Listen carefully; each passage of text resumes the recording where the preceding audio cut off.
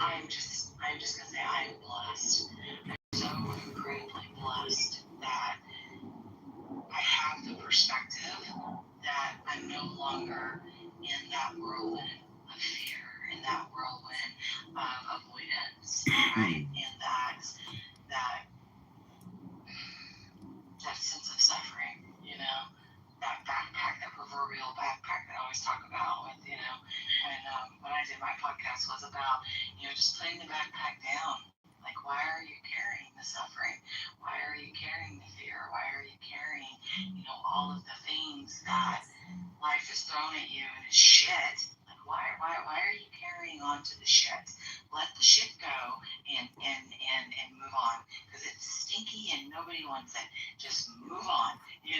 But it's like I'm tied to the shit. I want to be in the shit.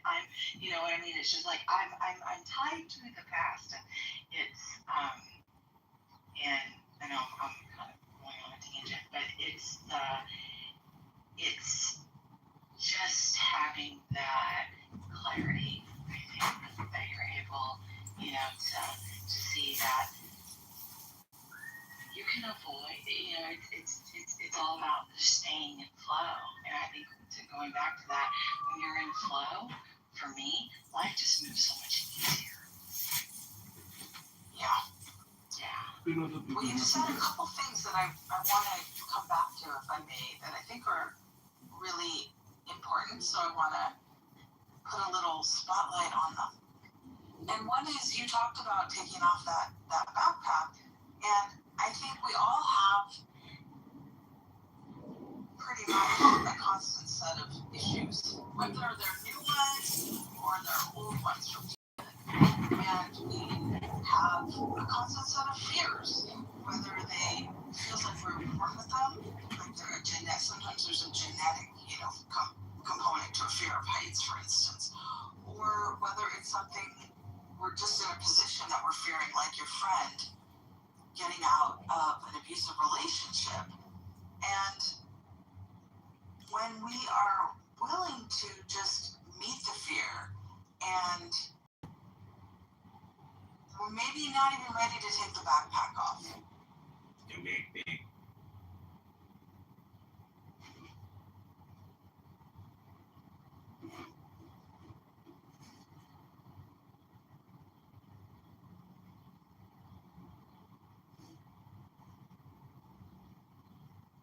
It's like when those exist, they do okay. But again, like, what is the disposal? On Palm Springs. I was in Palm Springs last week. Like, what is the disposal of this technology look like? Then there's, I'll just mention it quickly. There's a YouTube channel called The Chill Financial Historian, and in one of his videos he talks about how France escaped all the problems that Germany and other Western European countries are having now with energy, because like 25 years ago they invested heavily in nuclear power plants, and they're upgrading them now. But France is independent. The problem we have local idling agencies. They want this. They want the society of the future where we have, Star Trek. There's an abundance of energy. The problem is 30, 40 years ago, nuclear power was coming into its own, and we had the movie, The China Syndrome, that left completely destroyed any chance of nuclear power in this country. If you want all electric vehicles, you've got to have the infrastructure, you've got to have the power source to fund them, and nuclear is the way to go. It has to be. And I'm glad you brought that up, Alan. I really am. Yeah. Like, it's Right now in California, all of the energy that is being fund all of the Teslas in Southern California comes from natural gas and fossil sources. I don't know what percentage the windmills are, but I am sure it is minimal. You're just transferring. It's a different kind of an energy transfer that you're using. It is not efficient. I agree, and I'm so glad you brought up nuclear, because if you want to know things about climate change, or I'm a conservative, but I'm conserve. Like, I like to recreate and be out in nature. Like, I want to keep nature for future generations. I really do. I'm actually quite lots of things I disagree with the Trump administration on environmental policies. Quite frankly, it's like his environmental policies wrong. Quite frankly, but with that being said, if we want to have those conversations about conserving our nature and conserving like this shouldn't be a left versus right issue. The answer has to be nuclear power. Like we should be investing up to wazoo in nuclear power. Again, I don't think that the answer is solar. I don't think the answer is wind. I think that there's a place for it. I think hydro is good as well. Especially here in the Northeast where we have crazy tides and stuff, where like you can, there's been companies that have invested in doing wind turbines under the water and that kind of thing to harness the powers of the tide, that kind of thing. I think that all of that stuff is wonderful, but it has to come. The primary driving force of this has to be nuclear power. It is the cleanest, it is the most efficient source of power, it is the safest form of power known to mankind. A genius breakfast trick everyone should know. Not to put you on the spot, but I'm going to start by slicing 150 keys in this. Are you in the process of getting some stuff done in that area? Oh, me? Yeah, you. And the solar? Just energy in general. Like maybe you're Oh. Remember? No. Oh, yeah, but I mean, not right now, though. Oh, is that right? Some things are used or something. Okay. Yeah, I'm doing other stuff now. Okay. The only reason I said that is I didn't know what you thought of The solutions for this. But yeah, so for me, I do like what I see, like coming from places that are doing microgrids. It's just so expensive. I like what they're doing at 3 Mile Island with a company with Microsoft. I like that. And so there's things that they can do. Elon Musk was. Maybe this is your morning meditation.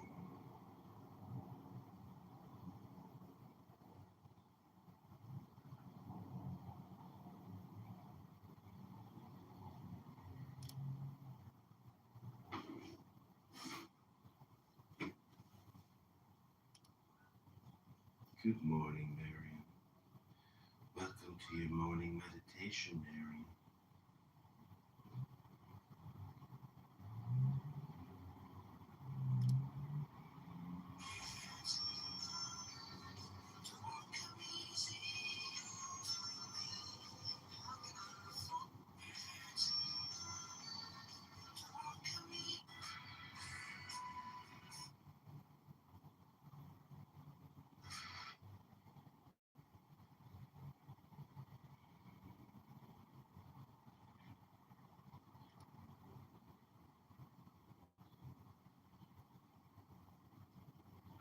the switch.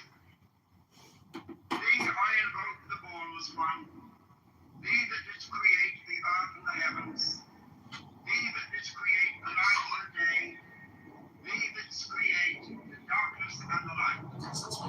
Thou art the sure unknown, no man hath seen at any time. Thou art Yahweh, thou art Eon, the Prophras one. Thou hast distinguished between the just and the unjust. Thou didst make the female and the male. Thou didst produce the seeds and the fruit. Thou didst form men to love one another and to hate one another. I am Anchaf the consul thy prophet, unto whom thou didst commit thy mysteries, the ceremonies of heaven. Thou didst produce the moist and the dry, and that which nourisheth all created life. Hear thou me, for I am the angel of Kitover, a Prophras wrong. This is thy true name, handed down to the prophets of heaven. Hear me. Allein, Yahweh, Ribet, Aferi, Verset, Ve'lachtham, Avehu, Avehu, V'thitaso, Ebe, Ya'of. Hear me, and make all spirits subject unto thee, so that every spirit of the firmament and of the ether, upon the earth and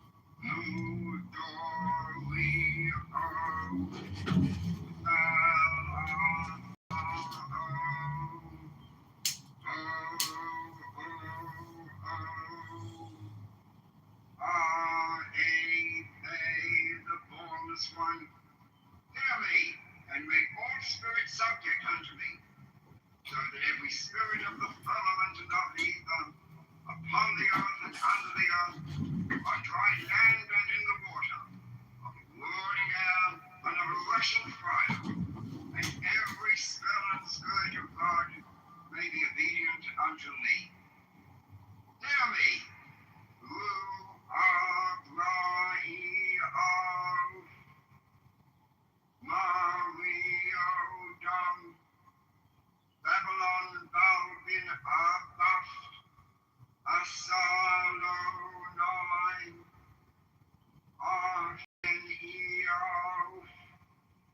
E, Proteth, Abra Sex, R-A-O-O-U, Ishure, mighty and bornless one. Hear me, and make all spirits subject unto me, so that every spirit of the firmament and of the ether, upon the earth and under the earth, on dry land and in the water, of whirling air and of rushing fire, and every spell and scourge of God may be obedient unto me. I invoke thee,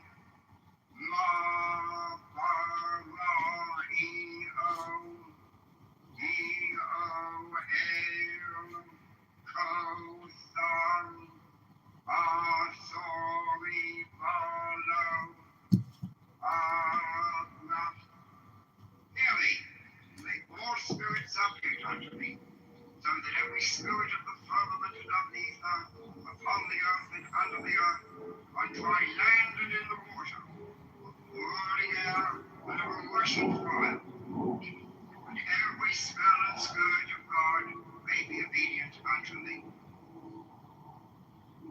Hear me.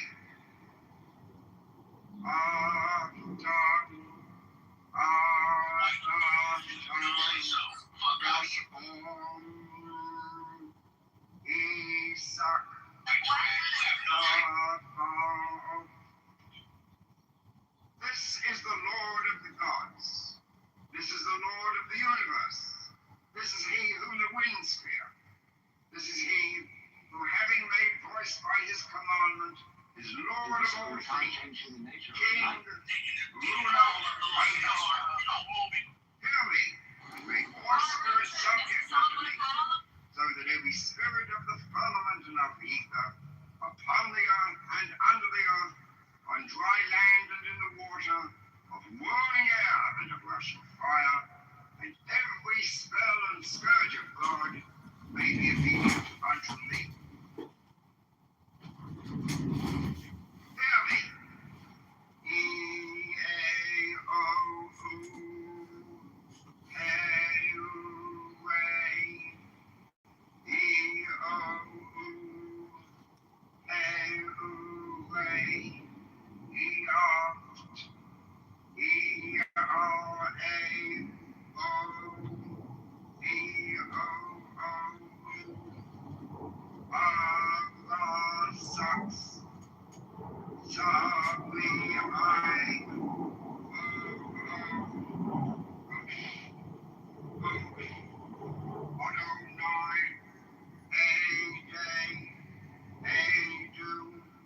Angelos Tonthian, Alala Lai, Dar-E-R.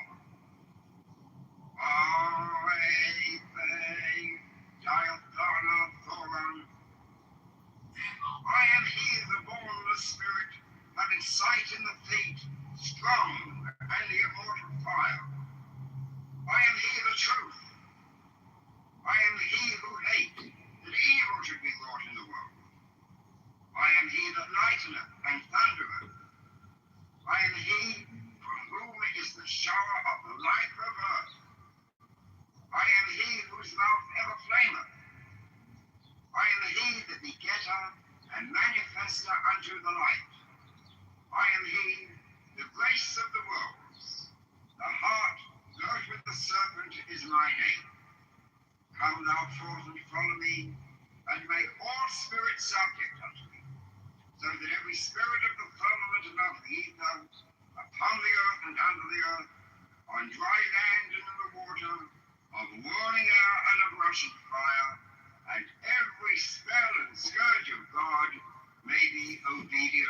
to me. E-R-O, Sa-O. Such are the words.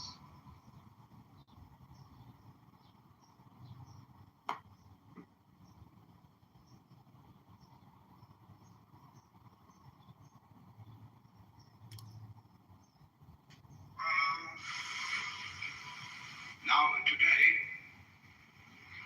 we are living in an age which is quite peculiar, because in the world of science, there are no longer any secrets.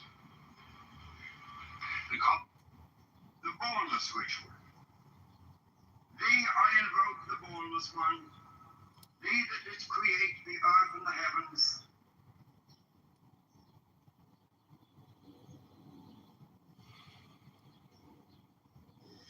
I'm Lon Duquette, and I have just a few thoughts. The Kabbalistic cross. Imagine yourself beginning to grow taller and taller.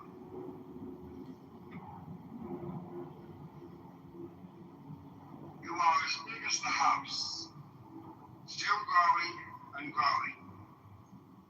Bigger and bigger.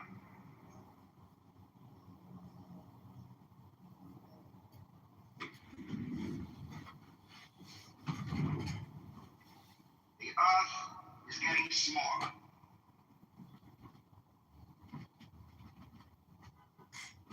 Your head is now above the clouds, towering among the stars. The earth, a small, revolving ball beneath your feet. Far out in the universe, you see a brilliant, scintillating white light.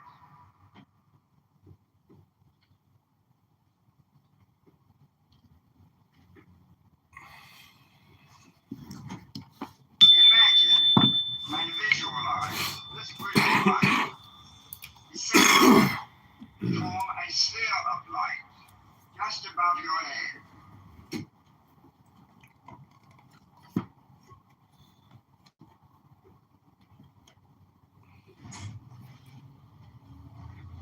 Raise your right hand slightly above your forehead.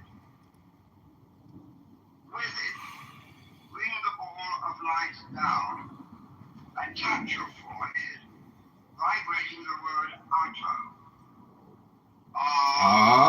Ato.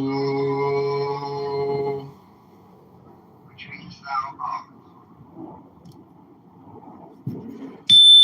The hand is now brought straight down to the region of the solar plexus, and with it sends a great shaft of pure white light, encompassing your now enormous astral body.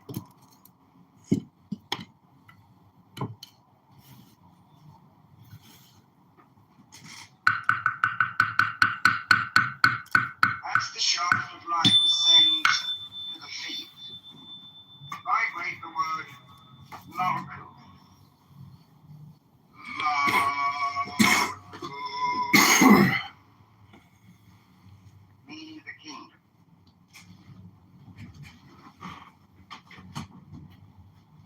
Visualize and feel this brilliant ray or shaft of pure light which has descended from above and encompasses your tremendous astral body.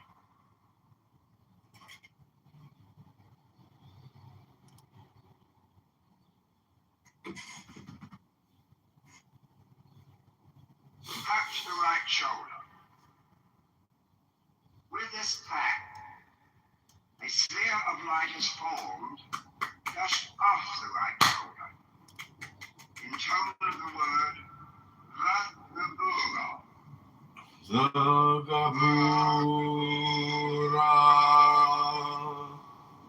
Which means and of power. Move your right hand across your body and imagine that from this bright sphere of light extends a beam of scintillating light, penetrating the chest and continuing through and just beyond the left shoulder.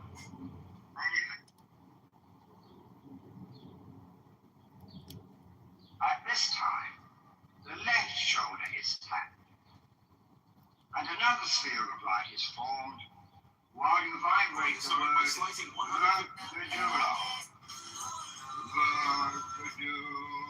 Verkadula, which means and the glory.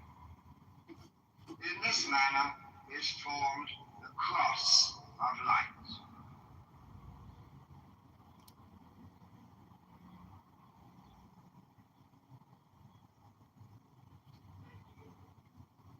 Now clasp your hands in a praying position on your chest, with both arms and elbows raised, to be encompassed in the horizontal beam of light.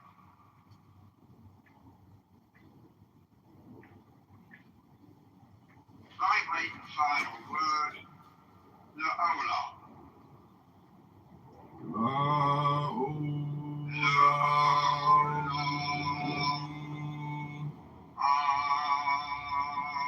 Amen.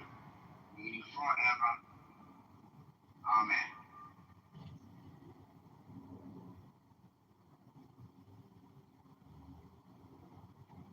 Face the east.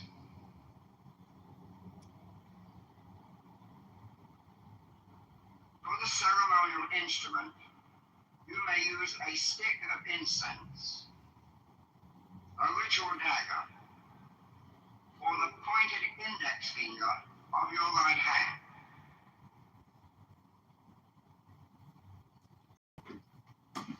Inscribe in the air before you a large vanishing pentagram.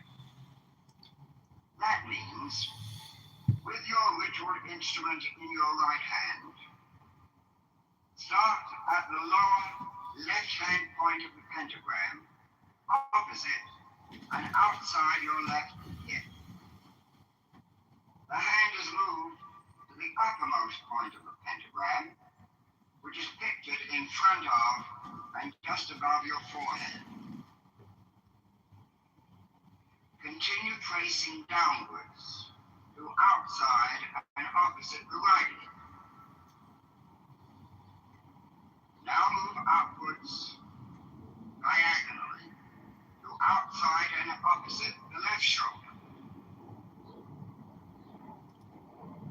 Horizontally across your body to a point and outside your right shoulder. And complete the pentagram by moving down to the starting point opposite your left hip.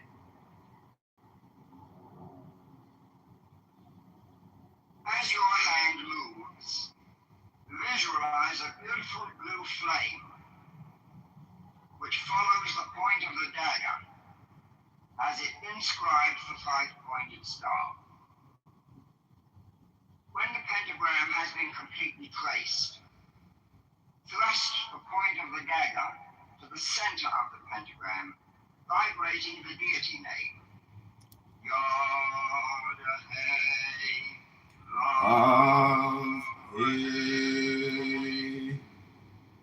imagining that your voice carries forward to the end of the universe.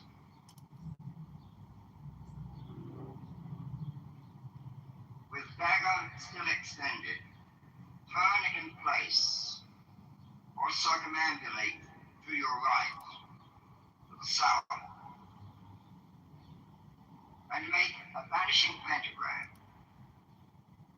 That is, starting from the lower left and moving to the upper center.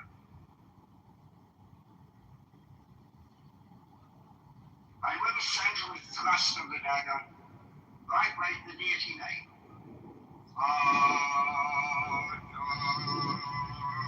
Adonai. Each pentagram remains a flame and is connected with a continuous circle being traced by the extended dagger.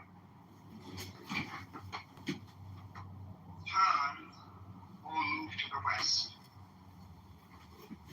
with arm and dagger extended. Make the same type of pentagram as before.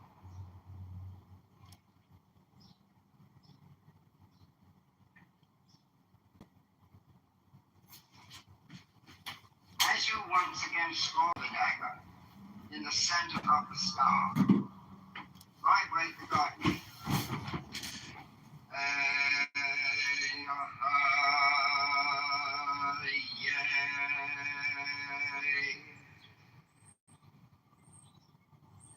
Now turn to the north. Dagger still extended. Make the same type of pentagram.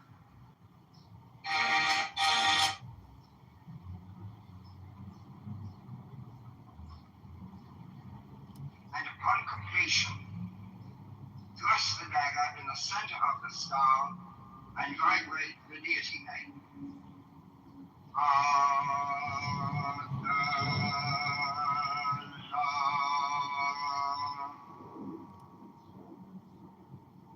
With arm and dagger still pointed, return to the east.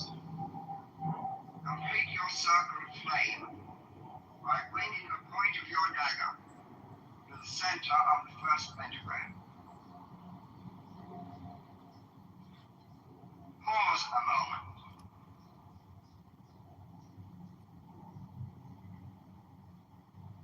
Imagine, and above all, realize, you are standing in a flaming circle with beautiful fiery pentagrams in each quadrant.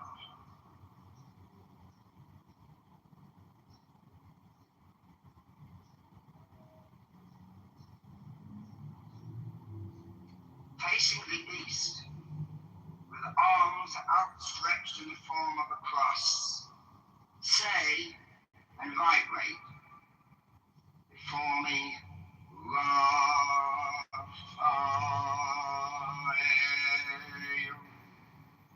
Behind me,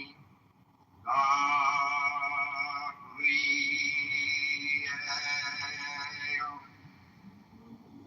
At my right hand,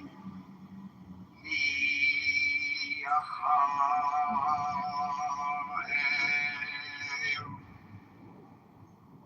At my left hand, Oriel. Before me flames the pentagram, and in the column stands the six-rayed star.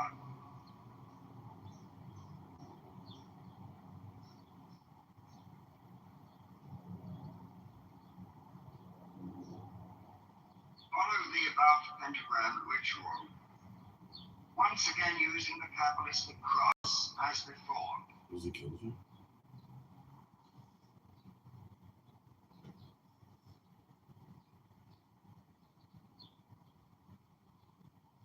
Imagine yourself beginning to grow taller. The earth is getting smaller. A small, roving ball beneath your feet.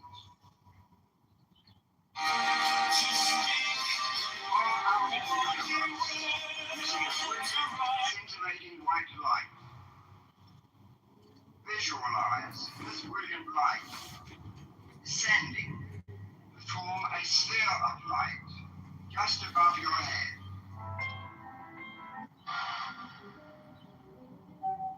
Raise your right hand slightly above your forehead. Bring the ball of light down and touch your forehead, vibrating the word Ata. I advocate you have it. Ata. What is going to be doing? You want to executed and I think it's especially nice to be able to help them support basic science. Science is the bedrock of our civilization. As the shaft of light descends to the feet, vibrate the word Malkuth. What is the right to be blind.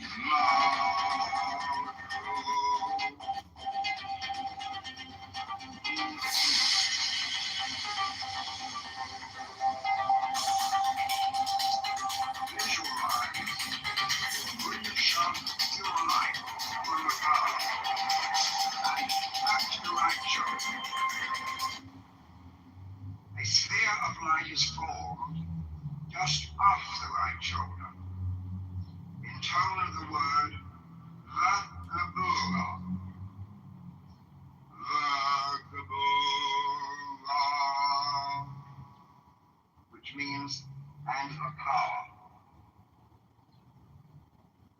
Move your right hand across your body.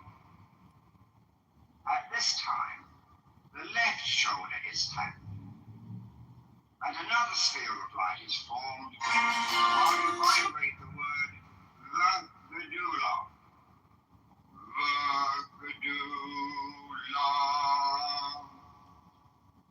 which means and the glory. In this manner is formed the cross of light. And Gabriel can prove to the white man. Now clasp your hands with both arms and elbows raised. And Gabriel can Try prove to the final word, La'ola. La'ola. The drug is the best thing happened ever to us. Because she believed the entire population of this Nordic magician that he is the magician of the highest order, that he is there in his irrational mind to create confusion in order that the human being can find new order. And you know it's not so stupid thinking about this in that way. It's completely turning things upside down. Because since Trump is around, things are changing. Malchut.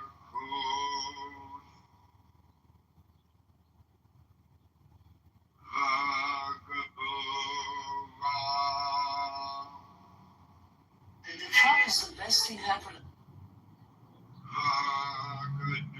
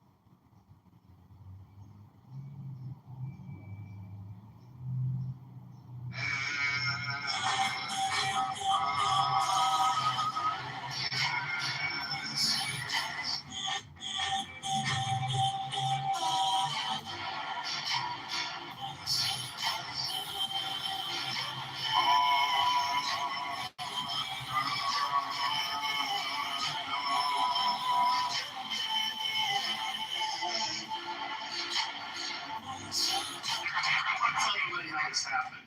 I sent President Stormy Raphael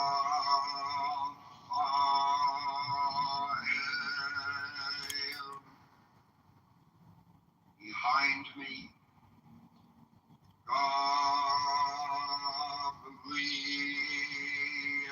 Gabriel at my right hand.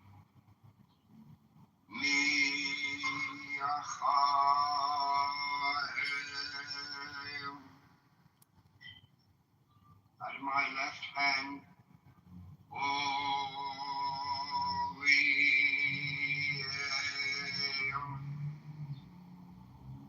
Before me flames the pentagram. In the column stands the six-rayed star.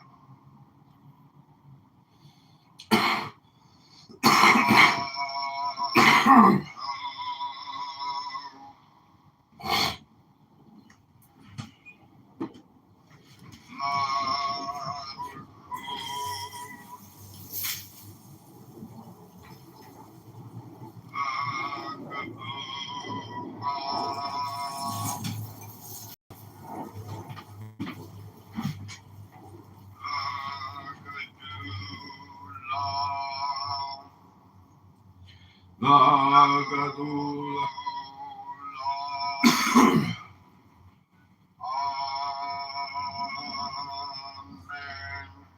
Amen. The Boneless Ritual.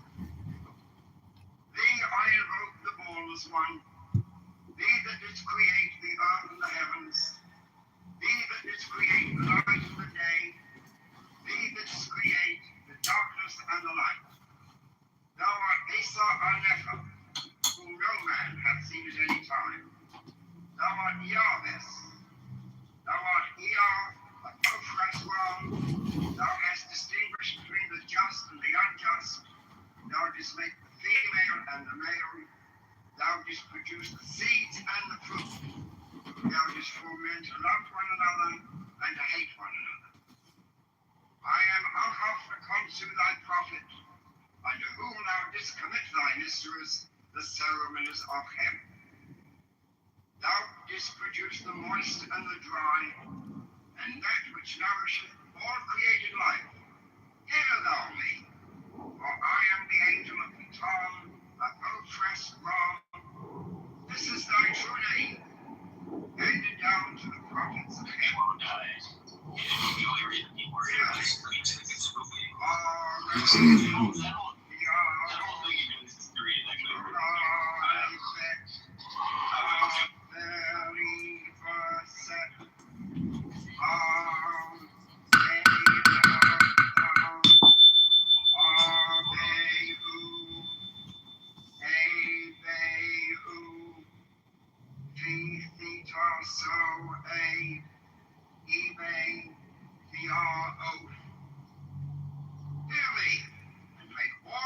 Subject unto thee, so that every spirit of the firmament and of the ether, upon the earth and under the earth, on dry land and in the water, of wood, air, and rushing fire, and every spell and scourge of God may be obedient unto me. I invoke thee, terrible and invisible God, who dwellest in the void place of the Spirit.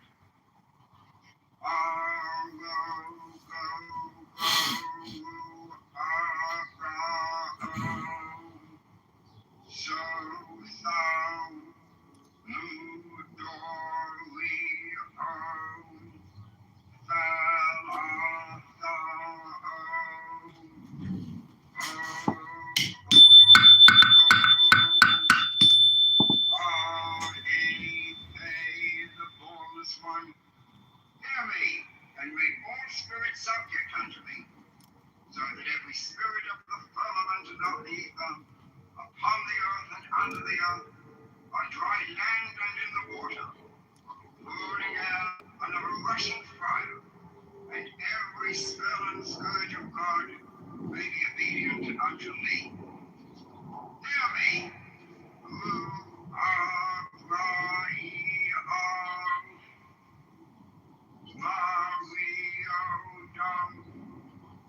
Babylon, thou bin abaft, Asalonoi, Arfen Voteth, Abrasex,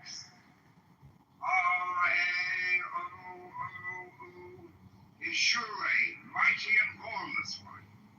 Hear me, and make all spirits subject unto me, so that every spirit of the firmament and of the ether, upon the earth and under the earth, on dry land and in the water, with whirling air and of rushing fire, and every spell and scourge of God may be obedient unto me.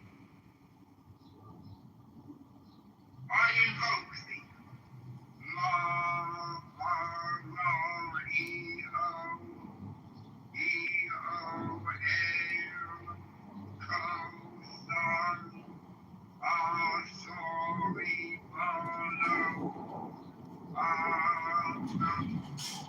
hear me, all spirits subject unto me, so that every spirit of the firmament and of the ether, upon the earth and under the earth, on dry land and in the water, will whirl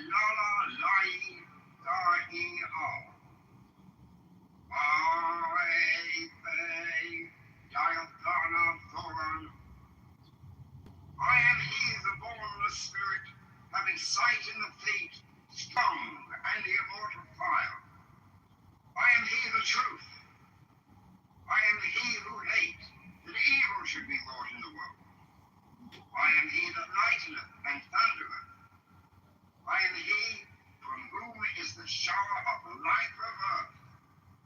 I am he whose mouth ever flameth. I am he, the begetter and manifester unto the light.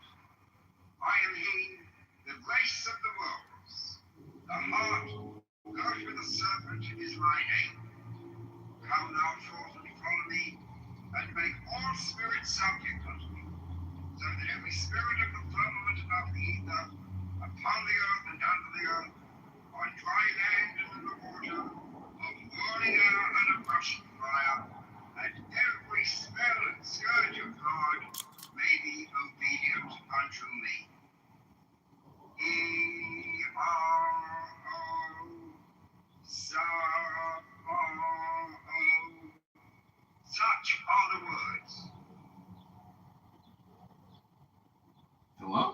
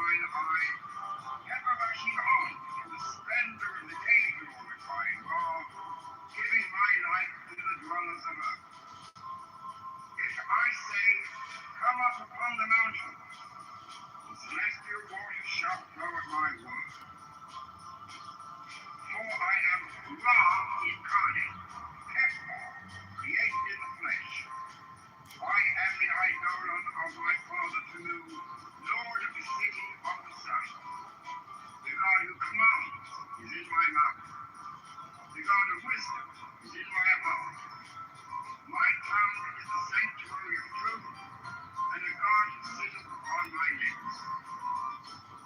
My word is accomplished every day, and the desire of my heart is to realize itself as an opposite power when he created his works. I am eternal, therefore all things are as my desires. Therefore do all things obey my word. Therefore do thou come forth unto me from thine abode in the silence, unnatural wisdom, all light, all power. Sorrow, Hermes, Mercury, Odin, by whatever name I call thee, thou art still nameless to eternity. Come thou forth, I say, and aid and guard me in this work of ours. Thou, star of the east, sittest beneath the Magi, thou art the same all present in heaven and in hell. Thou that vibratest between the light and the darkness, rising, descending, changing ever, yet ever the same. The sun is thy father, thy mother the moon. The wind hath formed thee in its bosom, and earth hath never nourished the changeless guardian of light. Come thou forth, I say, come thou forth, and make all spirits subject unto thee, so that every spirit of the firmament of the ether, upon the earth and under the earth, on dry land and in the water, of roaring air and of rushing fire, and every spell and scourge of God. It's the end of the mystery. I see this in the there's a very internal observation of what's going on here. You're looking at it, I'm looking away, what's going on?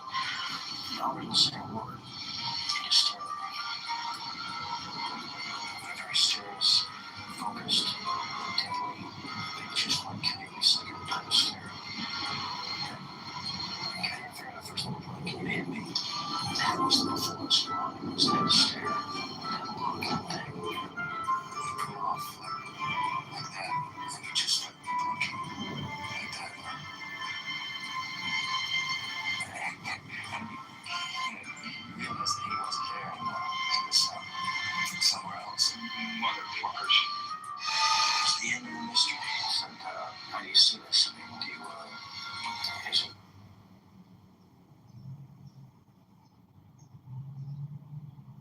Relaxation.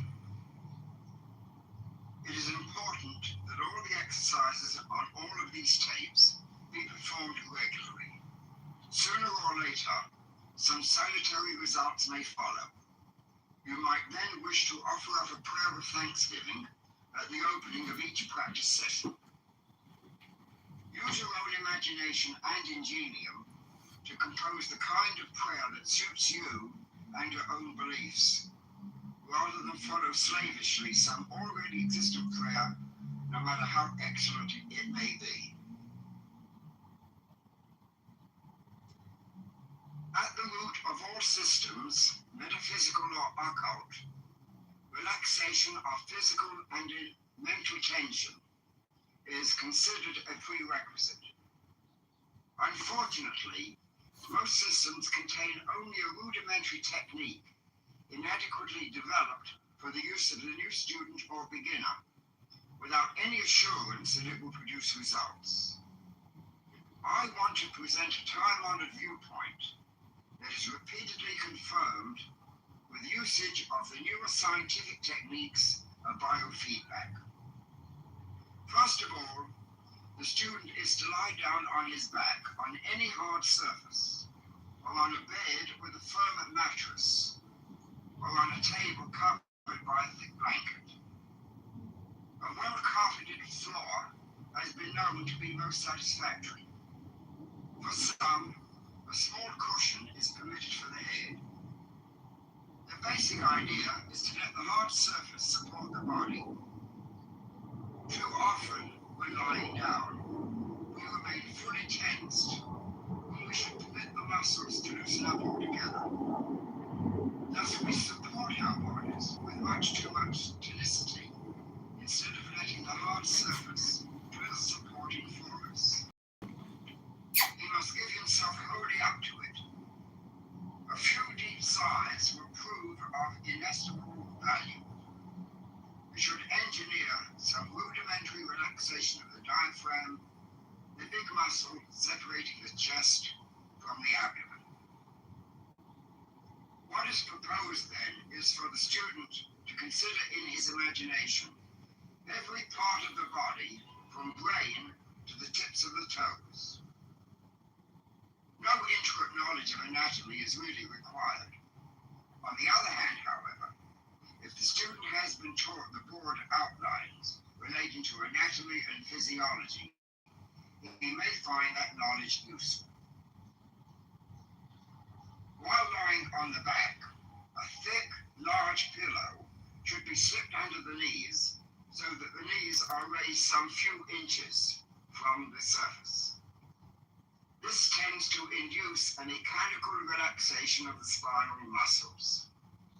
Let him now cross one ankle over another, the heels resting on the hard surface, and fold the hands over the abdomen by interlacing the fingers. Bro, you gotta fucking stop. Consider the brain by visualizing it in the skull. Everyone has at some time or other seen diagrams of the cerebrum. Imagine now that the brain is a mass of white and grey nerve substance divided into a right and left hemisphere with a little bulb at the back. The entire surface of these structures is marked by numbers of lobes, convolutions, and depressions. Try to feel that this brain, normally white and grey in colour, becomes pinkish in hue as you think of it. This visualization dilates the blood vessels in the head, automatically directing an increased blood supply there. This creates warmth over and above the normal amount, and this radiating outwards to surrounding structures produces a relaxation. Maintain this visualization long enough to become aware of some kind of sensation in the head. Subjective sensations of warmth and tingling. Yet these are not wholly subjective. Biofeedback experiments indicate that the temperature of fingers or toes using this method may be increased by a degree or two. Relaxing the entire body thoroughly in this way will also be found a distinct stimulus to the maintenance and/or recovery of perfect health. Imagine next that the blood, which has been warming and so relaxing the brain, pours downwards from the frontal portions of the brain into the forehead, the eyes, and the temples, dilating the blood vessels there. Go through a similar procedure as previously described until you obtain that characteristic sense of warmth, tingling, and relaxation. These are quite unmistakable, being the hallmarks of the induction of a local release of tension. Passing contemplation downward to the ears, reflecting also on the inner ear mechanisms, the cheeks of the face and the nose.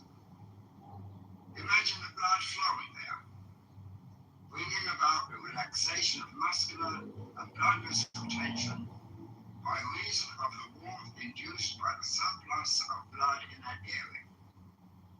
Pause long enough until the appropriate reactions and sensations are clearly noted. Meantime, should your attention wander away to the events of the day, don't get angry or irritable.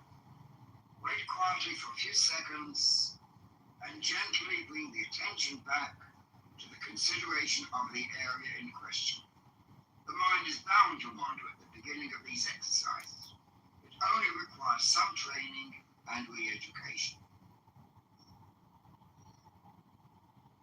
Bring the blood in your imagination to the lips, the mouth and gums of the teeth, the chin and the angle of the jaw. This procedure having been applied to the whole head, including the back of the head, you should pause for a little while to become completely aware of the sensations involved. Also note that the entire body should have begun to lose its grosser tensions. Since the brain is the nerve center of the whole psychosomatic organism, when it relaxes, so also will all other subsidiary parts. The neck is the next area to be considered. The student should visualize the windpipe with all its component parts, if he knows them by name, together with muscles and glands in the front, sides, and back of the neck. They should be imagined as turning pink due to the dilatation of the blood vessels that, holding more blood, are gently warmed by its heat and thus being coaxed into relaxing. As the tensions begin to loosen, pass the attention to the powerful muscles of the shoulders and shoulder joints. Pay great attention to these, for they are unusually tense in most modern people. The price we pay for the benefits and stresses of civilization.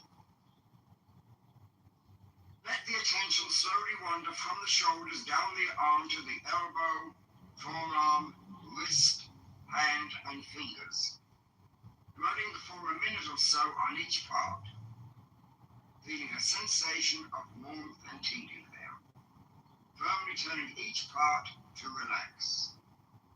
Return in imagination once more to the shoulders. Visualize the entire chest cage.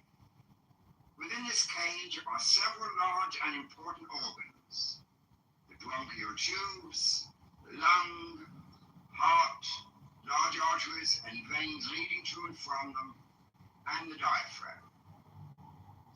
Also make note of and feel the powerful web of muscles which aid the breathing function. Just make a simple picture of this cage and begin to feel that slowly the blood pours into every dilated artery, vein, and capillary. The muscular walls of these vessels relax, enabling them to convey larger quantities of blood than before. Because of this increased blood supply, a greater quantity is being generated in the chest, resulting in a generally diffused sense of relaxation. So far as the abdomen and pelvis are concerned, a similar is to be followed. Thinking of the large areas which include the individual organs that you know to be housed there. Feel the warm descent of the blood and experience fully the sensation of aliveness that the consideration of those parts produces. As you practice, you will at first become increasingly conscious of each bodily segment, becoming aware of each separate organ, rather as one does of each tooth, if and when there is a toothache. This awareness is succeeded by a complete cessation of sensory awareness. The relaxed portion, formerly standing out so vividly in consciousness, will fade utterly from view. Eventually, consciousness of the body as a whole vanishes entirely, with a deep and abiding serenity and stillness resulting. Having completed the irrigation of the pelvic area, imagine the life stream of blood dividing into two powerful rivers, each sweeping down one hip and thigh. Consider the thigh as far down as the kneecap, in a manner similar to that applied to all other portions of the body, until you become aware of the warmth and relaxation of the heavy, thick muscles.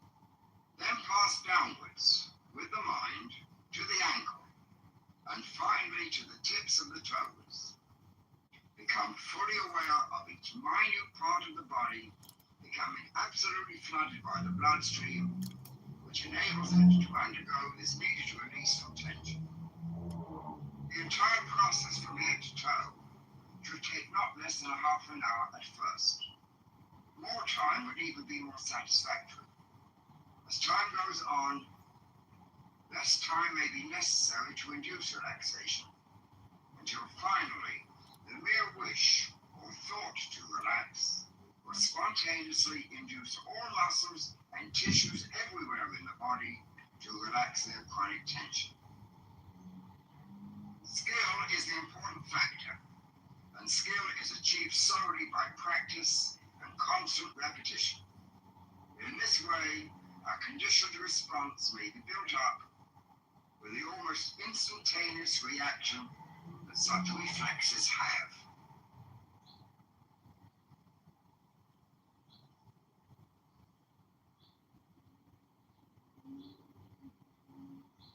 Stand erect. Spread your feet slightly apart. Take a deep breath.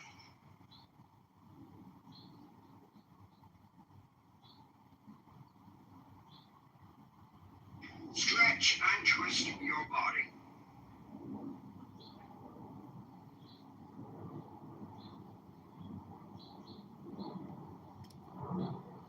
Relax the muscles. Twist and stretch again.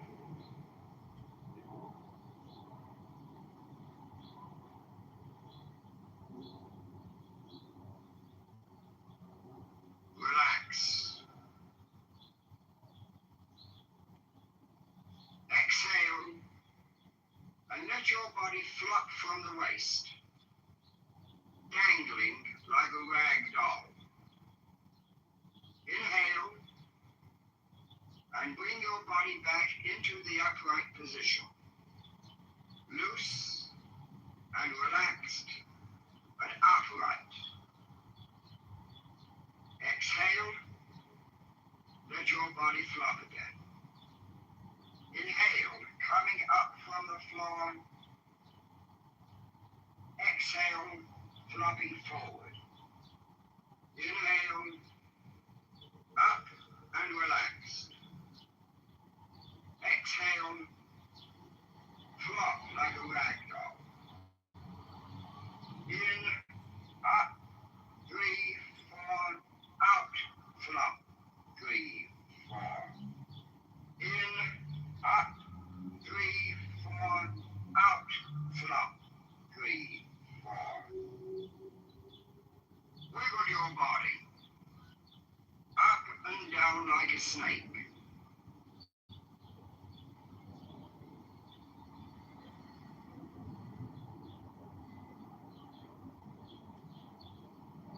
Turn it loose as if it were bones.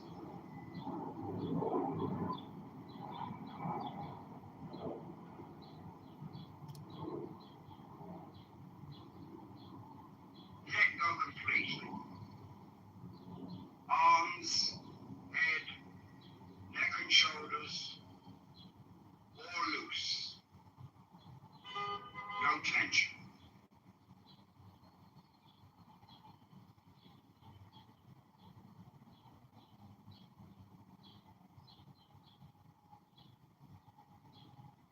Let us dedicate this work to an awareness of the ever-living God by using an ancient prayer.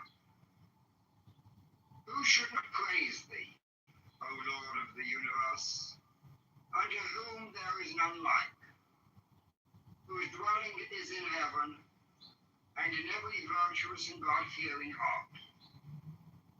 O God, thou vast one, thou art in all things. O nature, thou self from nothing, what else can I call thee? In myself I am nothing. In thee I am self, and exist in thy selfhood from eternity. Live thou in me, and bring me unto that self which is in thee.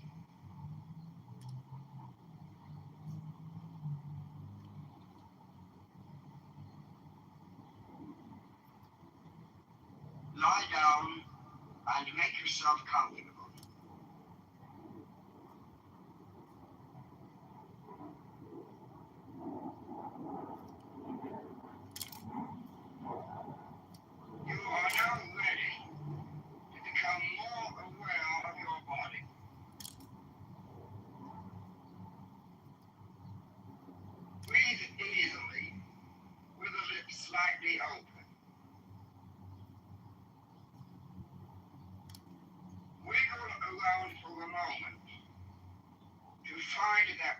position which is most comfortable for you.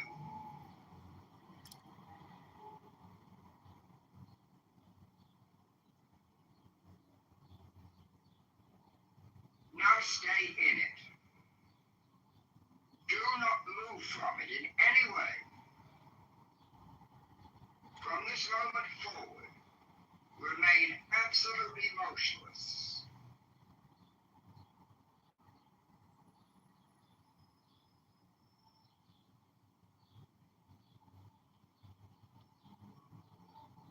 Make no voluntary muscular movement, not even a wiggle of the toe or the bending of a finger. Motionless.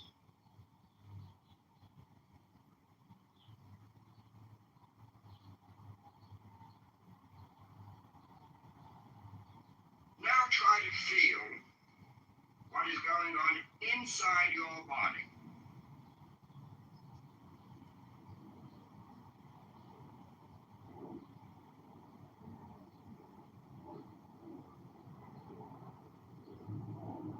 Let your mind roam freely from head to toe and back again. Slowly, deliberately, methodically.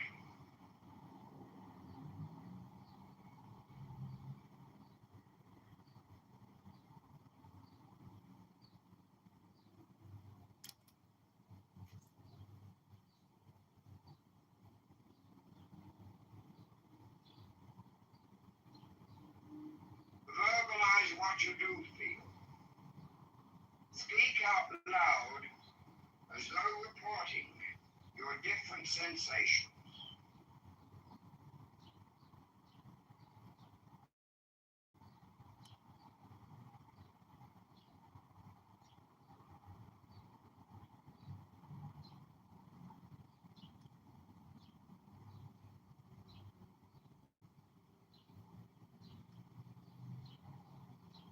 You are attempting to do one thing and one thing only. Heighten your awareness of sensations inside your own body.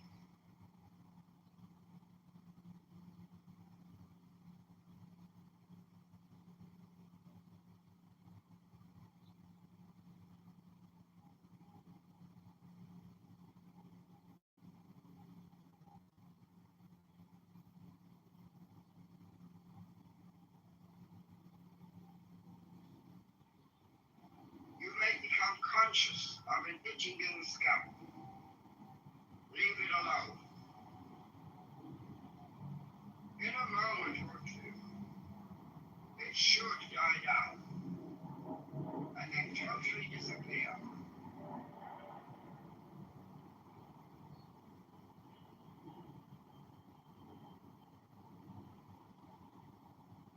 Your attention may soon be distracted by a muscular itch or a tingling somewhere else in the body. Whatever it is, again, do nothing about it. Merely observe.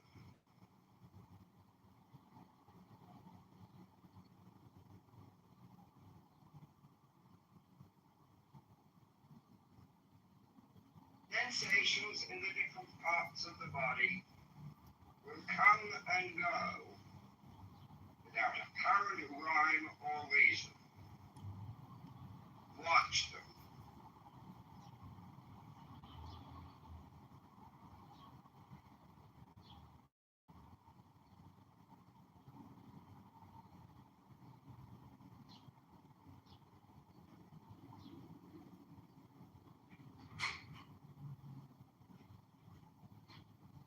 Become aware of your body as something you have lived with.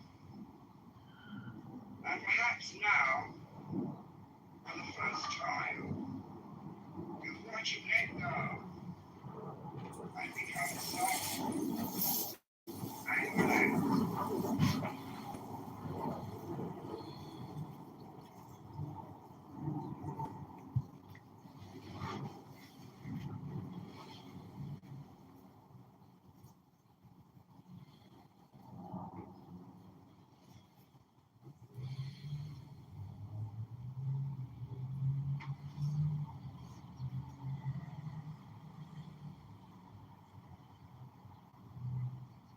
Above all, make no judgments about what you observe. Merely notice.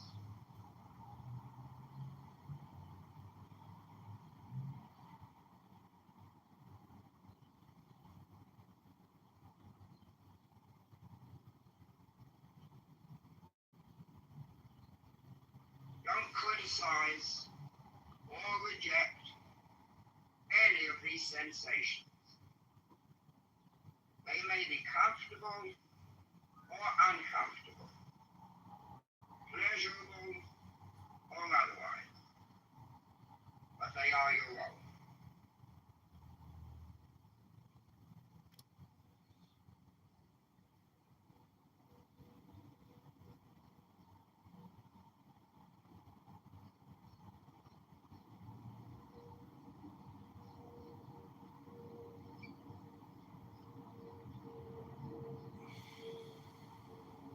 Try to become keenly aware of all the sensations without trying to ignore them or to change them.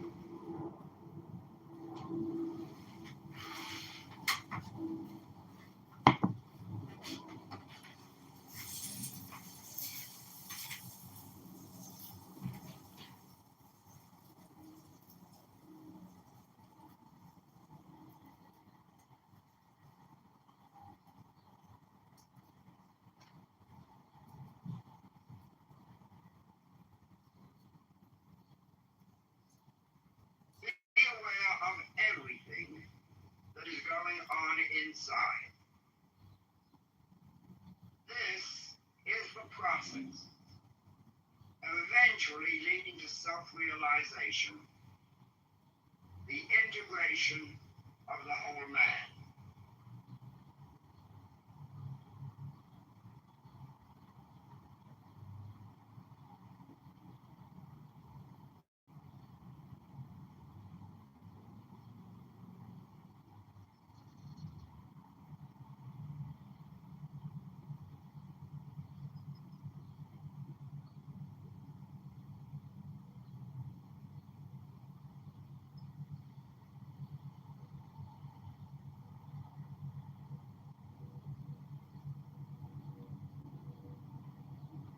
Sensations in different parts of the body will come and go. Watch them. Verbalize and study what you do feel.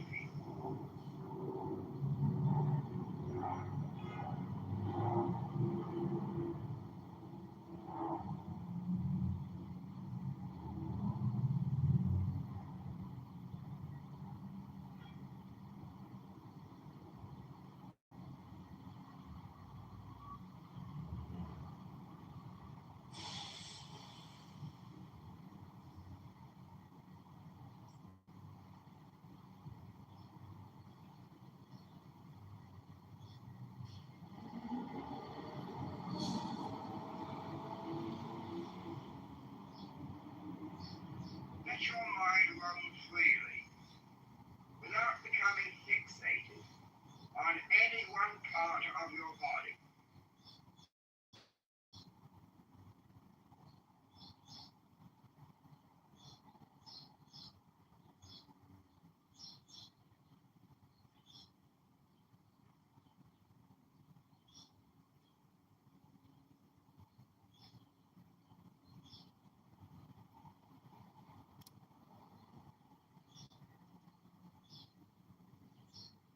Make no judgments about what you observe.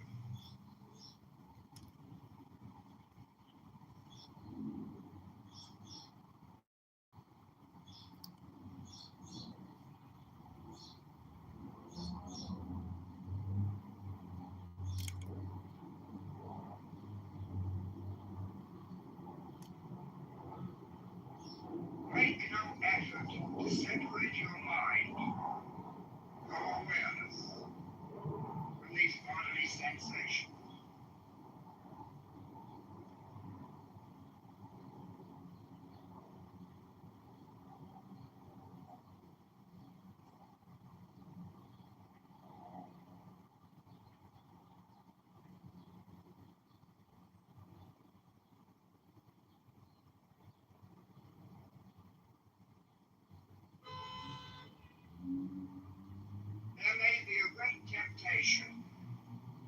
something else to distract your mind from discomfort. Don't succumb to this. Just watch and observe.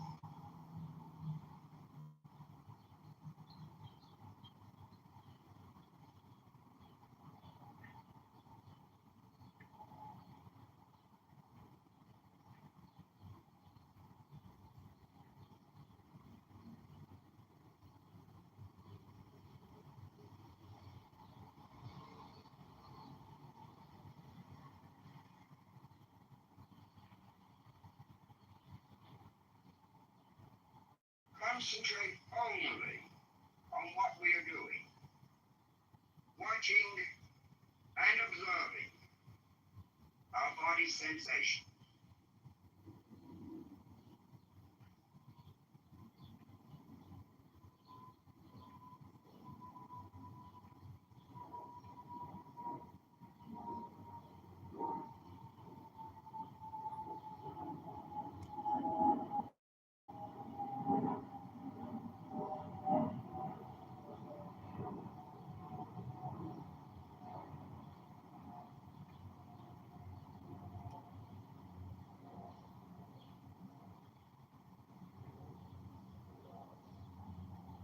Don't criticize or reject any of the different sensations, comfortable or uncomfortable, pleasurable or otherwise. They are your own. Accept them just as they are.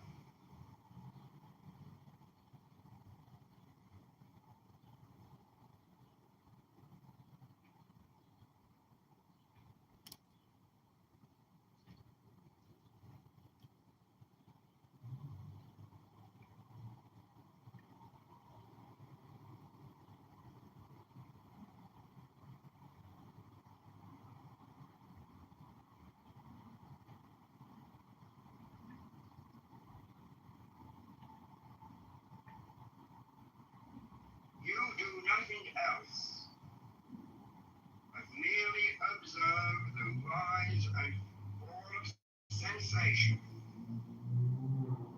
without attempting to modify whatever may occur.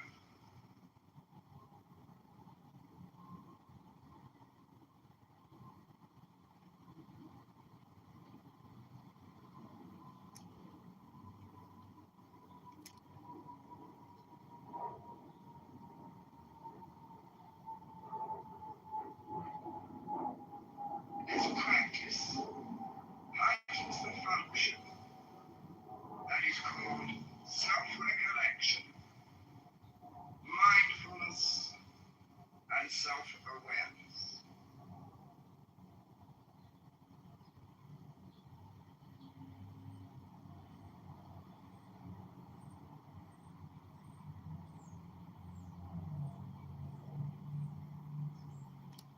Experience what is going on inside your body.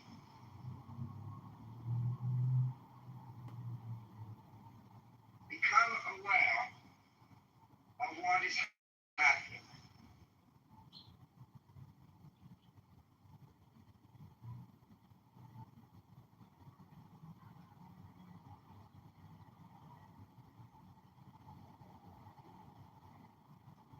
Observe the rise and fall of bodily and muscular sensations.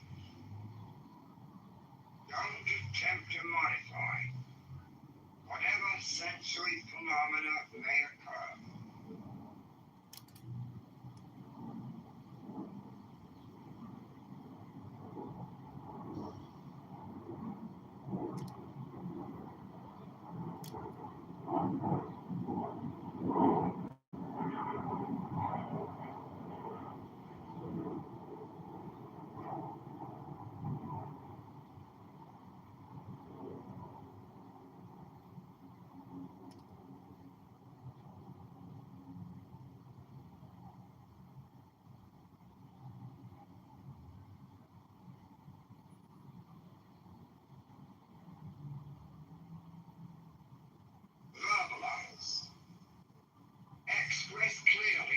comes before your attention, your awareness, what you feel.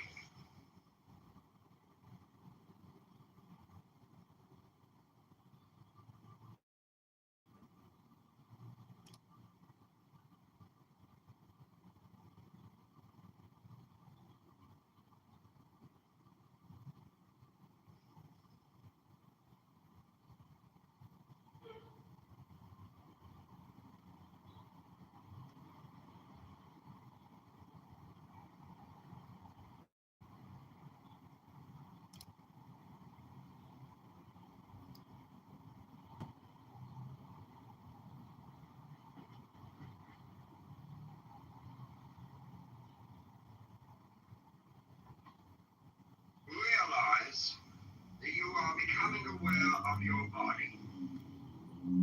You are really trying to become aware of what it feels like.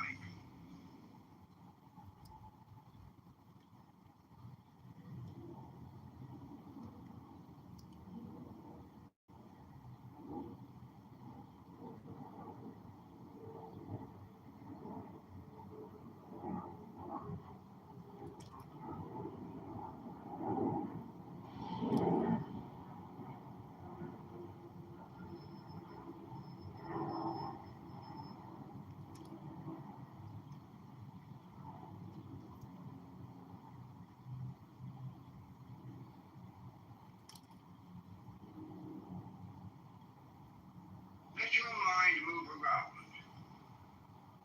Don't try to restrain it or to fix it on any one area or to any one sensation.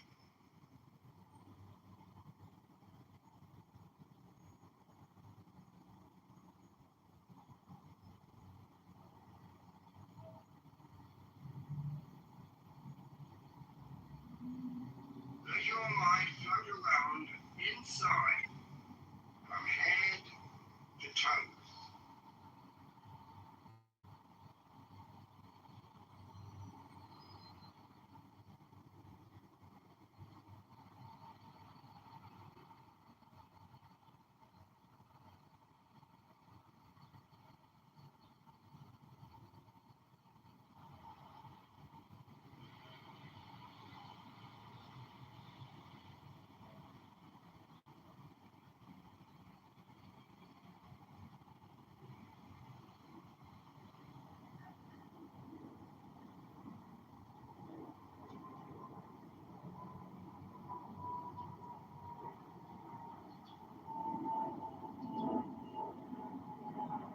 Take the time to really get the feel of your body.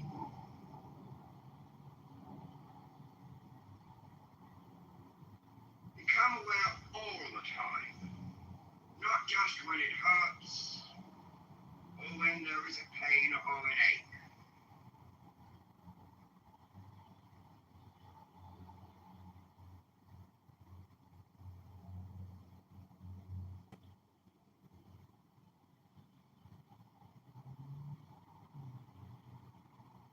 Feel and experience the difference in the different parts of your body.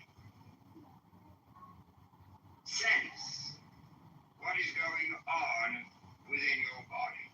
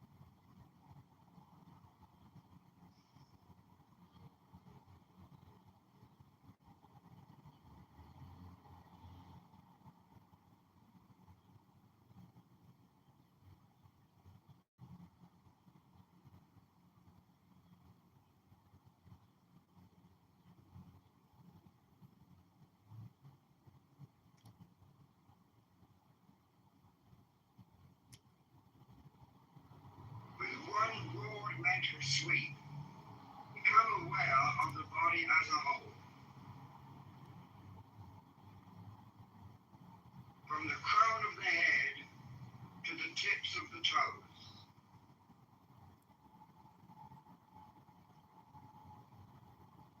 See what the body feels like. Whether it is beginning to tingle or whether it has just faded out, leaving you as a kind of free-floating entity, a free floating self.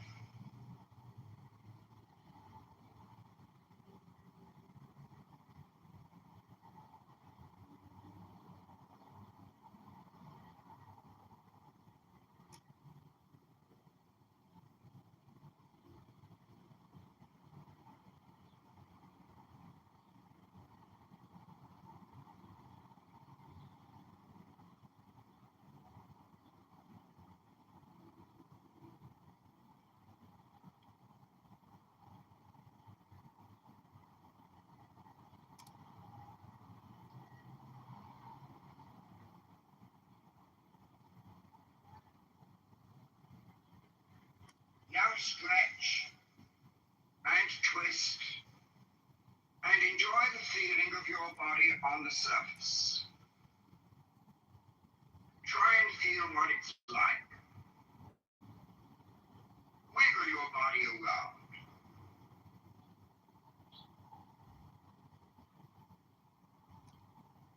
What sensations do you derive from this?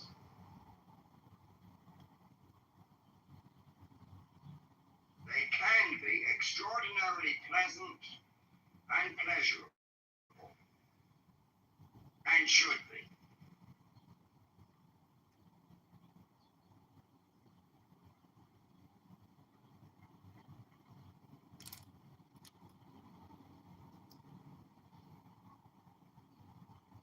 Feel what your body is like as you move it, and as you finally let it at rest.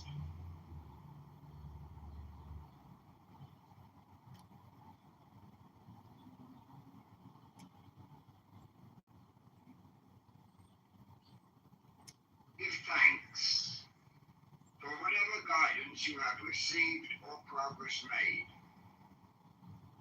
Blessed be thou, Lord of the universe, for thy glory flows out to the ends of the universe, rejoicing.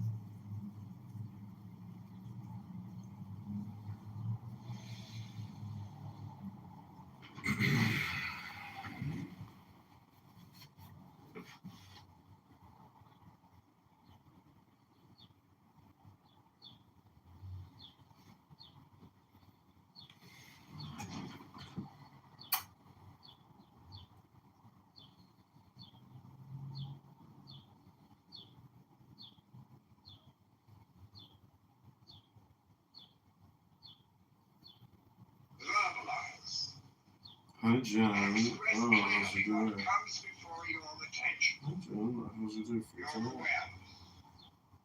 What you feel. For you tonight?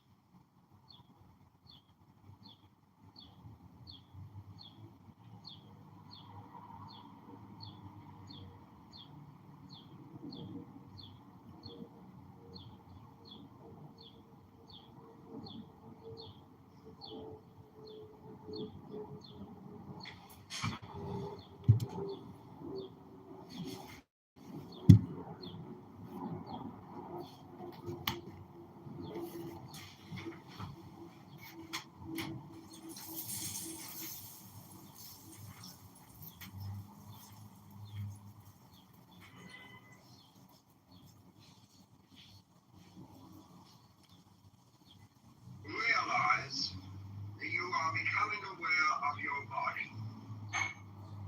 You are really trying to become aware of what it feels like.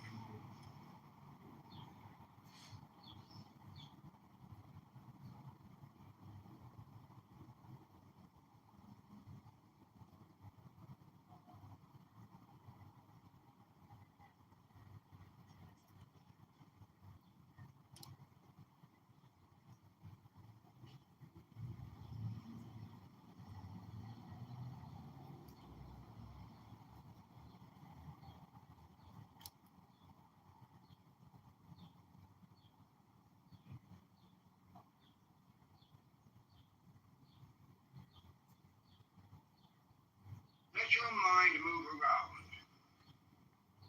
Don't try to restrain it or to fix it on any one area or to any one sensation.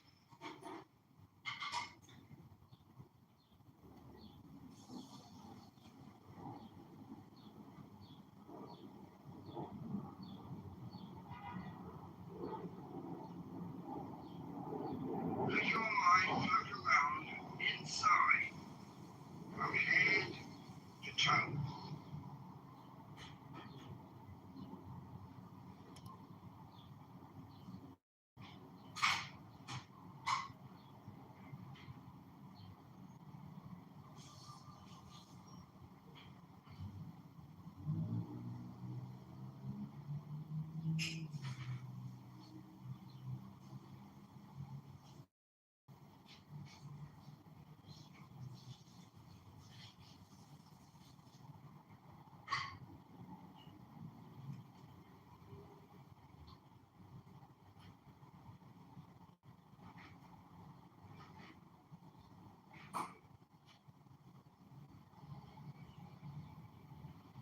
Take the time to really get the feel of your body.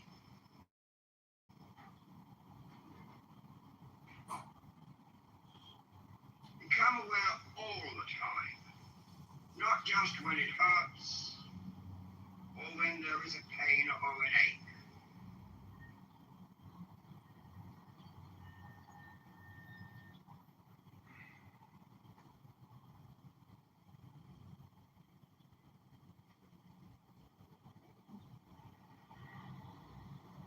Feel and experience the difference in the different parts of your body.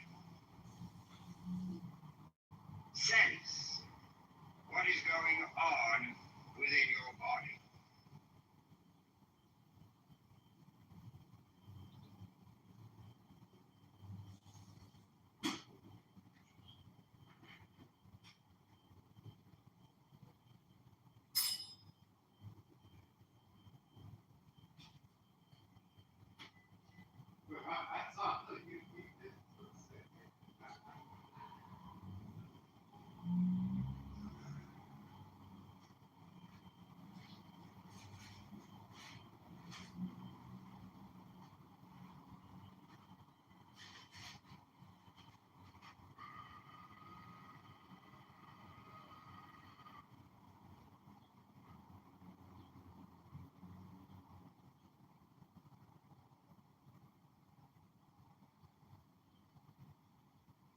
With one broad mental sweep, become aware of the body as a whole.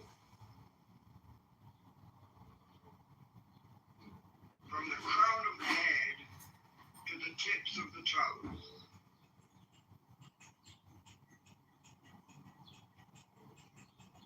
See what the body feels like, whether it is beginning to tingle or whether it has just faded out, leaving you as a kind of free-floating entity, a free floating self.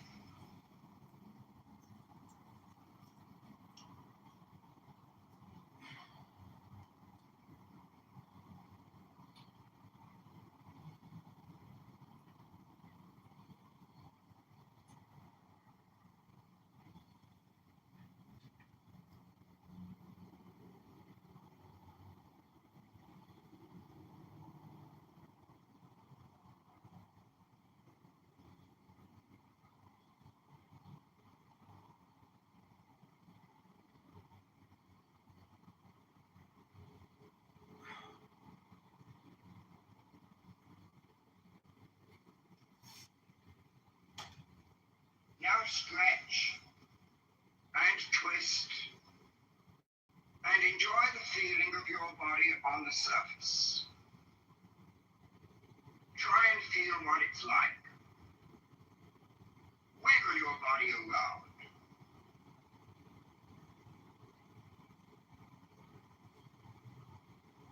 What sensations do you derive from this?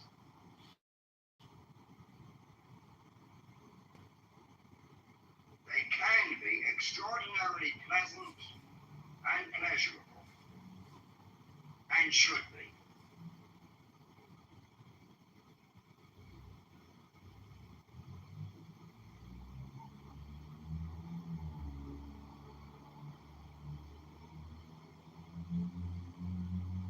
Feel what your body is like as you move it, and as you finally let it at rest.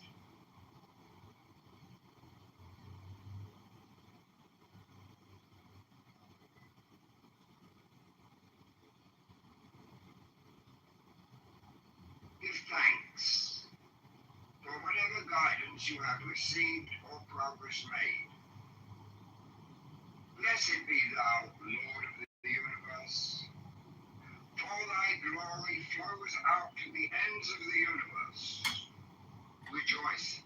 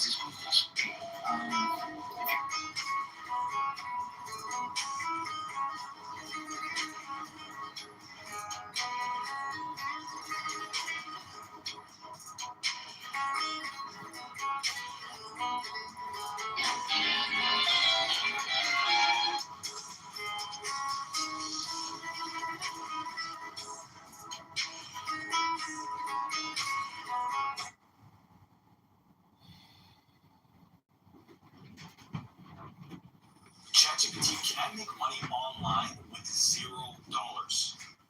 Yes, you can. I'm Lon Duquette, and I have just a few thoughts I'd like to share.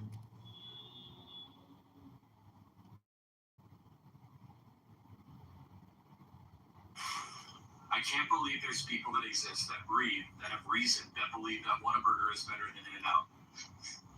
It's a very serious problem. I've met one.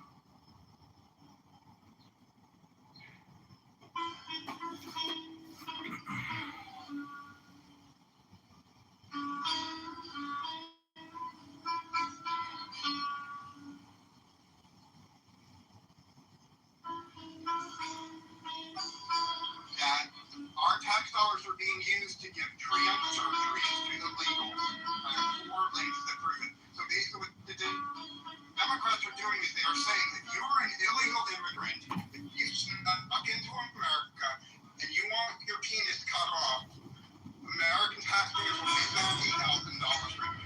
And that, why are Democrats paying for trans surgery? Because the people who are most likely to vote Democrat are trans. If you actually survey trans people, more than 90% vote Democrat. So it is in the best interest of them out and the best interest of the Democratic Party to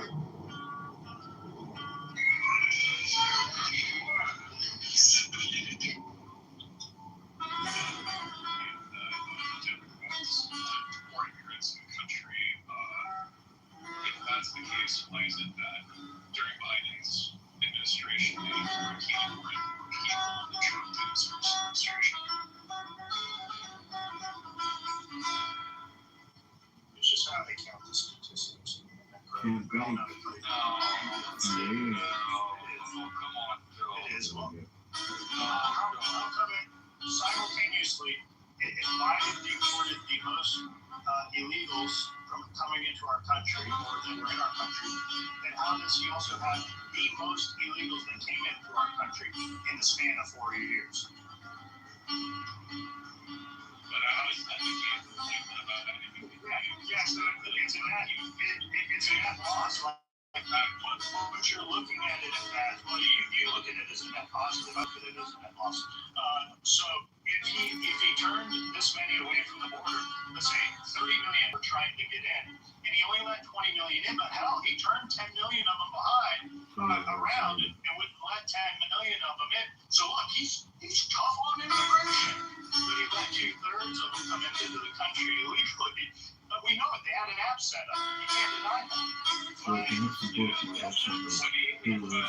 That's what y'all love to do is you smudge the statistics for the you're clearly aligned with them. You caucus with them, there's no question, okay? So it's clear that the agenda is just to overwhelm the right. And look, we got people on the right that go along with it for their own self-interest, like cheap labor. They'll play both sides of the fence to get their cheap labor out of this. Walmart wants this because every little immigrant, every Jose needs a new pair of your shoes, right? Self-interest. That's what people are actually driven. No, I would agree with that. I think Democrats should talking about deportation fascism. Essentially, he doesn't know how to win. People, so I would agree with you that the Democrats are interested in self-interest. I mean, that's essentially what Biden did when he continued, construction of the border wall. But to me, though, my point is essentially it still stands is that if the Democrats were in favor of letting anybody come into the country, why won't they report things? So, I think I can answer Necro respectfully because I do respect Necro, and I'll be very specific. The reason why the Democrats deported illegals would win elections, they wanted the campaign to say the border is not open. If the Democrats, and I'll answer Necro specifically, if the Democrats knew that there would never be an election again, there would not be a single one deported. The Democrats today are constrained by the knowledge that the average voter doesn't want millions and millions of illegals to come in. And that's holding the Democrats back from what they really want. So that's your answer, Necro. Yeah, I mean, I think that's fair to say. I mean, but I think just the idea that, they want to come in here legally, I think, I mean, I would like to know what that, is suggesting because the fact that they have policy that don't disincentivize people to come here, I don't think that that's the same thing. This is Alistair. I'd like to be put in the queue, and I will be succinct. Okay, I'm happy to pass the mic up. So I've seen videos. Oh, sorry, go ahead. Right. So hold on, let me finish. It's already been run in Europe. That is ML's policy of letting violent migrants from the third world come in. It's been tested in Europe, and I'll both places. The overwhelming majority of gang rapes in Europe are committed by immigrants from the third world. The same immigrants that ML demands that America let in are committing mass gang rapes, and it's not in one country. It's in 10 different countries in Europe. So if anyone is honest and neutral and just Googles what do ML's policies do to a country, you don't have to speculate. You can see it. And I'll post a few links. I'm going to the audience. ML demands.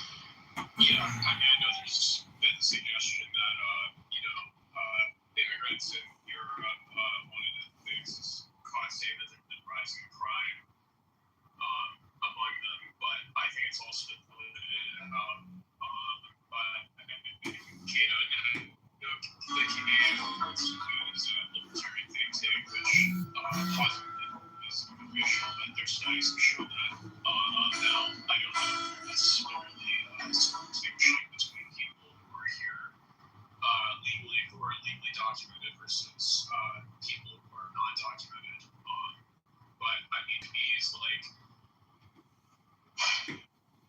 Try to be succinct, Necro. I'd like to go next. Try to be succinct. Yeah, that's fine. I think I've gotten what I need. So I've seen videos over the past few days of Angela Merkel, former Prime Minister Tony Blair of Britain. So we have Germany, we have Britain, as well as even the Italian Prime Minister now. But the Spanish Prime Minister just recently gave 500,000 African migrants basically amnesty. And it's because the Spanish people hate their leadership because they are allowing these illegal migrants to come in for their votes. It's the same thing here in America. The Democrats want to destroy the country by allowing millions of more illegal alien refugees from all around the world to pour in to collect their votes. It is a scheme, it is a scam, it is a fraud. And Kash Patel, when he's finished drinking all those beers, partying all the time, maybe he'll do something about it and start arresting politicians. Until we start arresting criminal politicians, nothing will change. Nothing. We need arrests, and we need arrests this year. And Donald Trump has to take his eyes, his gaze, his power, and he needs to refocus within. We need to get to the root. We need to rip this tree up, and we need to chop its roots up, which is the Democrat Party. They are criminals. They are fraudsters. They are liars. They are thieves. And until we see arrests, We will never, ever be free of these parasites. These parasites are killing us. They are low IQ. They are weak. They are effeminate. They are brainwashed. They are suicidal. They hate our history. They hate themselves. And they are miserable, horrible, pathetic people who have no intelligence, no courage, no morality, no strength. And I say we crush them, we arrest them, we imprison them, and we put them through the trials and the courts. And if the Democrat judges don't agree and they release, well, then we arrest the Democrat judges. Our police must begin arresting Democrat judges who release murderers back into the streets to kill our people. We must arrest soon and now. We cannot wait. We need mass arrests in this country. I am complete. How about the top 1%?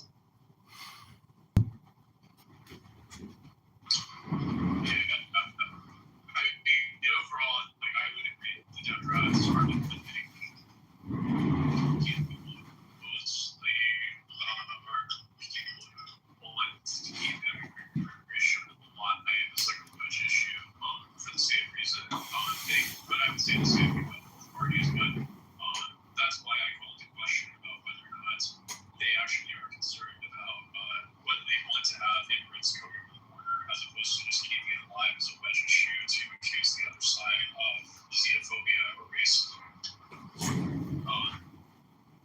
And where's Alex Soros right now? He's in Spain with the Progressive Movement International Symposium. They call it the progressive movement. It's not progressive. It's murder. It's abortion.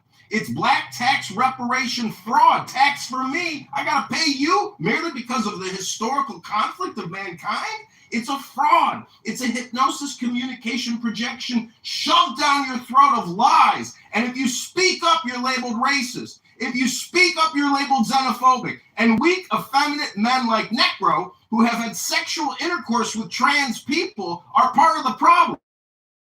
This young man needs to become a man. Necro, go join the army. Go join the Marines. Go join the Navy. Do something with your life. Be a patriot. Fight and resist this tyranny. These people are traitors. They're liars. They're low IQ. They are gay. They are effeminate. They are traitors. We need to imprison them. We need to arrest them. Their corruption, their frauds, their criminality ends. These teacher unions are RICO racketeering organizations. Guys like ML are effeminate, low IQ, and they are traitors. ML, you're the problem. Necro, you're the problem. All you people on this app that are basically on here wasting their lives creating propaganda content, you're the problem. I am complete. I think we should tell people who are saying that we should go to countries that they should be considered. Well, Lindsey Graham was actually a reserve in the Air Force. Yeah, why did it change? But his ass was too fast. So maybe he should, but he's okay with young people dying for his course. So.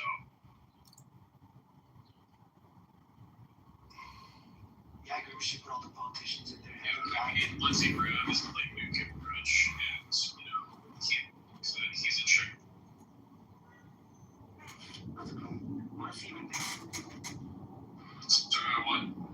what's he supposed to do is that Lindsey Graham, what he says is not very good. I think that he should not be demanding. He's too long to be a platform. So I wouldn't want anything around the front lines to be interesting.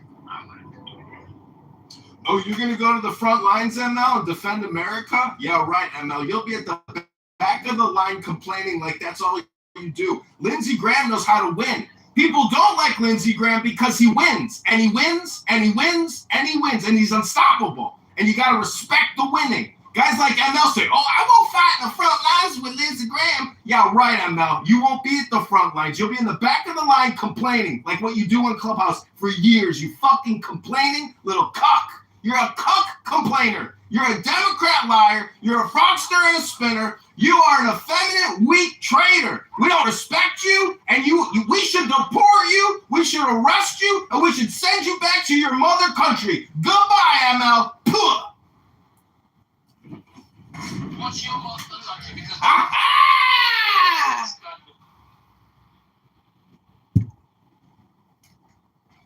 who doesn't represent the masses? That idiot that was talking to?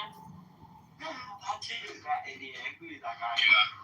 I mean, I especially think that he should not be elected to the White House after he talked about invading other countries, like to try to establish U.S. supremacy. And we are, so like it or lump it,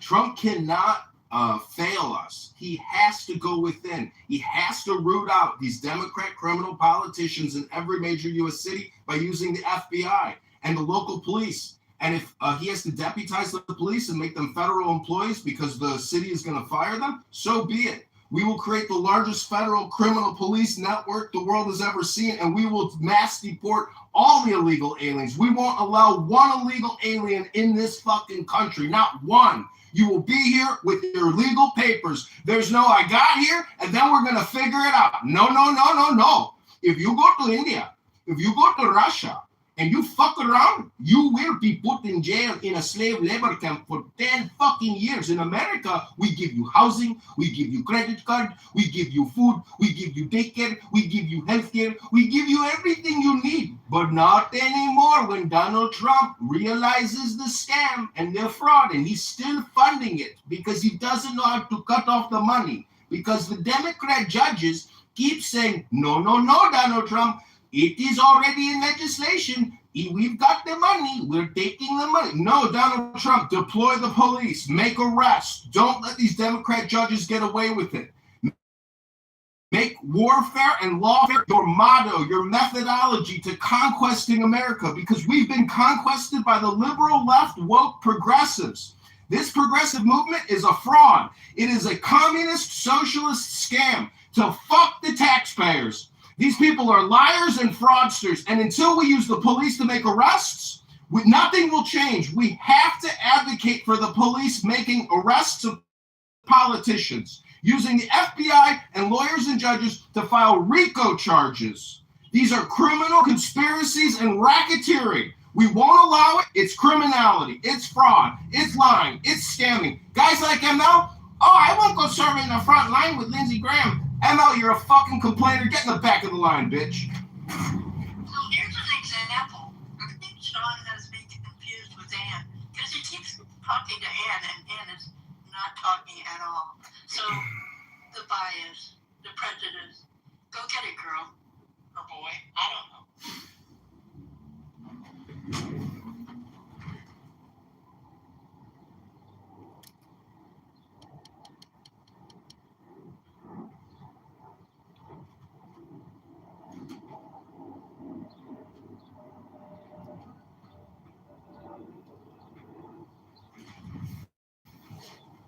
We have a county treasurer here in Illinois. She stole $50 million from the county. How the fuck is that even possible? It's because there's nobody's watching. We don't have actuarial scientists, forensic accountants. We don't know what the fuck to do. Fraud is everywhere. And in Chicago, the mayor can take out $1 billion loan to pass it out to his nonprofit scam artist friends. It's all taxation under a different name. It's called the progressive movement is really just the we're going to tax you more movement. That's all it really is, folks. It's a fucking fraud. It's a scam. ML, get to the back of the line. Keep complaining. Well, I'll start complaining when I'm more than 37% tax bracket anymore. But I'm good. Your bitch ass is the one who's fucking complaining. You broke the price of gas. You complain about the price of gas right now. So shut up.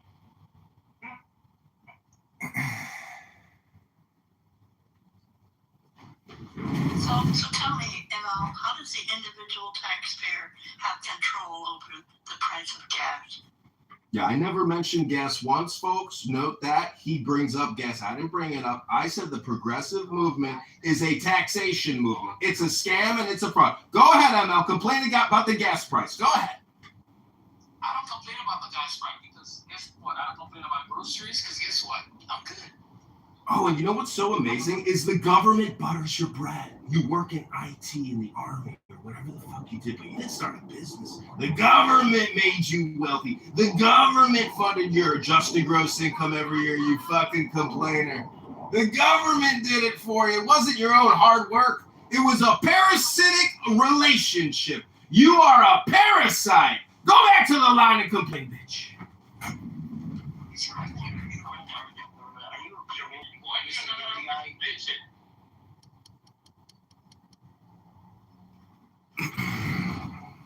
You come in these good rooms and you take advantage of Ann and Matt Cool's goodwill. But ML, you're the worst of them. You're a double hypocrite and you're a parasite. Go back to the end of the line and complain, bitch.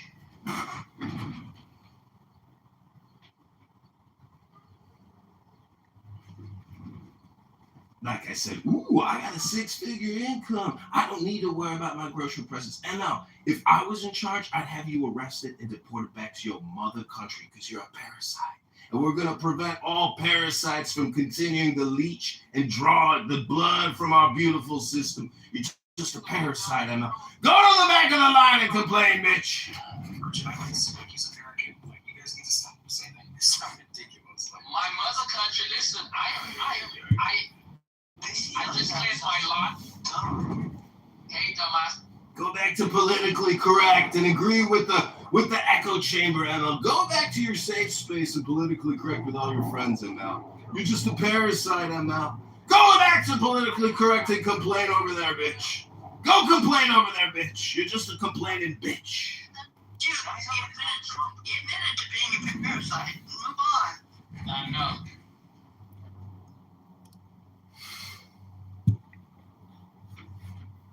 yeah, the U.S. Virgin Islands have only been a territory for about 100 years. So, It's more than 100 years. More than 100 years. 108 years. No, we're not going to send him back to. That's not his mother country. It's some African place on the west coast of Africa. That's where we're going to send him back to. That's right. So I don't know how you're going to take out the white. I don't know how you're going to take out the white blended meat. No, but Emma, we clearly have different political agendas, and that's ultimately what the immigration argument's really all about, is the political agenda. Would you agree? No. It's not really about how much crime illegals commit or don't commit. Right? You said those statistics don't really play a factor in the debate about immigration. It's really about politics, right? It's about votes. It's about who rules and runs and governs them now. We don't want parasites like you ruling over us. We don't want trans social activists ruling over us. We don't want Democrat female criminal lawyers and abortionists ruling over us. We don't want black reparation tax socialist communists ruling over us, ML. That's why you gotta get to the back of the line with Lindsey Graham and keep complaining, bitch. Yeah,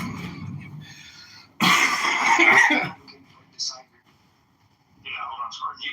Look, ML, you have a lot to say, but when I ask you very direct questions, you don't have. I'm working. What was the question? I was away from my phone. Oh, no. No, I was. That's why sometimes you guys don't hear me. Making all that American money, right? I am an American. Which end of money do you want me to make? You want me to get paid in euros or pounds? What is it? What do you want me to get paid in? Do you live in America and work in America? He's from the U.S. Virgin Islands. He's an American. Yeah, but it's not really a flex, though, to talk about how rich you are. No, I said I'm complaining about the price of shit, and I'm good. Hold on. What's the cost of living? Joe, he didn't know what I was saying. How much do you have to pay for your import tax when you actually have to bring stuff in? The cost of living in our territories is extremely expensive. I'm sure y'all have a taxes or tariffs, just like Puerto Rico does. And right? Yes, they do Yeah, a lot of the stuff.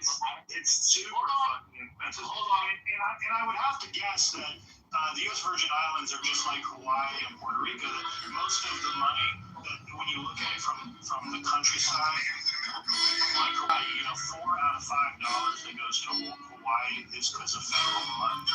And I'm sure it's the same for U.S. Virgin Islands, that you don't really have making tons. Curious? Do you know, hold on. This way, you guys go and you guys know what you're talking about. Do you know for the last, hold on, Joe. Hold on. Virgin Islands don't get any federal funds. Joe, we get more tourists to the Virgin Islands than I think Hawaii. Hawaii has a lot of tourists. Hold on. $4 out of $5. If Hawaii wouldn't exist without the American That is bullshit. Because Hawaii is real. Have you ever lived in Hawaii?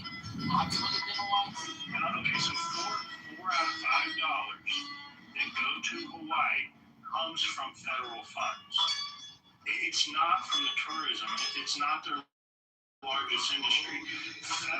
Federal assistance is their largest industry. Now it comes through many different forms of federal assistance. A lot of it has to do with the money that It's goes the to the military bases there. Same Pearl Harbor, with the people who and he doesn't dispute the point that Alistair was making about, yes, your little islands would not be able to survive without federal assistance. Can you be done? Okay, now you're done. Okay, let me go now. The point you're making is that the net takers from the federal government are red states. Make that make sense. If you have such brilliant economic. Oh, here we go again. So hold on. If you look at the net taker. It's the red states and it's the gasoline tax. Okay, 2 more complaints. Thank you, ML, for your submission. Wow. Incredible. The point you made is that, yes, I'm from anything else. I don't think it's wrong, but I am going to retire about that. I go there often because this is home. Not if I get elected. I'll make sure you can never go back. We'll send you back to West Africa. And we will strip you of your pension. We'll make sure you never collect another federal dollar the rest of your life, ML. You go back to politically correct and go join your socialist, communist infiltrators. Go ahead, ML. I have to take you back to Europe. I can't go back to Europe because I'm indigenous, and I can tell by your accent you're not a native English speaker, ML. So take your lies and shove them up your ass, and maybe Lindsey Graham will come and felch them out your butthole.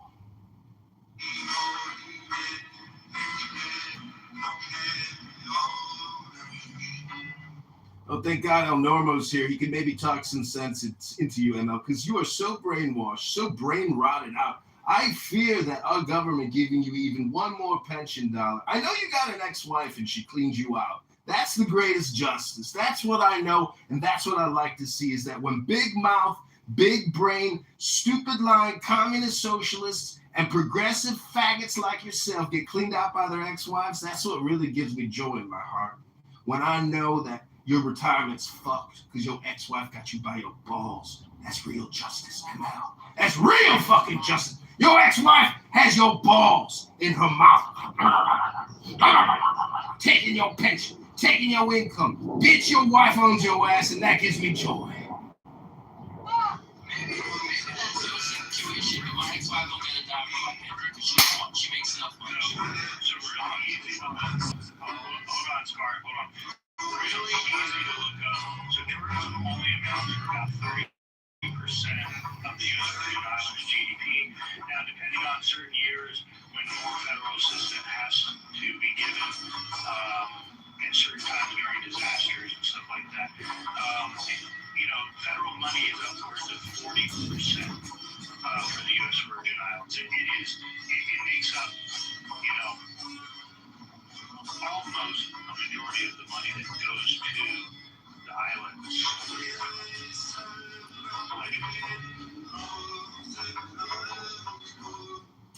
Well, your ex-wife didn't get your pension, but she still still got you by the balls. And I'm so happy your marriage fell apart because you're such a know-it-all. Your ex-wife eventually got annoyed with you. And she said, fuck it. It's not worth it. From my birth to my death, I don't want to live with this fucking know-it-all socialist communist parasite. Hey, listen, do you even have a woman? Oh, I got a lot of women, baby, and they ain't got me by the balls like your ex-wife got you by the balls. So you gotta come in these good rooms and waste people's time. I think you trying to get laid, actually, at the end of the day. You go into politically correct, you think because Patty, or First Lady, gonna give up that fat ass to you.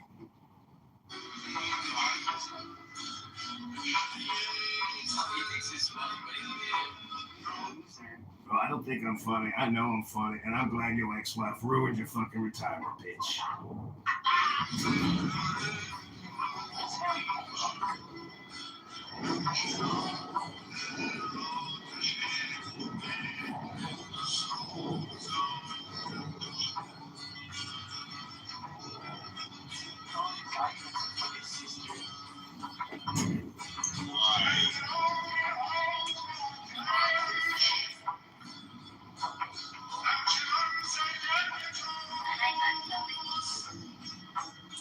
I know this.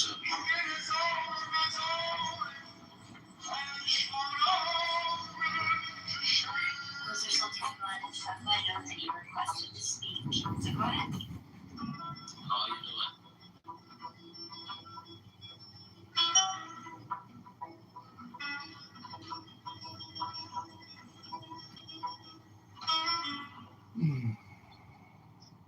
Well, this is the President Trump discussion. Thanks, everybody, for coming. We're talking about Donald Trump, the greatest president who's ever lived in America.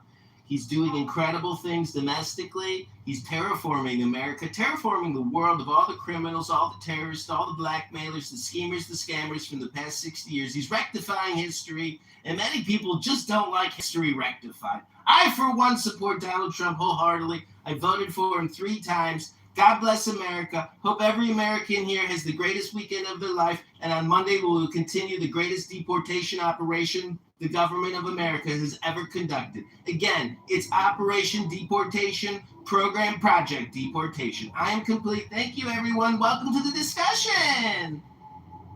So since we're talking about statistics from the U.S. Virgin Islands, the largest employer of people that work in the U.S. Virgin Islands is the federal government. Near 30% on some years, the federal government is the largest employer for people that work there. That makes sense. Well, why? Like, seriously. We support a lot of these island territories and island Because guess what? You don't realize that in the Virgin Islands, you have, as a territory, the police force is mostly U.S. Marshals. You have the Coast Guard. And you have the military bases. This strengthens my point that the U.S. Virgin Islands, the point was... The federal government is the biggest employing majority states, and then if not for them, it's Walmart. Not a majority of states, no, that's not true. It is particular to our island territories and our island states. So glad your ex-wife. The point was they would not be able to survive economically without the federal government's assistance. Because they can't even afford, they don't have enough of their own economy to afford even having their own police force. Let me know when Joe and ML's ice goes over. I want to tell you something about I learned today. Go ahead. Yeah, and I'll let you have the last word. Go ahead and argue why U.S. Virgin Islands is such a net benefit for America. You're just leaving. Come on now. That's what you're going to leave it on?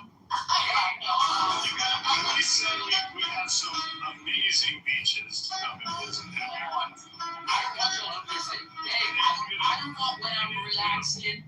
I don't want when I'm relaxing on the beach to run into an idiot like you got. You know, it will disrupt my paradise. You can use an opportunity to really sell us on. And look, it is beautiful. But we don't want people from the mainland moving down there. They clearly want our money. They clearly want our money. I'm from the island of St. Croix, and we have like the third or fourth largest oil refinery in the world, and for like 4 decades we have the biggest oil refinery in the world. And we also have an aluminum plant, Basmari aluminum plant. What else? Because St. Croix doesn't have tourism. It's processing. There's nothing tourism is mostly St. Thomas and St. Croix. If you guys really understand what happens in the territory with Sure. That's fantastic. Yeah, no, that's a real positive. Having an oil refinery there. And we have one of the biggest oil depots. When you talk about the petroleum reserve and all the oil we store, we have one of the biggest ones now. Biggest. Because all that comes to America, they have some place to park it, and they can't refine it, and they park it in Central. What else? Yeah, it's just a small blip on Refinery Road in Louisiana and the east side of Texas stuff. Because that's where the largest production comes Yes, from. we have the largest oil refinery in the world for 4 decades. Largest on what money. So the largest amount of burners, the amount of processing power, production. Yeah, we produce majority of America's jet fuel for 4 decades. Jet fuel, very specific. Okay. Because I don't know that. yes, for jet fuel, we produce majority of America's jet fuel. Okay. Well, good. And gasoline was the cheapest, has always been cheapest in the Virgin Islands. Usually where it gets produced, it is in Louisiana as well. It's one of the cheapest locations to buy it because it's the transport cost, right? Yes. So, okay, there's some benefit. And now, what do y'all have to pay an excise tax for when you do imports? You don't pay any. You see, the only rule is that America established a law that if you're gonna ship it to American states, you have to use an American flag ship. So basically, we pay more to transport goods from American mainland to the island. We have to use an American flag carrier, which charges higher rates. And same with Canada goods came from China or nothing. Tell me this, what's the benefits tax-wise? Y'all don't have to pay the same federal tax rate that we do here in Maryland. It's the same. Exactly the same. Exactly the same. No, see, I figured it was like Puerto Rico. There's some benefits to live in Puerto Rico.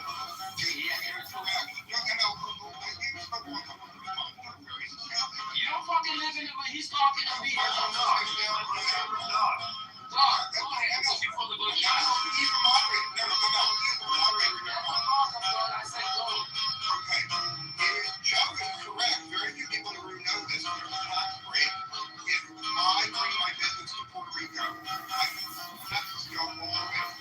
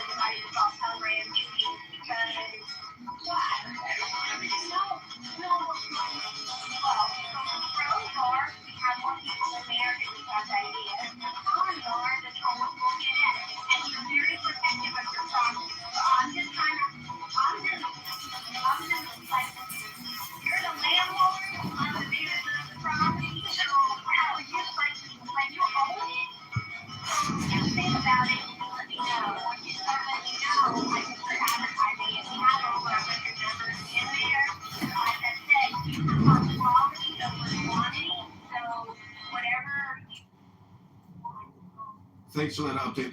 Moderators, put me back in the queue. This is Allison. Thank you. We can circle back on it, but I mean, my thoughts are like you can advertise for it, and if any of them, are horrific, which remove them. Yeah. So it already has the Heritage Foundation documentary. Wait, hold on. Elon Musk tweeted about it. His post about it has 15 million impressions. Let me see what the Heritage Foundation post has 15 million views. And I get that Don Kitover has an agenda and he wants the mic right now. Oh, Monica, agenda. I just wanted to share a few thoughts. You don't have to say I have an agenda, Monica, but thanks for mentioning my name. And also my topic of DEI and critical race theory and our military that's corrosive and divisive and racist. I would love to have that conversation with you in the past. Segregating black soldiers, writing them special books, reviews what we want to trash logic, and segregating the white soldier needs to be known about. So I'll respond succinctly. Anyone that understands the actions of America's enemies know that America's enemies want nothing more than to have us divided by race. And China and Iran, if you actually if you just go watch the TikToks that China and Iran are giving to our youth, China and Iran are teaching our youth to hate their fellow Americans who are of different races. And so when the U.S. military, and we have a military man here who can speak, when the U.S. military teaches American patriots of one race to hate American patriots of another race, they are serving America's enemies. So shame on everyone that did that. I'm done speaking. I see the room we're going in a new thread. I just want to finish up the U.S. Virgin Islands tax benefits that they do get, and then we go down your thread.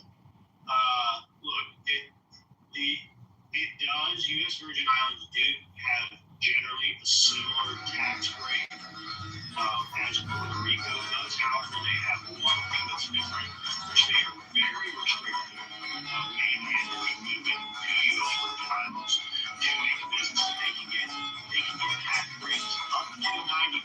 They can lower their personal tax rate down in some industries down to between 2 and 4% in the U.S. Virgin Islands. So Al's not being truthful when he says it's exactly the same. It's not. Yeah, it's not the same. They actually are. They're not working with the same laws and rules and the federal government tax rules that the rest of us mainland Americans are. And on top of that, they're very restrictive of us moving there to take advantage of it. Yeah, nearly. So to make it one point, the U.S. Virgin Islands gets to suck money out of America to play by different rules. But they don't have to allow them, and they can restrict Americans from moving there as well to try and to access those extra benefits. Not only are you correct, but you're forgetting one thing. No, let me say this very succinctly, Joe. Yeah, because you're only with us. No, ML. The other thing that you are dishonest about, ML, is the murder rate in the Virgin Islands. I just looked it up, and the murder rate on the Virgin Islands is more than 10 times higher than the U.S. So you should be proud to be an American, but don't you dare be proud to be from that murderous place. I'm done speaking, ML. So, listen, I am, bro. So Joe, there is what you call, if you look up the mirror law, where we don't try to hurt. Yeah, that's what I looked up. Yeah. Yes. Well, why did you withhold that information when I first brought it up? Because you just pay, they stay taxed. That's about the only thing we know what's where we come from. But if you stay, Actually, the opposite. The federal tax that you pay go directly to what y'all get paid to the U.S. Virgin Islands. yes. That's the mirror system. It's identical. It's identical to the federal tax. But it doesn't go to the federal government. It doesn't go to the general fund. Y'all suck money. The U.S. Virgin Islands sucks money out of the federal government. However, they don't see it. Yeah. You know what's amazing? That's essentially ML's philosophy on life, and he's self-interested. I'd like to be put back in the queue. This is Alistair. Let's hear it, Alistair. Follow up. So I created a new house. It's called the Progressive Movement, and it's my opinion that it's just a tax scam because I'm witnessing it real time here live with our mayor in Chicago, who's going on television in a presser and saying we need to tax the racist white people, a black tax for reparations. That tipping is connected to slavery when he doesn't even know that it's an acronym, which means to improve performance and service. You should be tipped if you got a great attitude and your customers like you. I recently got a phone call from a baker and he was screaming at me in the voicemail. And I've also come to the conclusion that I might be one of the most annoying people who have ever lived. And I hope one day to have patriotic children who will also become one of the most annoying people who have ever lived, because we need annoying people to question authority, think for ourselves, and stop letting people like ML fill your ears with his waste of time lies. These are all progressive movement lies. The progressive movement doesn't deal with our national deficit. The progressive movement doesn't deal with the fact that we're spending $7 trillion a year, collecting $5 trillion, and we have a $40 trillion mortgage with a $100 billion a month mortgage payment. I'm looking at this from a pragmatic American, patriotic, financial accountant, perspective, which is really, we need to talk about the books. Too many people want to talk about political identity politics and all this bullshit. It's a waste of time. Let's talk about the books, baby. The books is the truth, the math, as they like to say. And the truth is that at your birth and at your death, you'll question whether Clubhouse was worth it. To waste your time listening to guys like ML. I rest my case. I am complete. Look, I gotta follow up. It's not surprising that ML is as progressive as he is. I mean, the U.S. Virgin Islands did not even become a territory until the famous, most progressive president we've ever had, Woodrow Wilson, accepted them into the Union. And now we find out how much of a tax burden they are on our country, how much benefits they actually they get from being part of our country, where they don't pay into the general fund. However, they extract money out of the general fund. It makes sense where ML is coming from now. ML, do U.S. Virgin Island residents do they have a Woodrow Wilson Day for him accepting y'all into the Union? He's our favorite president. He's our favorite president. Exactly. We love other progressives. He was joking. Yeah, no, he's not joking. I mean, it might be tongue in cheek, but it makes a lot of sense why ML is so progressive, because he needs Daddy Washington to support him. What about the Republicans? What did they have in all of this? If there is some mighty high. Trying to change the conversation, Spartan. We're clearly discussing U.S. Virgin Island politics right now. ML made a big point about it. Joe was kind enough to say that I wasn't a heritage American. I still hold to that. You're not. You're like an adopted cousin.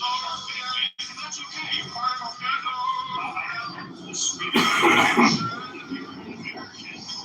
You don't share the same interests as I do, and there's a lot of reasons why you don't share the same interests. I mean, being raised in an island state or an island territory that extracts money that good-hearted, worshiping Americans pay into, and we don't get to benefit from. It makes a lot of sense. It makes a lot of sense when the most progressive president in the history of America is the one that actually adopted y'all into the Union. I mean, look, I get it. If I was to sell it, when I asked you the question about sell to us, which was good economic, the reason what you should say is, look, it's a great strategic defensive position for America to hold that spot in that location, because it allows us to defend the rest of America.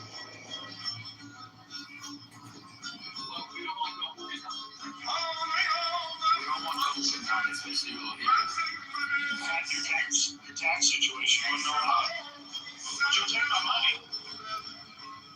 It's just not going to give it time.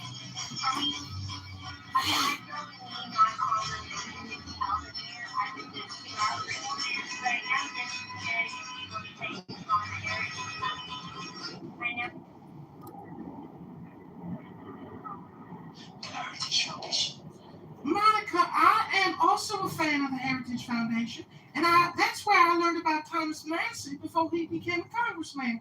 And Thomas Massey has an excellent lecture about how corrupt and fiscally irresponsible the U.S. government is, and how they are completely infiltrated by special interest lobbyists, and also all the law breaking they do. And Thomas Massey is probably the only patriot we have. He's busy growing peaches on a self-sustainable farm at a house that he built by himself because he's an MIT graduate and a goddamn genius. Meanwhile, we got a bunch of Maxine Waters, Nancy Pelosi's going around and just fucking ruining everything. I am complete. Thanks for letting me interrupt you, Monica. Sorry for imitating you, by the way, but I hope everybody gets a little comical relief and doesn't take things so seriously here on Clubhouse. And we can't wait to watch the documentary, and then we can discuss it, and then we can also maybe watch a room with Jordan Peterson. You think we can listen to a Jordan Peterson film soon? I heard Jordan. Oh, she got a phone call. Who's Jordan Peterson? He's just the greatest philosopher that Canada has ever produced. Hello? The greatest? I would say the greatest. I don't know. We're talking about Canada here. People. Everyone is greatest for that. Trump's the greatest. Every mediocre person I run in this circle is the greatest. I don't understand all the logic.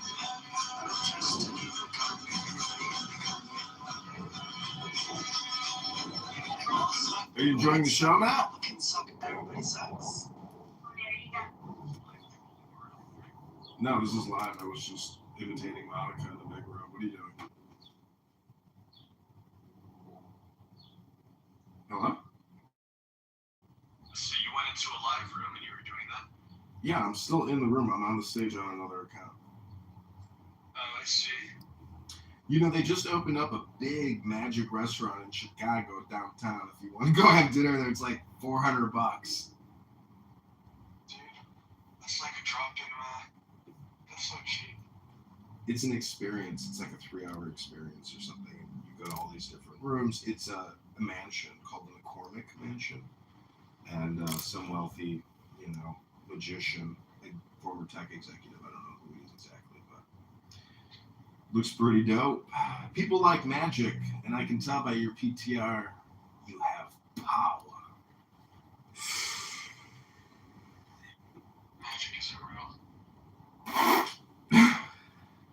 It's basically, I think it's like a way to use your brain, prior to obviously computers and all that, but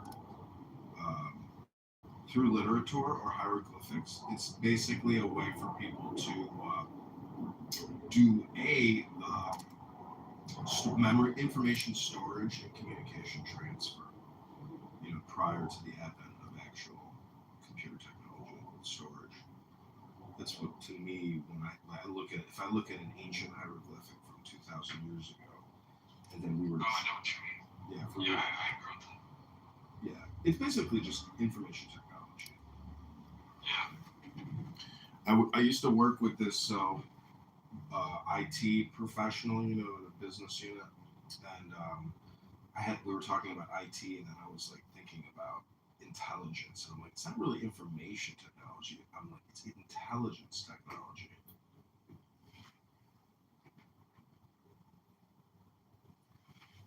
That's valid. Yeah, that is the origin of all of our progress, isn't it? Somebody figured out how to store intelligence in some form. So the question ultimately becomes, what's the best form of intelligence? Because if everything is basically an aesthetic of index, a bell-shaped curve of subject or object, if we look at intelligence and we look at it from the perspective of, let's say, brain science, we can start making hypotheses and experiments of what the topic is, which is intelligence.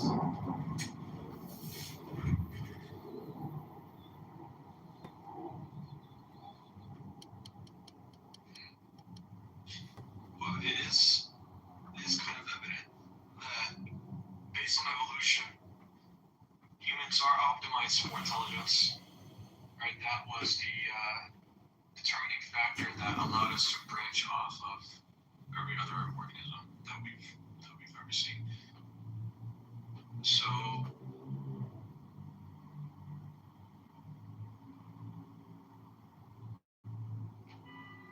Yeah. Well, in what ways do you think you've been optimized for intelligence, or in what ways do you think you have personally optimized yourself, for intelligence?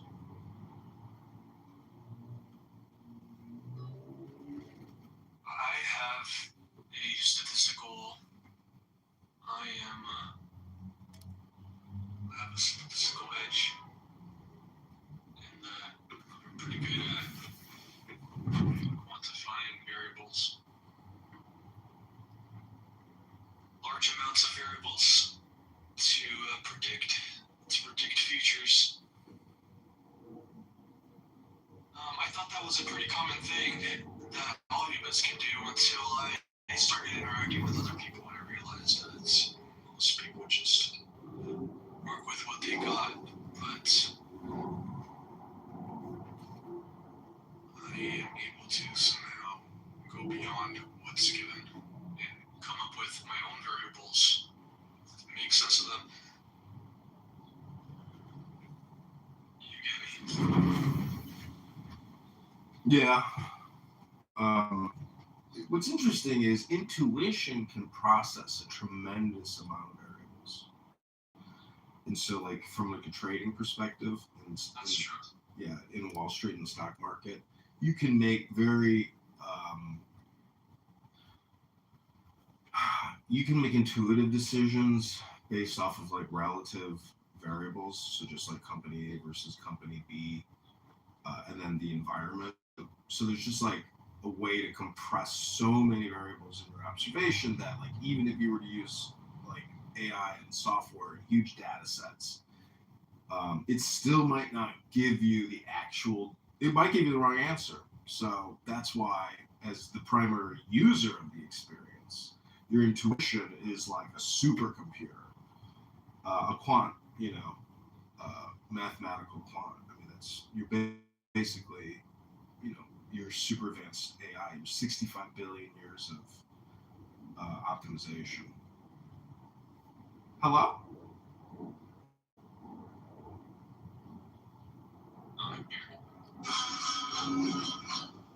So one thing that I like to do when I'm interviewed is to tell the camera or the possible listeners to take the deepest breath of the day.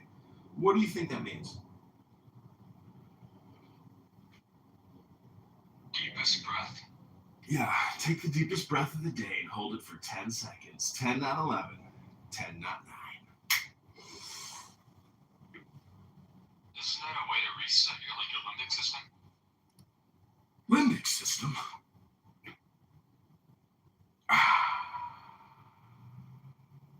What's the best pickup line you had with the barman? Let me think. Let me get your opinion on something. Yeah, okay. But how would you actually do it? Say there's a beautiful woman at the bar, you walk in, she looks at you, and you have to come up to her and hypnotize her. What would you say to her to immediately hypnotize her? I'd say just that. I'd say, but before I even hit her with that line, I'd say something like, yeah, I gotta go in a minute, but before I do, let me get your opinion on something. Bam, hypnotized. That is actually a very low quality suggestion. So hypnosis is just a series of suggestions, like Pavlovian suggestion. That was a series of suggestions. It's not. It went completely undetected in your system. No. I'm not saying that you're wrong. I'm just saying that your side B of the CD, the side AC, the side of the ACD, or the other side of that is, let me tell you. So if you walk up to her, you say, this is my opinion. Excuse me, can I ask you a question? Because now you've triggered oh my God, what's this guy gonna ask me? Then the second suggestion would be, do you believe in hypnosis? And then she'll maybe blush or look away or look you directly in the eyes. Maybe she'll be smart and funny and give you an interesting response. But then you follow up with, because you are hypnotizing me, you are so beautiful and mesmerizing. That's a nice compliment, and it's it's a funny thing because, basically a woman is hypnosis. The curves, the movement, the eyelashes, the perfume, the makeup, the painting. They're art. Every woman is basically a magnificent piece of art. And yeah, so the later half of your line is pretty strong, but the early half, I think that will get you turned off before you can deliver your real payload. By saying, excuse me, can I ask you a question? And then do you believe in hypnosis? Yeah. So do you think you should just come in close and say, excuse me, do you believe in hypnosis? Just get right to the point. No, that would get you ignored as well. Oh, so how would you present it? The way that you said it? Yeah, I would combine mine with yours. I would combine my first part with your second part. So wait, what is that? How does that go? Yeah, I gotta go in a second before I do get your opinion on something. Do you believe in hypnosis? Because you're hypnotizing me. Something like that. Okay, let me try it. Excuse me, I gotta go. I only have a second, but can I ask you a question? Do you believe in hypnosis? Because you're hypnotizing me. Right. Well, you gotta give them a chance to process what you're saying, right? If you just deliver it all like that. But the point is, if you meet a random girl or a random stranger and you tell them that you're gonna leave in a little bit, that will make them more receptive to what you're gonna say next. But what is the point of telling them that you're gonna leave in a little bit? See, that's why I go back to the question of intelligence, because that's critical. That's the most critical part. In the setting that you're describing, women are approached by a series of dudes. And so by telling them that you're gonna leave in a little bit, that lets them know that if you turn out to be a creep, you're going to be gone anyways. No. We're not trying to create a safe space. See, in my opinion... I know we're not. However, that's how women process information. Women are constantly analyzing who is safe, who's not. And so by interjecting that you're going to leave in a second, that bypasses that defense mechanism. Okay. All right. Well, I'll take it. So have you tried this in the real world? Because I'm going to try it tonight.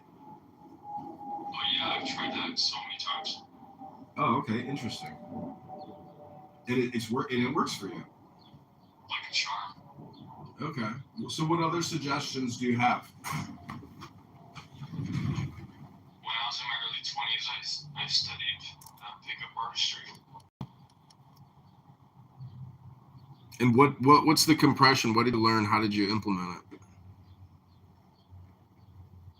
I remember bits and pieces now. I mean, I have to recall my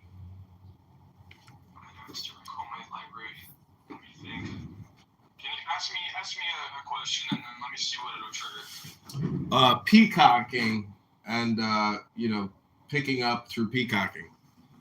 Right. So peacocking is a good one, but the purpose of peacocking, do you know what that is? I think it's super stimulus. You're trying to stand out in a weird way intentionally to make the subject question. You're trying to enhance your attractability by creating attention communication.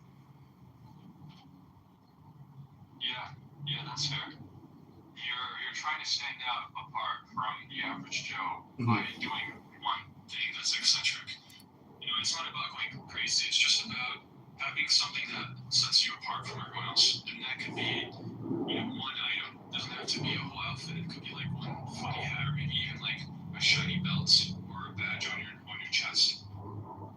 It could be anything. It could be a bow tie. Though, even a bow tie you can pull it off. But yeah, that's what peacocking really is about. So you go to the bar with this one thing and you put it somewhere visible. It'll set you apart. And then, I remember my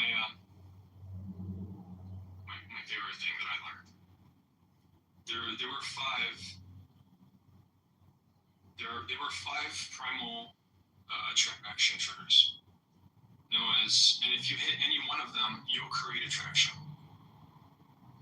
The most basic one, everyone knows this one, is displaying that you have the potential to be an alpha. The potential to be an alpha. Just alpha being a leader. right? If you can display that you have the quality of a leader, and you can hit this trigger in so many different ways. So it's like when you meet the girl, when you hit him with that pickup line, and then you're delivering the hypnosis line. That interaction is your opportunity to deliver one of these 5 triggers, or as many of them as you can reasonably compress into like one interaction. And then as you deliver them, you'll see in her body language the effect you're having. Oh, here's actually another one that's really good. So communication is 80% nonverbal. So while you're talking, how you move your body and how she moves your body is like under extreme scrutiny. Right? So when you walk up to her and you say, hey, I have to go in a second, but before I do, give your opinion on something. And you want to stand up straight, you don't want to be fully facing her because that's too much. It's too much energy being poured in. You want to be facing a little bit to the side. Your face is turned towards her at like a 70-degree angle. And as you talk to her, you want to casually look around. Right? It's like there's so many things that add up into like one strong opener. And then if she's with a friend, if there's a cute girl you want to talk to, but she's with a friend, who do you talk to first, the friend or the cute girl? This is like the worst seminar, but you know, it's got whatever.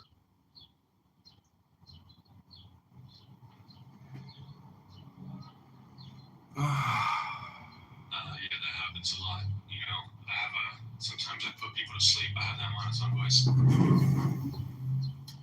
Well, I appreciate the things you said. You know, I saw a picture of Donald Trump's son, Eric Trump. He like was doing a downward point triangle with his hands, like, and taking a deep breath. And then his wife was like, "Stop doing that." And so I think it's like a sigil, but then somebody pointed out that that's like a common practice, you know, to like do like people that do, I guess, theater. So how do you view life in terms of like a performative perspective? How much of your success in life do you contribute to intuition, to education, or to performative, you know, disposition?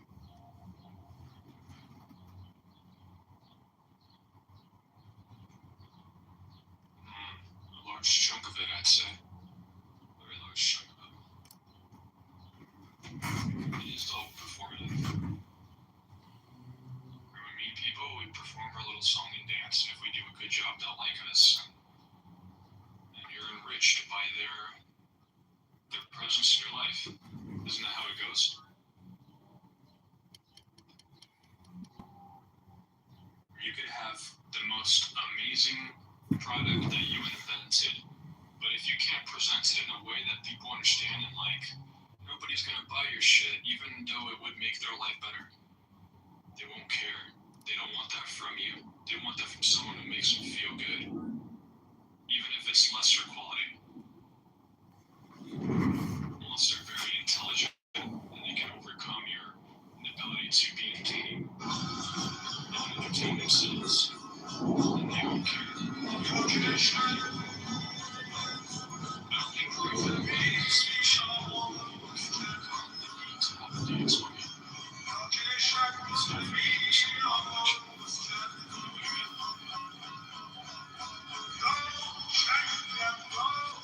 Yes. People get a talk dance. Pretty much space.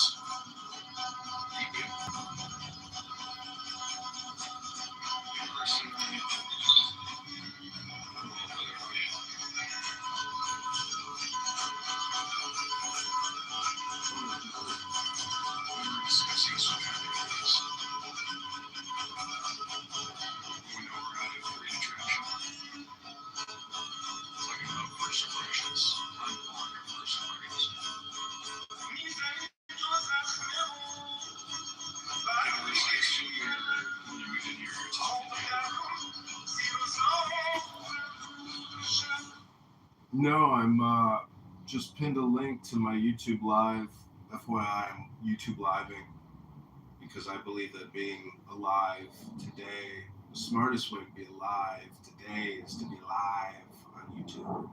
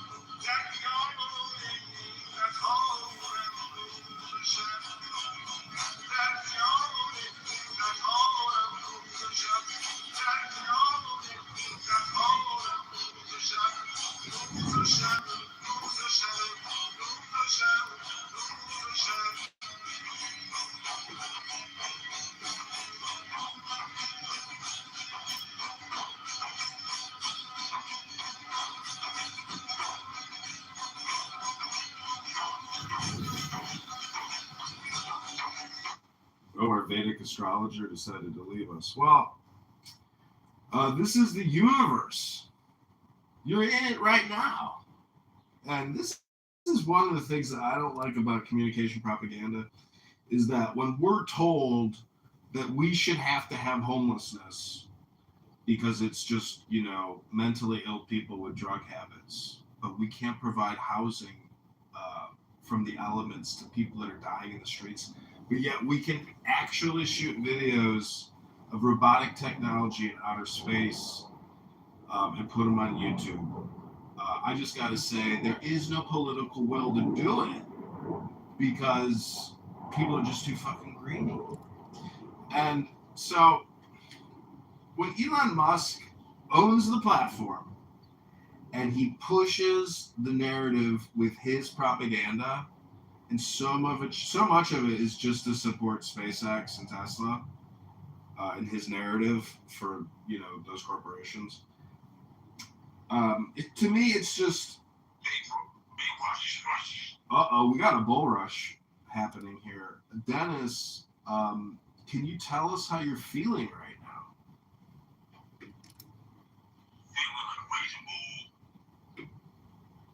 You feel like a raging bull. What does it feel like? What does a raging bull do?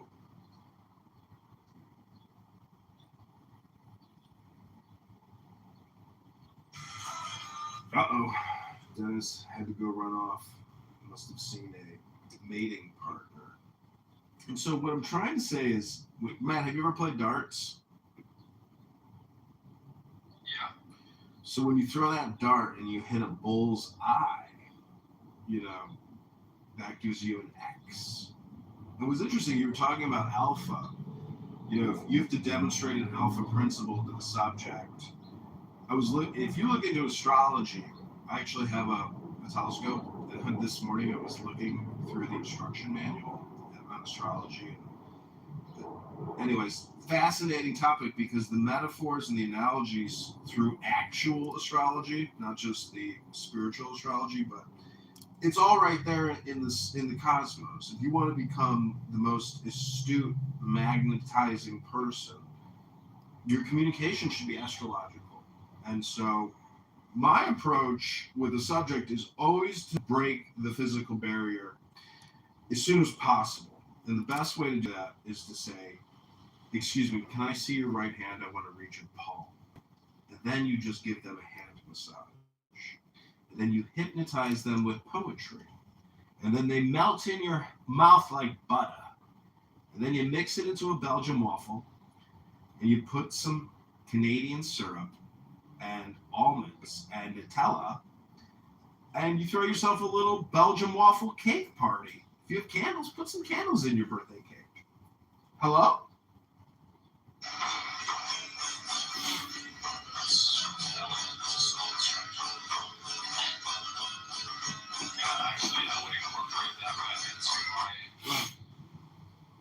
My playbook as well, right? If you can build enough comfort to where if you ask, let me see your hand, then they'll actually let you.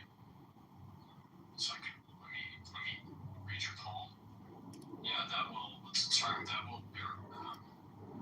There's a term for that when you introduce esotericism into an interaction. It melts away. Introduction of esotericism and exotericism. Fantasy. But if you can keep that coherent, the way that you described, yeah, that's powerful. Yeah, that's a strong move. You come up with that on your own?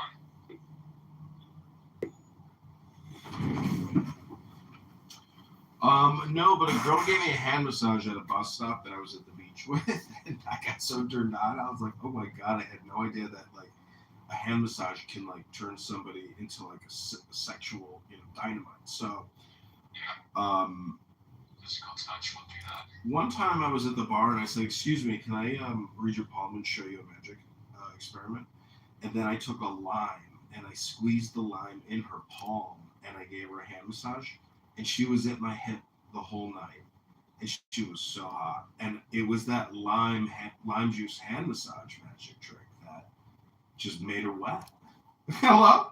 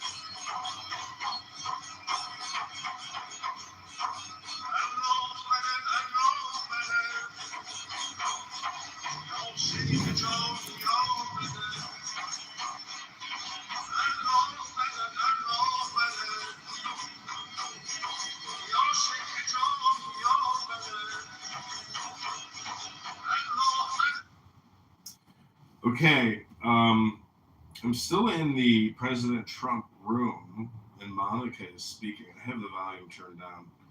Still on the stage, but let me post a link to my YouTube Live in that room as well. I like bridging platforms through links.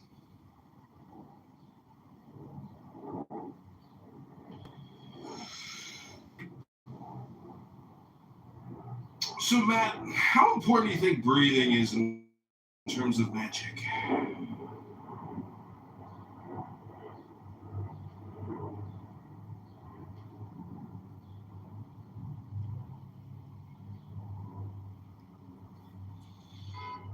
I'll see what. Until Bill Clinton did it, I think it was like 1993 or something else like that.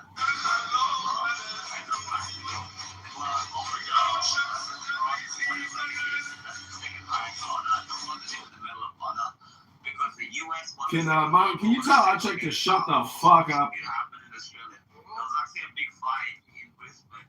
I'm just kidding, Warren. Achek loves talking. What are you doing, buddy? How are you? Good, man. What's going on? Oh, I'm sitting here having a great afternoon in the Universe Magic Matt room. Oh, nice. Brad's upset with me. Why? He's really mad, because he threatened my family, so now I have more information on him than he has on me. Oh, shit. I'm not gonna do anything to him, good, but he's fucking, unless he comes, threatens my family like that. Why would you ever attack a berserker Viking? You know how dangerous that is? Yeah. I'm not concerned about a mentally ill 52-year-old man. Well, The thing is, you don't want to go around picking fights your whole life. It's a waste of your fucking time. Well, I don't try to. Listen, if Brad is in the room and I'm in there, he has to stop the room to attack me. And I'm not just going to sit there and take him. So.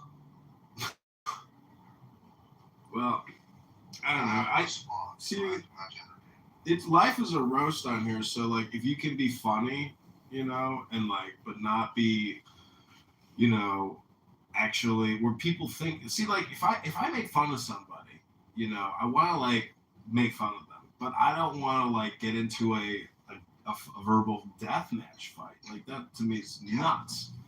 Yeah, I just want to make fun of people, Right. You should try the same thing, but I try it.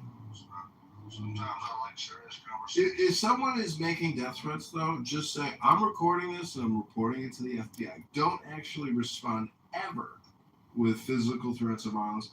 And the other thing is, if you're actually an intelligent person, you would never, ever make threats online, verbally. And you would never, ever actually attack somebody in the real world. You would assassinate them from 2 miles away. Hello? Yeah, no. Just fucking last year really pissed me off. He freaking found out I had a 7-year-old kid who was like talking about raping her. And just like that was unbelievable. Yeah, that's so psychotic. But again, that's like, you're a real person and he's a real person. And so the problem. I don't think you would literally do that shit, but I try not to respond to that, but that was just too much. I know, but the problem with response is it creates a cycle, a never-ending death spiral. And so I should have just. I even told him yesterday I should have just reported him right when he said it. Yeah, that's how when he started attacking me in my congressional run, and then he was making death threats to people. Well, what am I going to do? Not report him? Like, okay, great. I can't wait to report you now. Like, I got no problem trying to tag him with the local police and the FBI. Come at me and just know that I'm totally 100% transparent. Everything is recorded. My whole life is recorded. So you can judge me by what I say, but everyone else can judge you by what you say. Hello? Yeah. Yeah. No shit. So, I don't know. Like I said, I hate talking to that guy because that shit goes down, but he literally started talking because I don't know how he found out, but he found out that we, my family has a couple of grocery stores, and he found that out. And so he literally was like, he's multiple times mentioned our grocery stores and my family and stuff, and my sister, my daughter, my grandfather, my grandma, like literally yesterday was talking about meeting my grandfather to death. Like, dude, and then he runs and begs for sympathy. Well, see, this is where you create a room and you call it, I'm reporting Brad to the FBI.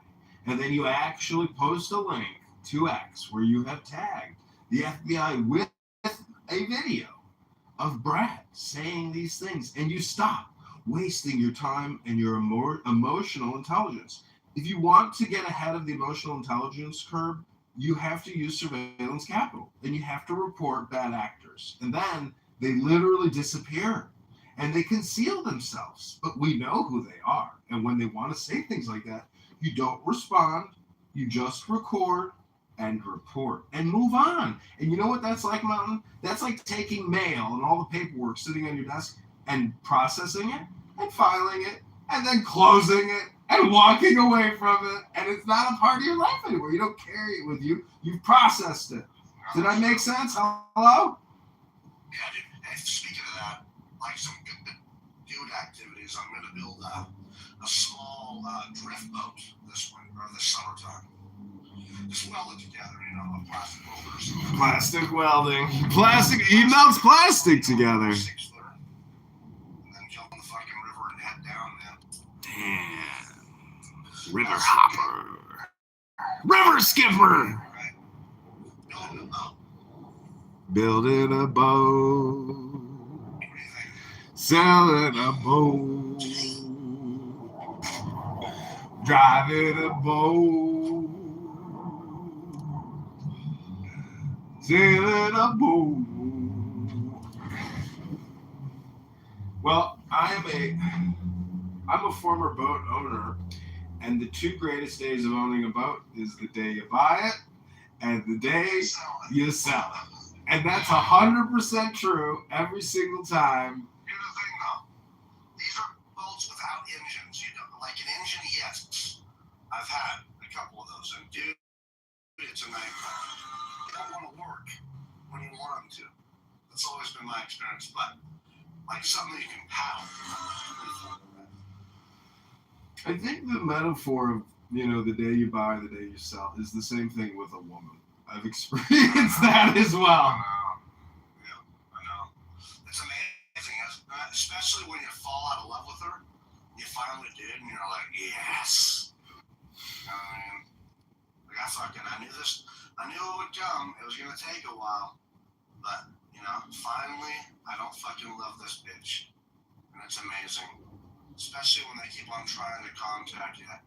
You're like, adios. It's pretty good. That's a good feeling.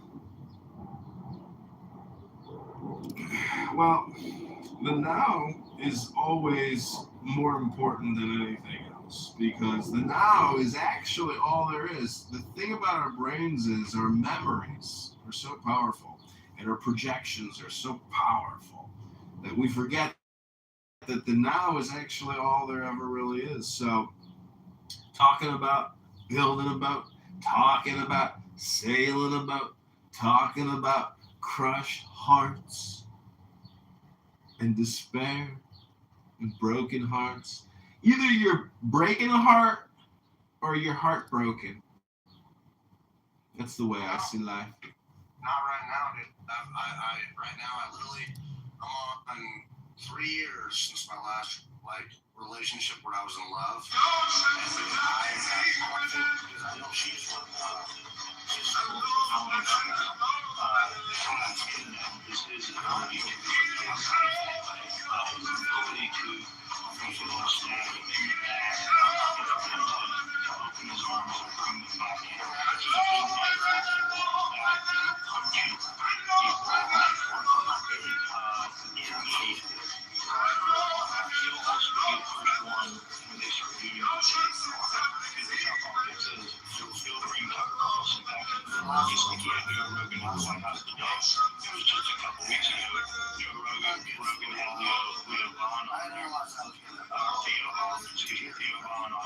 and they were cracking jokes negatively about us. So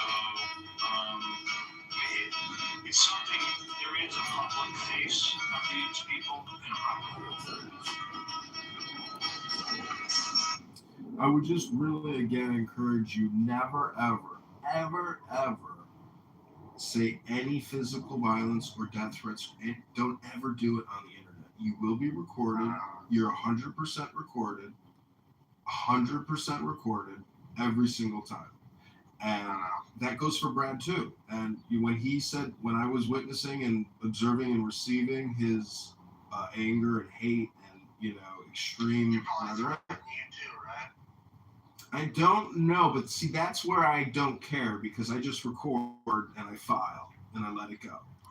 I got a picture of the Buddha above my toilet that I painted. It's a beautiful painting. I spent a lot of time and I spent money framing it. They got a really nice frame. And guess what it says underneath the Buddha? Let it go. And if you think about successful people, you know what they're actually successful at? letting shit go. Yes, and letting it go with swiftness. That's why these Swifties are so hot, because they're so swifty. You see what I'm saying? It's magic. Swiftness is magic, but it deals with your thoughts, and that's why, again, I'm telling you, you're gonna get baited. Do not do it, my friend. Get a burner phone and just record it, but don't participate in the emotional exchange. It's not good for you. I appreciate it. No, I agree. It doesn't feel good. I was even saying to myself how bad it feels. I'll literally leave this app if that's what it means. But it's addictive, dude. I'm dopamine addicted, dude. It sucks. because I know this app is not good for me, and I'm dopamine addicted though. But like, dude, I just want to come on here and have some debates. I just feel like, you know, when I was a kid, those times when you never defended yourself, you ever been there? Like, you had somebody as a kid do something to you, and you were too afraid to do something because you were a kid, you know. And you know, like, and then you go on feeling. That's happened to me a couple of times where. A couple of times I was too afraid to defend myself. And so I went away. Not only did that guy win, you know, like I guess emotionally because he was able to punk me out because I didn't defend myself. But I also went away feeling inadequate. You know, like God, like, and I vowed to myself, and it caused me issues because you got to, you know, because I've learned, you know, it's hard to not pick your battles. When you're like, you feel like you gotta fight every one of them. But ever since then, I vowed I'll never fucking not defend myself, you know. And so yeah, I mean, so I've had to physically defend myself. Like I'll never allow that stuff. But even on the internet, dude, if someone matches energy with me, I feel like I have to match their energy, and I hate it. It hurts, dude, because I'm not that type of person. Like, you know, when Brad comes on here talking about raping my family and killing me and calling me retarded and incest and screaming. He wants to win a screaming match. He's 52 years old. And his idea of winning is who could scream the loudest. This dude's like mentally ill, obviously. He gets off on this shit. And I always like know that, but I stick to his level, and then I go worse than him. You know, like I fucking, you know, threaten to kill him too and shit.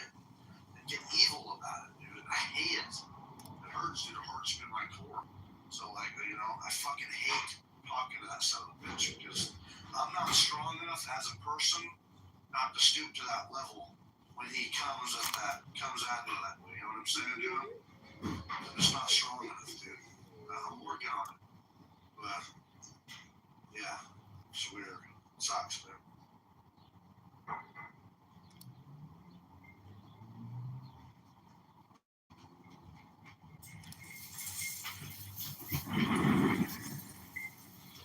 See, part of magic is rooting out dark character traits. And unfortunately, I hate to break the bad news to you, Dr. Mountain, but you still have not yet read the Emerald Tablets. Because when you realize, have you ever seen that movie Roger Rabbit? No. Basically, there's a cartoon world, and like there's a cartoon reality, and like you're still living in the cartoon reality with Brad. And when you step outside and you realize, oh my God, I'm a man, and Brad is actually a cartoon, you will come to the realization and the enlightenment that you're being fooled.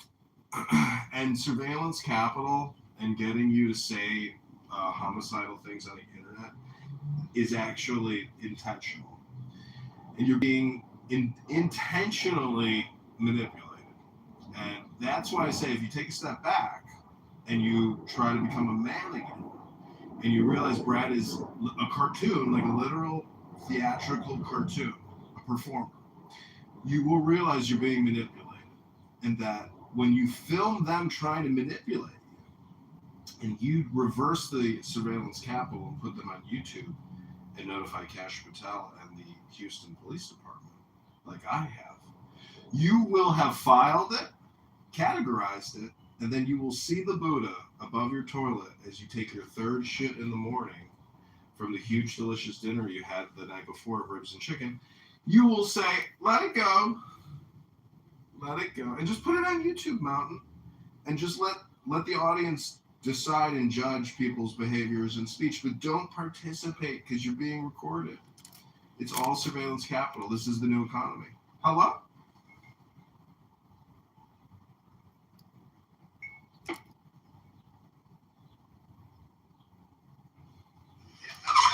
can see that for sure. S is for saving members of Liberty Mutual. For sure. You know,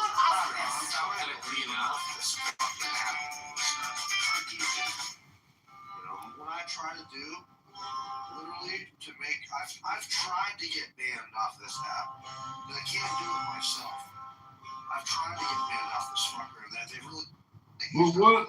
Don't you remember what I told you before? Just start reading books, and you agreed with me. You read, and you're like, dude, this is actually making me feel better psychologically. You agreed and confirmed my experiment worked.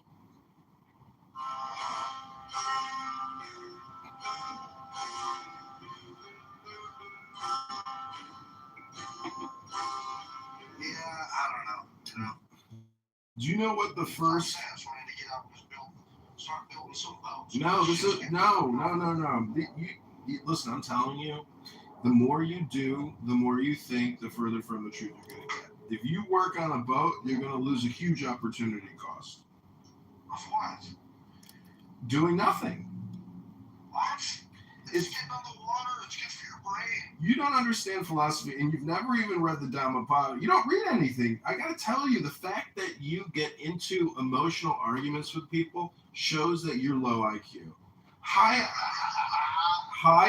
It's true. So funny. It's true. High IQ people don't get into heated arguments because they actually have knowledge and information that tells them not to do that. And you don't know that. That's because you don't read anything. You're not reading anything. I'm trying to tell you. I'm about to tell you about the Dhammapada by the Buddha. The first chapter talks about how words create our reality. And that's why when you read the book, you felt better.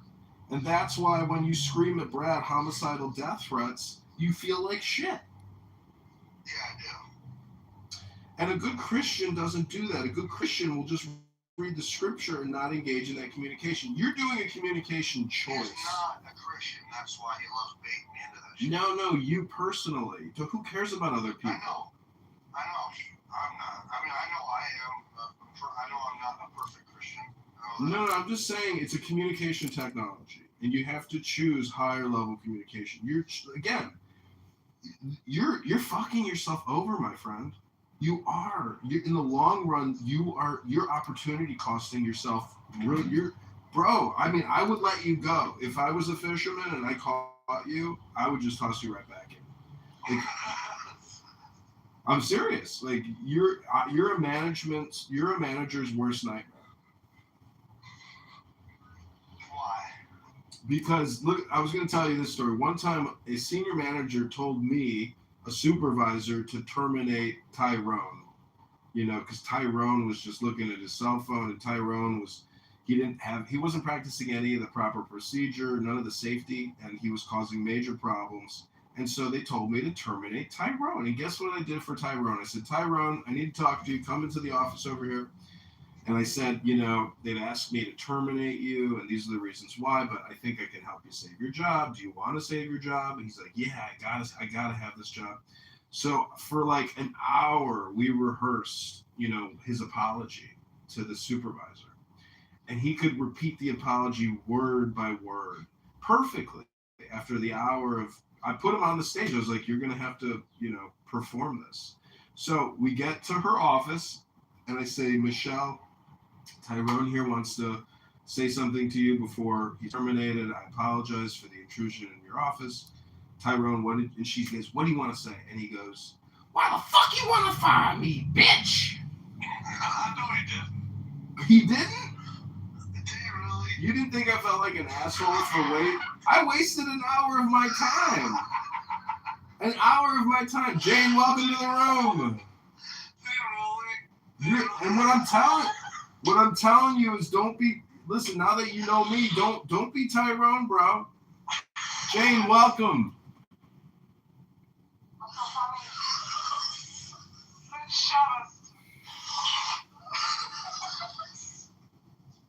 Good Shabbos. I'm telling you the truth. I'm not making that story up. I couldn't believe my ears. Little backstabber. Fucking backstabbed me.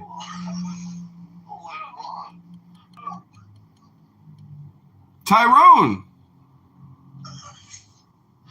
I am not that way, bro. I mean, in real life, holy fuck, that was crazy.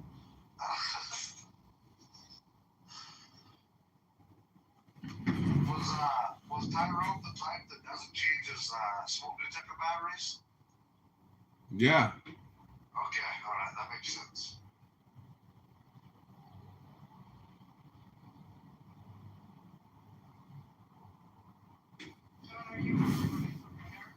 Yeah, I'm running as a libertarian now.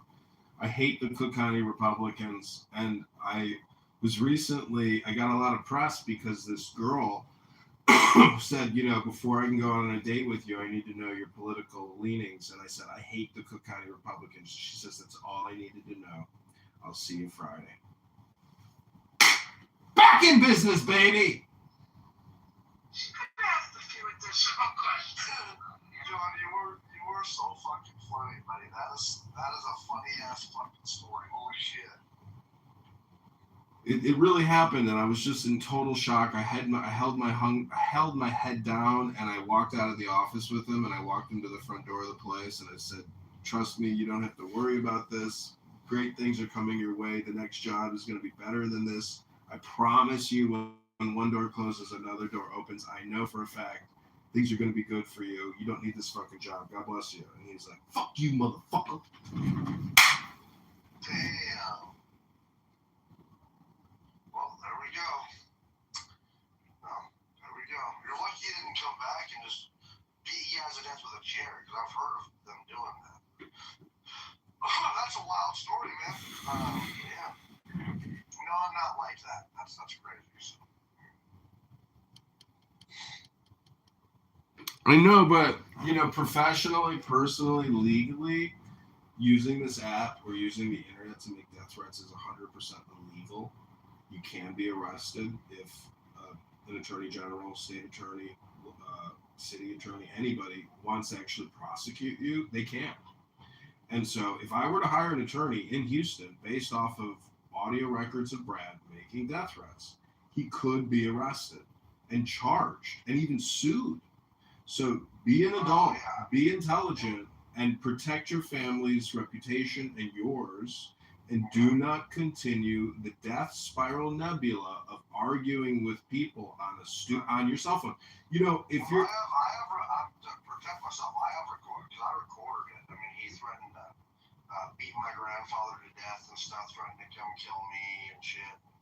What the fuck else did he say? Oh yeah, and then this is a crime in Texas. He was telling me to go put a pistol in my mouth and shoot myself. This is a felony in Texas, actually. So, but he's not the first person. He was literally trying Doc. You know who Doc is, dude? Yeah. Doc is vulnerable. Doc's a good dude. And I like Doc a lot. He was trying to tell Doc to go kill himself, dude. Yeah. That's why that was my biggest issue with Brad in the first place. And that's like a serious thing. And Doc is a veteran. For Brad to be a veteran, you being a veteran, you guys, I mean, there's a lot of veterans who commit suicide. We have an epidemic of Yeah, I get it, but I know. I'm just telling you, they're both highly argumentative people, and I'm telling you personally, don't be like them, my friend. I know. Don't be like them.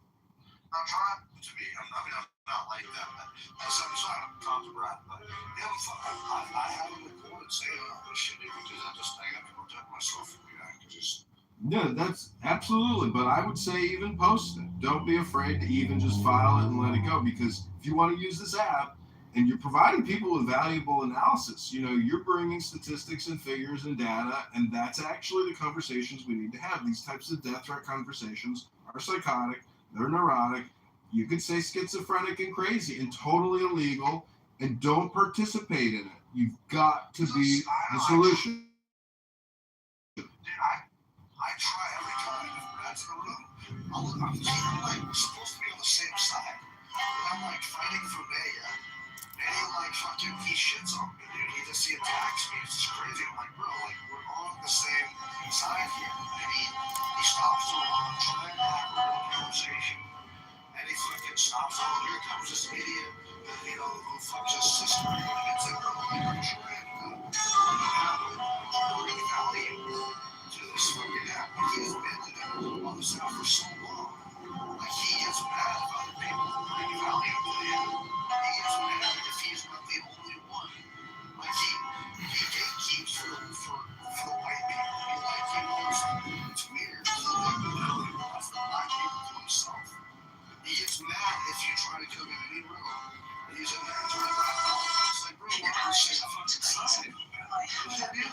His job is a chance to Okay, so again, let me. How are we going to have a strong cause if we're attacking each other? Again, I'm just trying to give you some personal advice that you need to look at this as a courtroom, okay? And the moderators are the judges. Now, if you're being literally attacked like that, you need to inform the judges that you will be recording. And if they kick you from the room, well, then so be it. But Mountain, I'm telling you, look at this as a courtroom and deal with it that way. Because if you don't, and you come on here and you make any verbal death threats, you can and will be held liable for your words. And that's why I said you need to read more, because when you read the Dhammapada or you read legal code, state law, federal law, you'll realize that you're not in compliance. I am complete.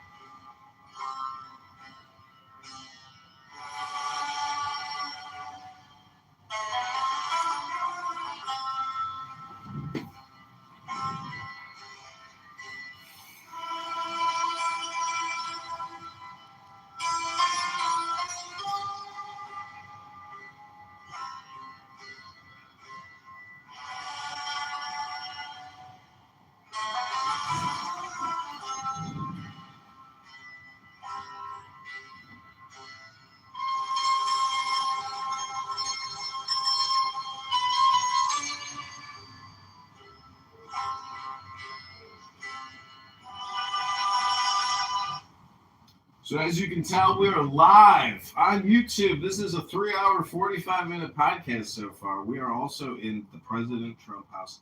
And Mountain was bringing up the MAGA, defenders. And personally, we could go back to Brett, and I'll just say that I was shocked when I was attacked by him. But not really in hindsight anymore, because I filed it and let it go. But he most definitely is like a suburban street mom, Democrat, liberal warrior, protector, knight in shining armor. And that's cool. Let him do his thing. Everybody's entitled to get laid every once in a while. And whatever your strategy is to get laid, if you want to be a woke Democrat, getter, that's cool. That's you. You do your thing, baby. But some of us stick to the philosophy of intelligence and love and law. The law is the big one. If you're in violation of the law by coming on the internet and making hate speech, homicidal, and otherwise threats, you're in violation of what we call Chapter LAW, USC Code 74.0139 G5624D, and in Illinois or federal or Texas state code, 42.65059. It's there, Mountain. I've Googled and done the legal research because I have prosecuted legally, and I have notified law enforcement of Brad Stauffenberg. So, in conclusion, once you file your complaint, you are not authorized to let it go.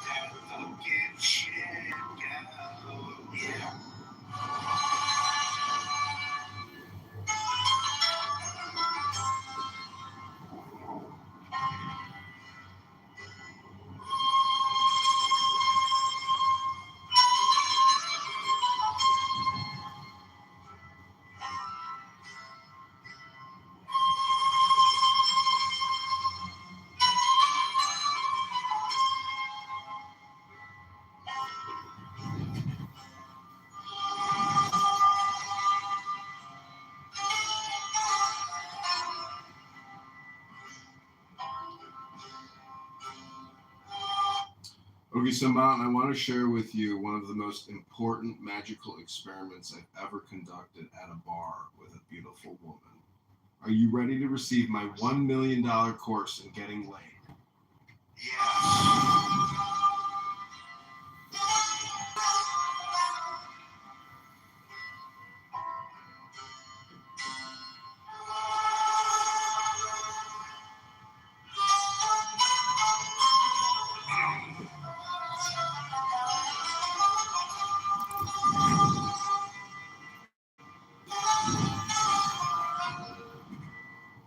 Okay, before I tell you the magic trick, you have to click the YouTube link above and subscribe to my YouTube channel. That's the cost of admission to the Magic Palace.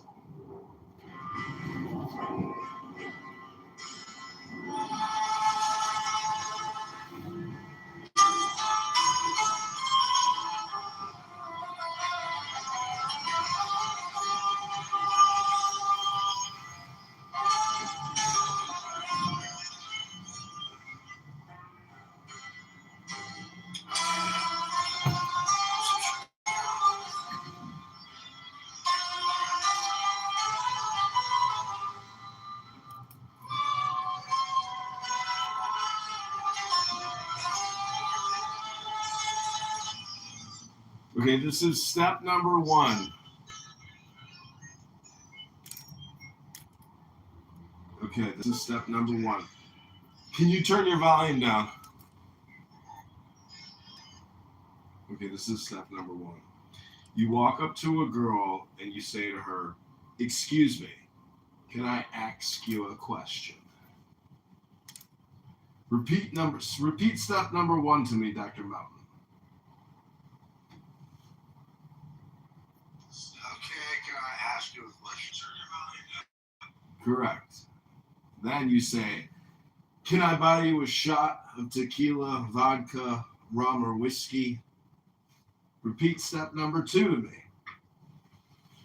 Can I buy you a shot of tequila, rum, or whiskey? Step number 3 is you ask the bartender for a lime. Step number 3. Can I get a lime? Okay, this is step number 4. Then you say, "Give me your right palm." And the girl puts out her palm and you take her hands and you take that lime and you squeeze it in her palm. And then you begin massaging the palm with both of your hands. Listen, I'm like listening to an overlap review, like delayed 60 seconds. You're like delayed like 10 seconds behind.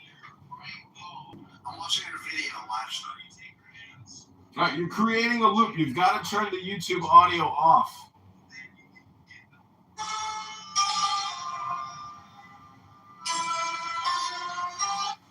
Okay, the next step is as you're massaging the lemon juice into her palm, you say, there are 4 lines: the health, your wealth, your love, and your destiny. Which one do you want to know about? Health, wealth, love, or destiny as you're massaging that palm.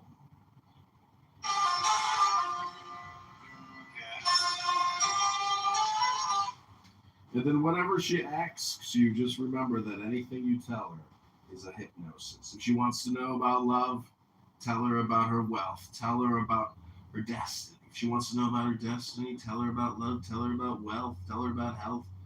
So whatever you say is your hypnosis there. But the key is you have now broken the barrier with the juices of the earth. And as you massage that palm, the brain begins producing a sexual oxytocin waterfall.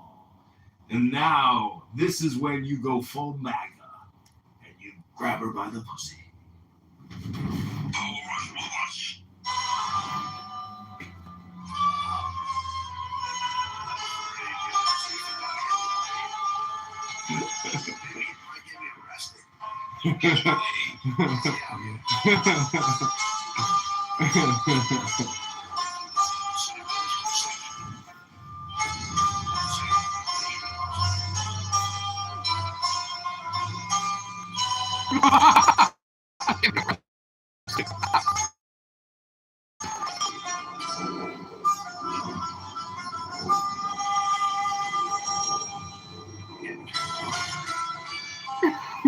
Kind of hungry.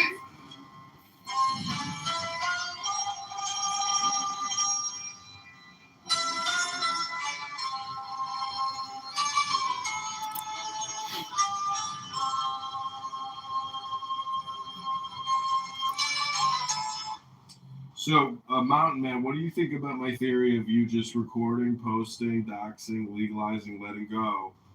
Because if you don't do that, in my opinion, you're just going to repeat yourself like a broken record. be Tyrone now. Don't be Tyrone now.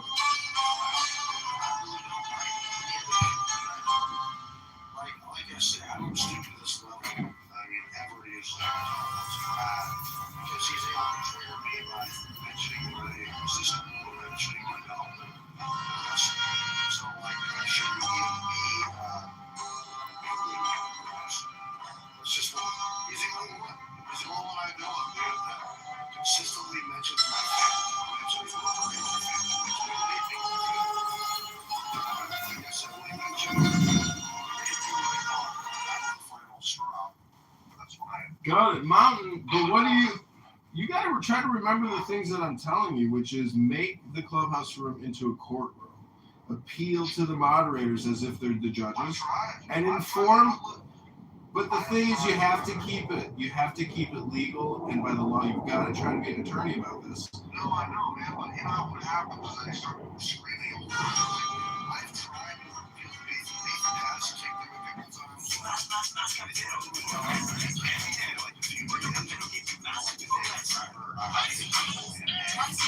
Is here.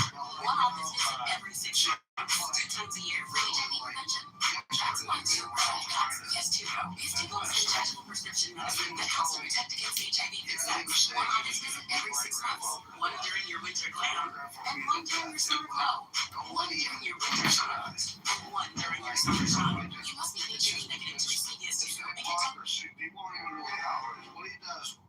Man, the first time I got on this app, the first day, I come in and chill. Mountain, please, man. I don't really want to experience that right now. You know what I'm saying? Like, well, listen, man. I'm telling you, I have enough legal experience in my life to know that you absolutely are going about this the wrong way, and you need to look at this from a legal perspective.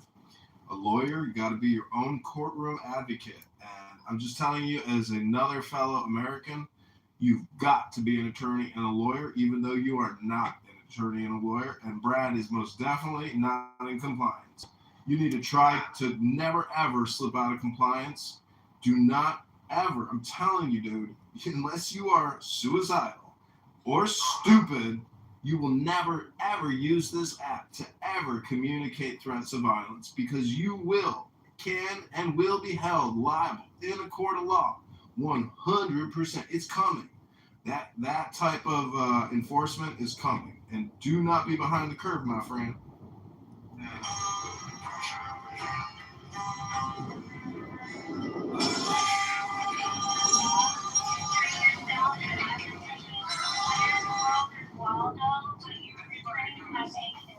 Anybody knows some places in the world they call it Lechia?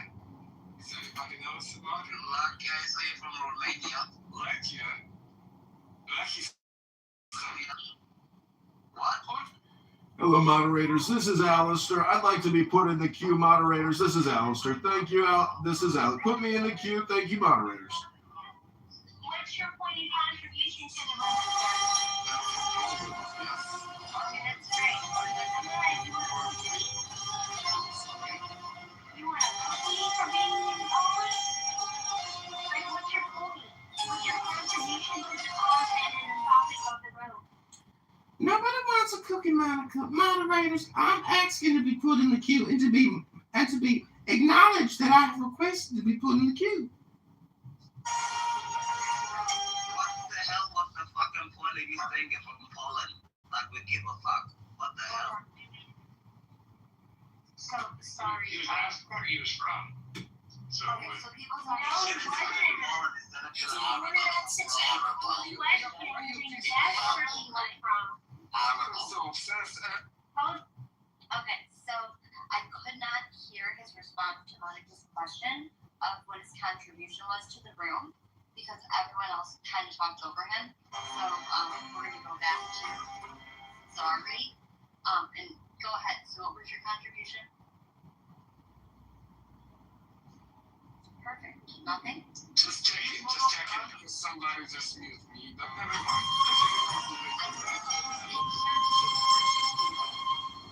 You know, I hold the stages, many stages before here on Clubhouse. You know. Oh, the topics? Yeah, I'm picking up on that.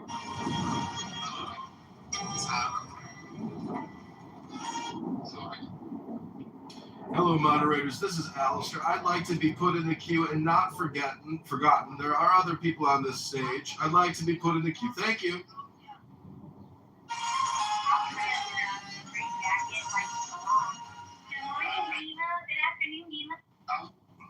I'll get you gastric bypass surgery, Monica. If you want to put me in a straitjacket, I'd be happy to get you gastric bypass surgery. Or you could just stop going to Pizza Hut 3 days a week, or Subway, or Chipotle every day. It's up to you, Monica. You've got to be your own advocate. Hold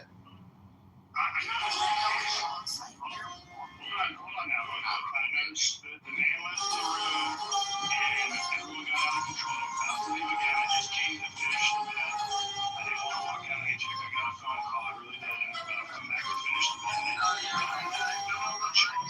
I'll let y'all go to town because I won't be here to listen to it. But here's the friendly bet, okay? Okay, depending upon the specific name of it, so you know what it is. U.S. Supreme Court about to rule on race-based House districts.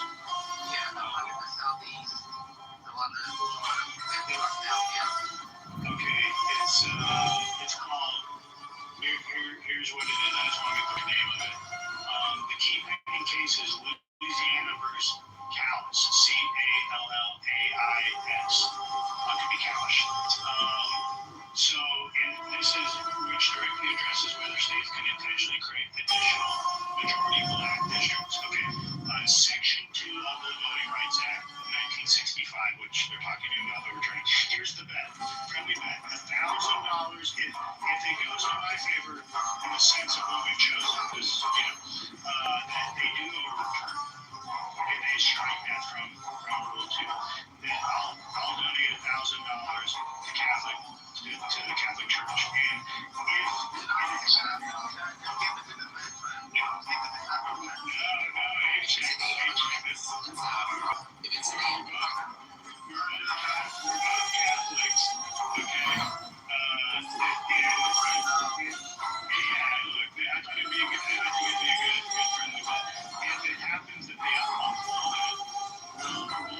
Section 2 of the Voting Rights Act, it does not get overturned. And you would donate $1,000 to the Catholic Church or Catholic Church charities. I want to donate to the church, not the charities, but maybe you'd rather go to charities.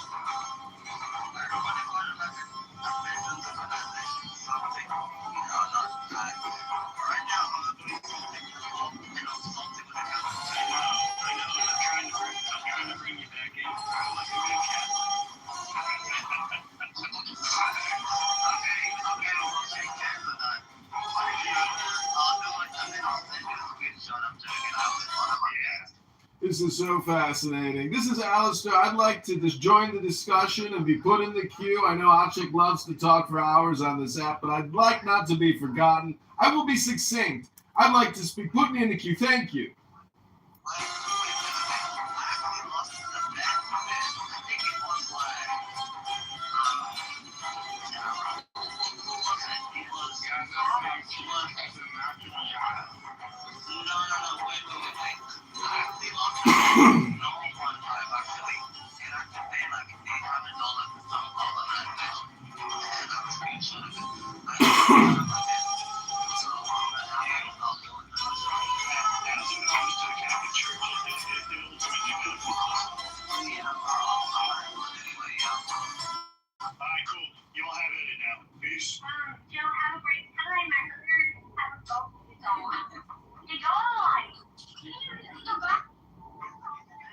Hey everybody, this is Monica, Alistair, and I'd like to be put back in the queue. I'd like to request 60 seconds of my time moderators. Thank you.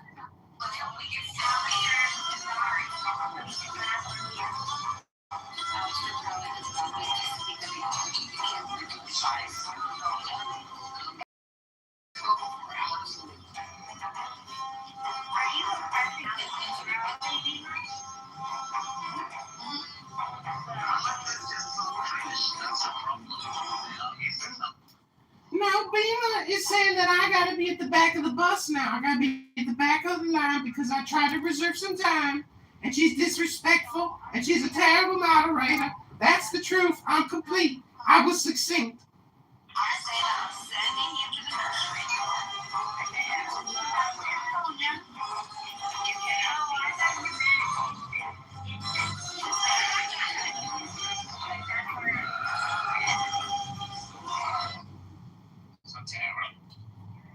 All right, moderators, I will request again 60 seconds of your precious time that you think is so valuable. I'm requesting 60 seconds, please. Yes, your request will be accepted. Possibly has been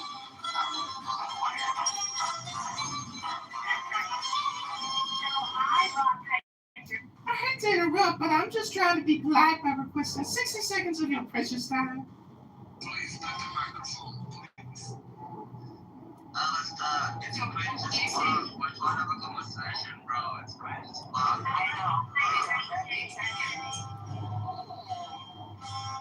Well, I too am trying to have a conversation, but I can't seem to join the conversation. Therefore, I'm requesting 60 seconds of your time. For God's sakes, I'll check. You must spend 6 hours a day talking on this app, and I can't say 60 seconds at once. For God's sake, I'll check. Stop saying cringe, horrible, and terrible. Try to learn some new English words, I'll check. Maybe you could ask Monica to teach you a new English word every single day.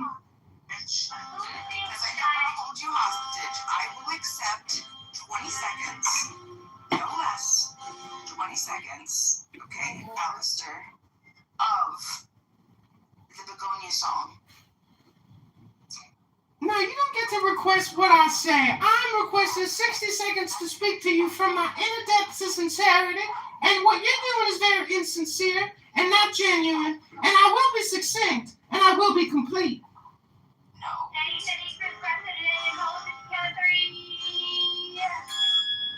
Look into gastric bypass surgery.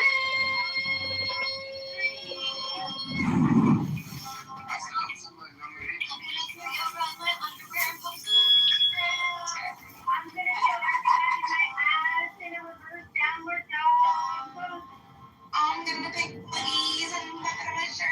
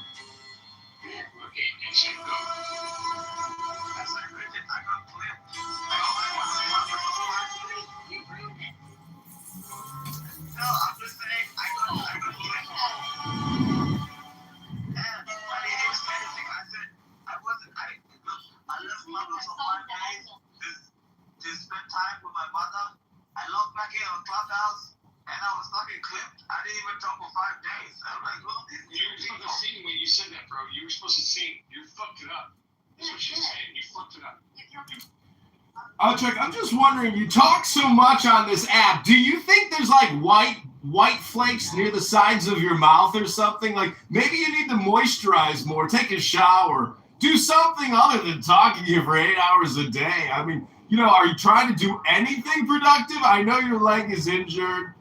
Maybe you should try to moisturize, because I think you probably got flaky skins, in my opinion. I think you need to make sure your personal hygiene's in check before you decide to talk for 8 hours and say horrible, terrible, and cringe over and over and over again.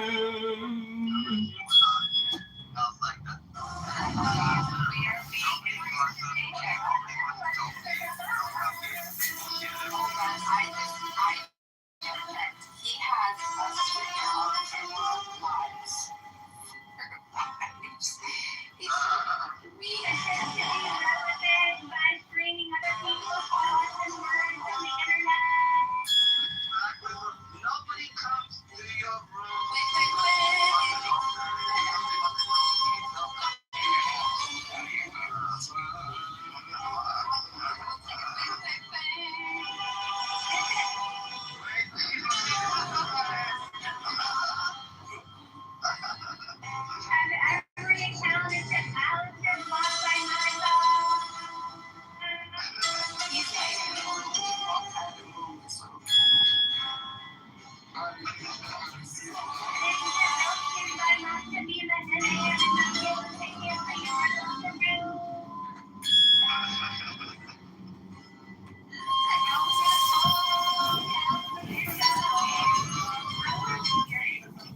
Yeah, before I read you the Begonia song, I'd like to sing you a new song. It's a new hit called Gastric Bypass Surgery. It goes a little something like this.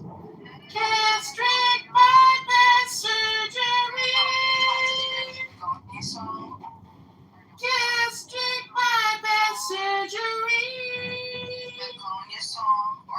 Gastric bypass surgery. Would there be a Ozempic for someone to take, or version of Ozempic for someone to take to Ozempic is for the experiment on John Kitover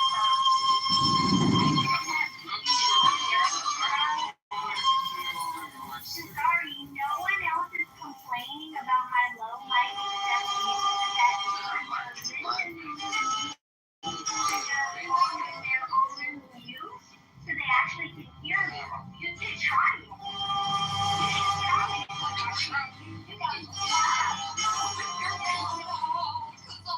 John, can we get a couple seconds?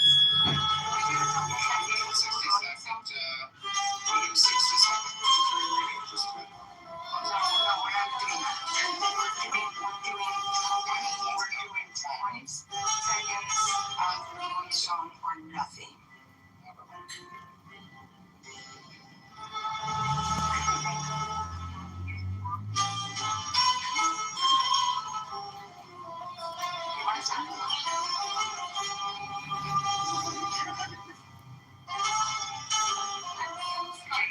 What's up, everyone? What's going on?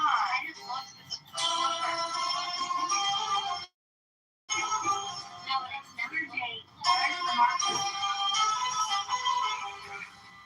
Oh my god.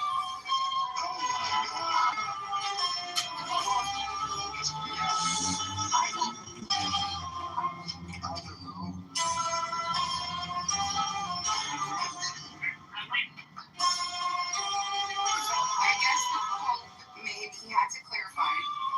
He felt cornered and sacks. He said, I did not direct. I did not direct the tyrant's speech to Trump. He said he did not.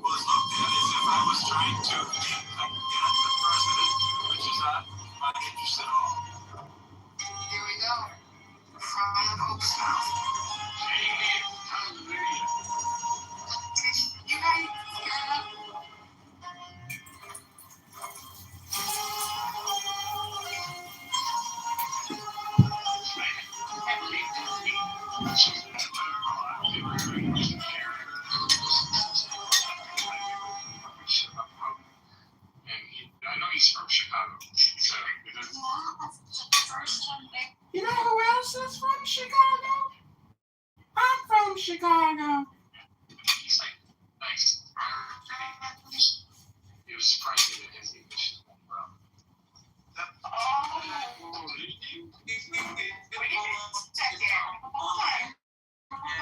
What is this about Iran fully closed?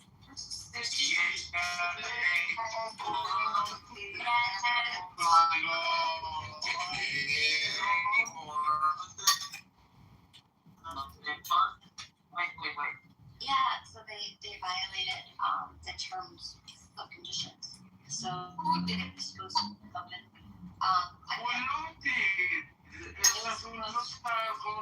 Who's talking? It's not me. Okay. Love you, Peter, but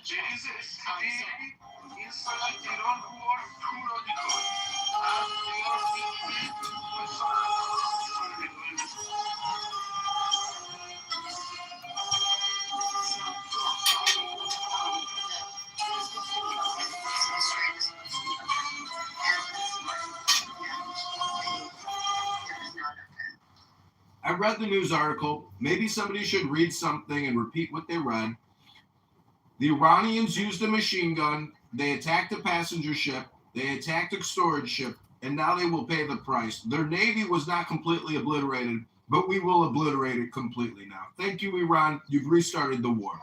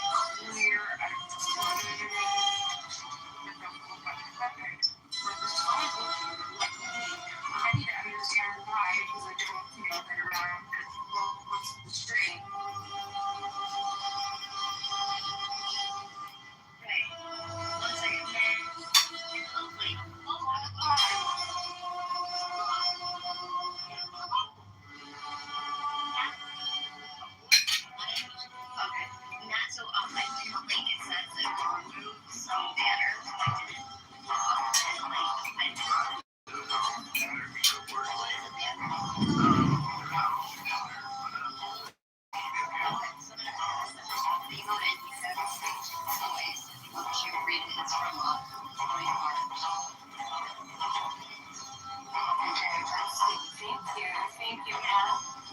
Let's see what's going on here. Timeline and a clear understanding of what happened right now. President Donald Trump said that the United States will not be blackmailed if the Iranian military has once again proven Israel was the opposed and allegedly fired a bomb on Saturday. They can't blackmail us, Trump said. Many international shipping firms have rerouted their traffic to purchase energy from the United States from Gulf on their ground rather than charging off. The president added that more information about the state of negotiations with Iran will be released later on Saturday. Separately on Saturday, the foreign minister, Saeed said there was no date set for further negotiations and that both sides must agree to a framework for sitting down again.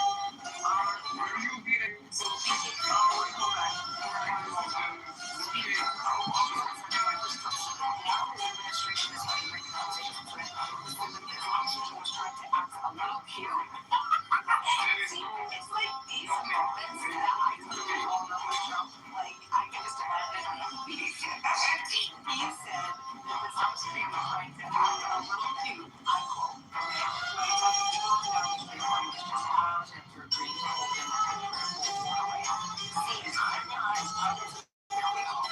As soon as we finalize that, we move on to the next step in Senator Charles. It comes after spokesman for the Iranian military has said that Iran would not allow safe passage to the West. I'm still not understanding the breakdown. The blockade has the potential to seriously ruin the Iranian economy, the plan is soon to be forced to permanently shut down some oil wells because they're running a story with this week at that. So, Iran claims a secret direct that will shut down the share wells again over U.S. Navy. So it sounds like there was, what I'm understanding is that there was some sort of U.S. blockade. So Iran is saying that some blockade is there. They're not going to.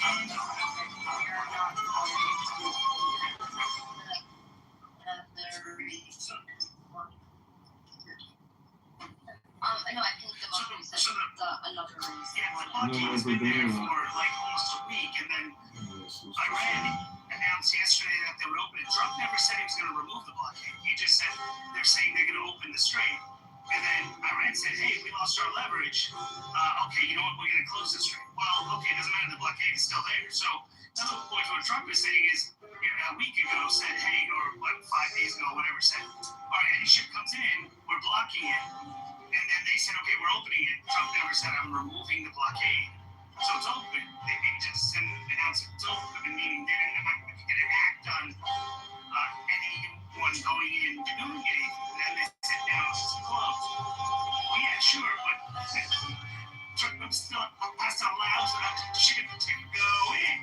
So it's still, so it's like a it's important to know. That's how you feel about it, man. Iran had agreed to suspend its nuclear program and hand over its enriched uranium from its nuclear sites at Isfahan for 40 million tons. The president said that he would leave a deal with Iran for the beginning of the next day or two, saying that the Iranians want to be a deal and he will get a deal with Moderators, this is Alistair. I'd like to be put back in the queue. I believe this is an open discussion, not completely focused on Iran. Thank you. Just asking to be put in the queue.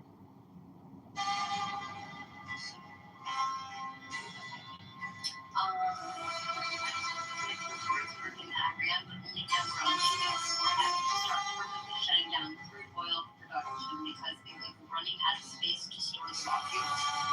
Once tanks are filled, Iran would shut down the nuclear which risks long-term damage to fuels.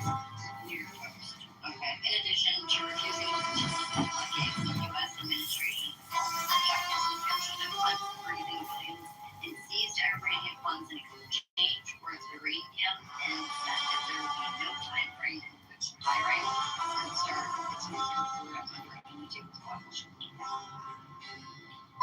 Do you really believe that once, let's say, hypothetically, if the war with Iran fails, is Israel not going to attack another country?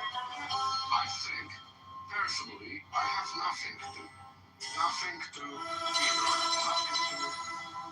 I like America, but nothing to Americans. I do not believe over there.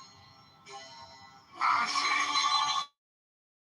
because they were in the conflict for over thousands of years, they need to catch a conflict with somebody, and they will find it. They will find the conflict.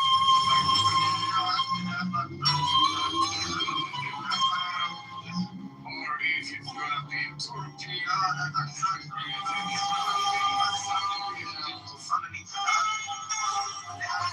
with Egypt almost 50 years. They're trying to use treaty with Jordan. They're gonna over every single country. Every single country that's trying to peace treaty with Israel. They have no wars. The problem is you have Hezbollah terrorism. You have problem with Hezbollah terrorism in the north of Israel, and they're attacking Israel. If Israel is fucking attacking Israel, they're defending themselves. You really think Israel is the solution? Israel doesn't, Iran attacked no countries. Israel retained the entire Israel.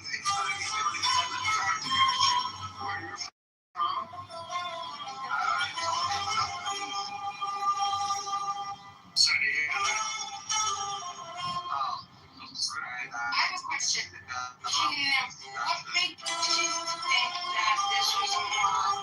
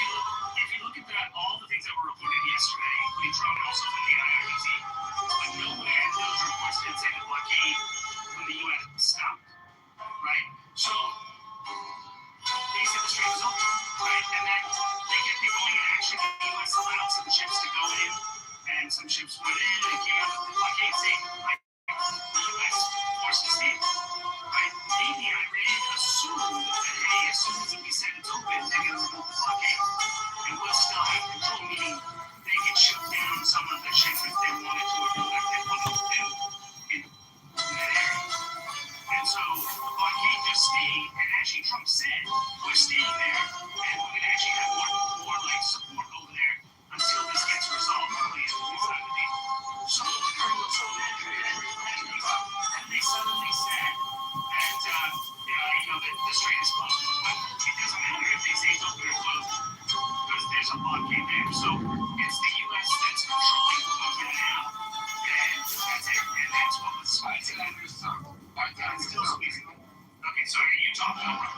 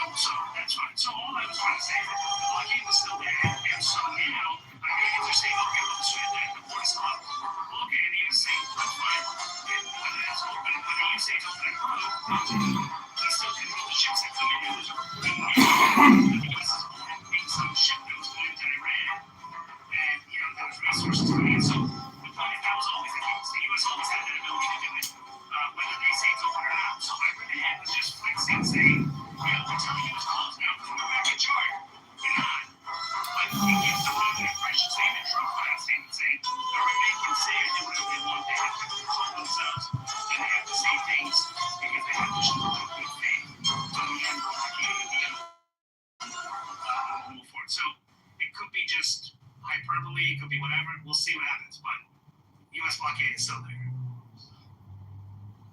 And it's blocking China. That's the big thing. And it's blocking Iran. Just to be clear, it's blocking materials and stuff. Yes, and it's blocking, Iran and China, their deals, and I'm sure those are big money deals, big billion-dollar deals. And I see the U.S. is definitely playing chess, basically saying, "Open it up." Right? That's so funny. Open it up, but we're gonna. So I'm gonna pull my inner Jarl out for a second, okay, Jarl? So you can like this. But why? One point is that you would think that the U.S. would have been smart enough to do this before. When they're doing their military exercise, they did. Why didn't they do this from the start? They let Iran sell a lot of oil and stuff to make enough money while they were bombing the shit. It's almost like they underestimated how bad this was. I'm just being honest. This blockade should have happened first, and then they go in and bomb the shit out of it. Listen, surrender, and that's it. You're basically done, and this could be done.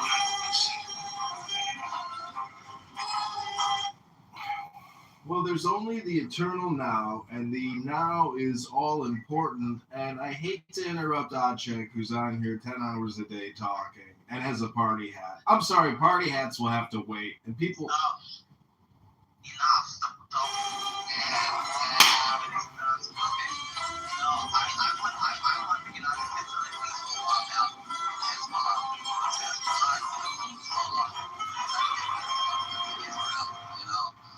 And every time it's like Emirates.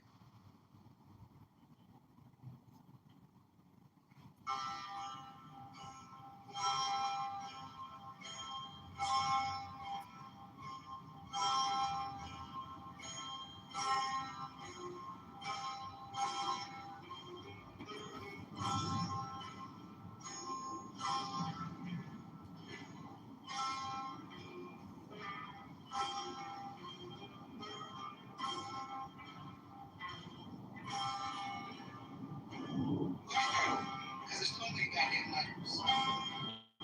NNIWG2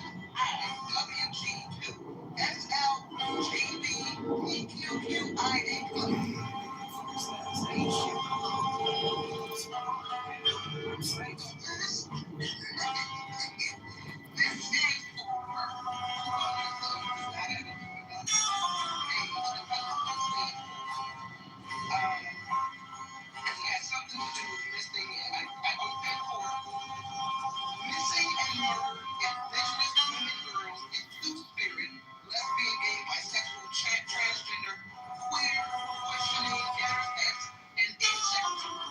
And the plus sign stands for any other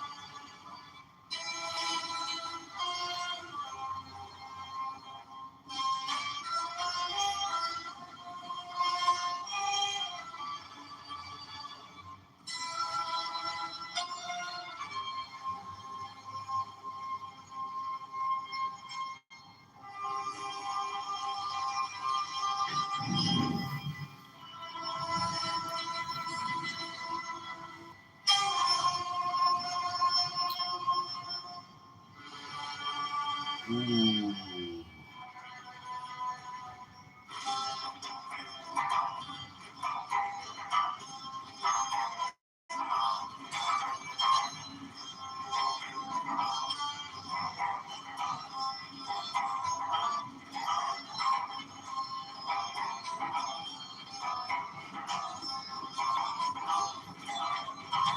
Those are scripture.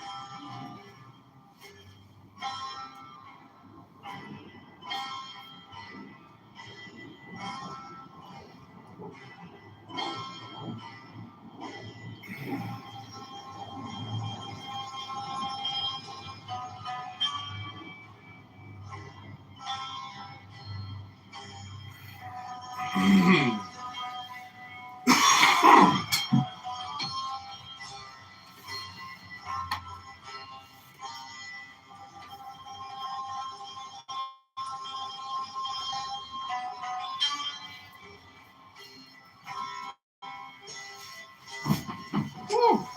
I sat on the Isaac tablets.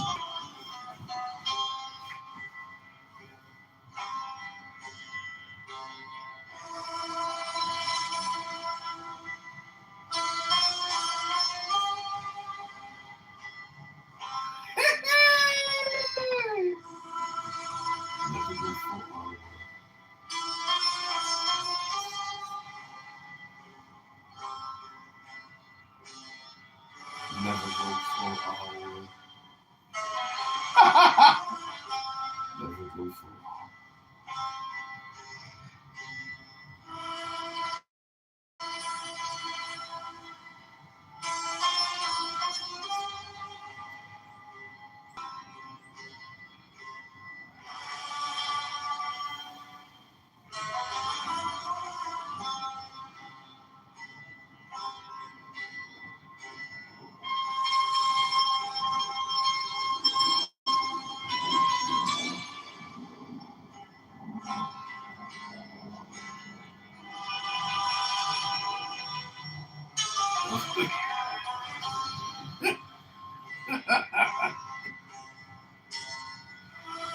Never go for our.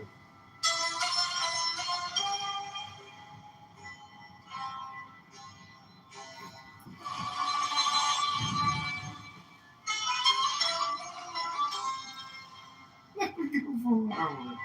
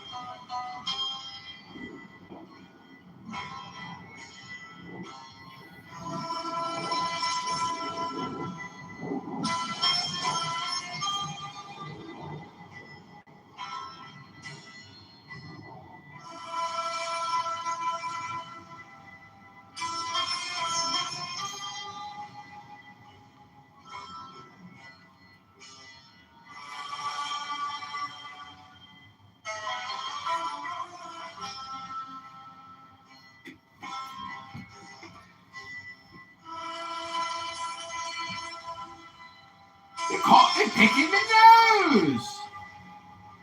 Bothergate number 3.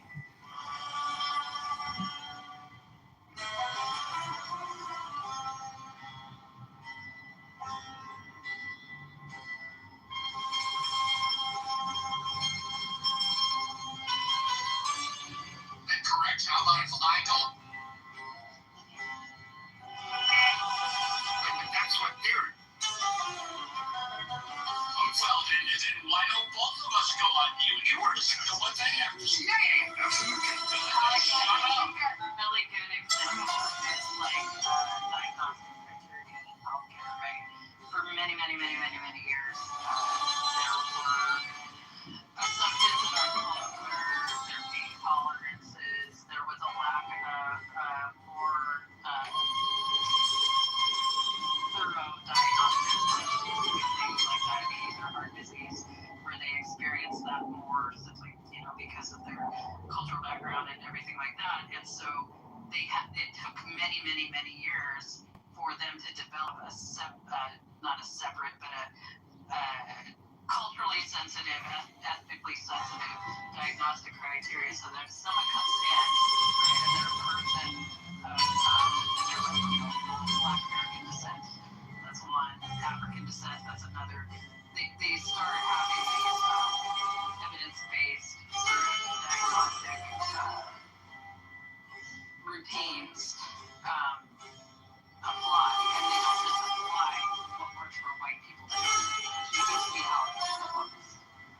You're saying, correct me if I'm wrong, hospitals treated white women better than black women, correct? I think hospitals developed the way they conduct business and the medical treatment based on the needs of white people, right? And so they didn't get the nuanced differences into the practice until much later. And so for many years, you had worse health outcomes for people of color because they weren't receiving the types of care that they needed and the types of diagnostics that they needed at a higher rate because of certain things, and they were being misdiagnosed or having symptoms ignored because it wasn't something that. It was racist. It was racism, everybody. Racism is the key word that they're not using yet, but racism is the word they're about to use. Racist!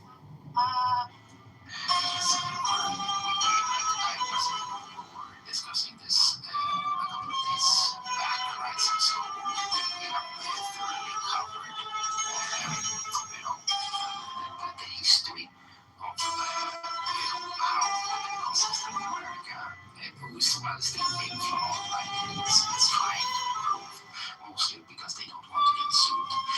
But a lot of it is kind of like, yeah, you can be specific examples.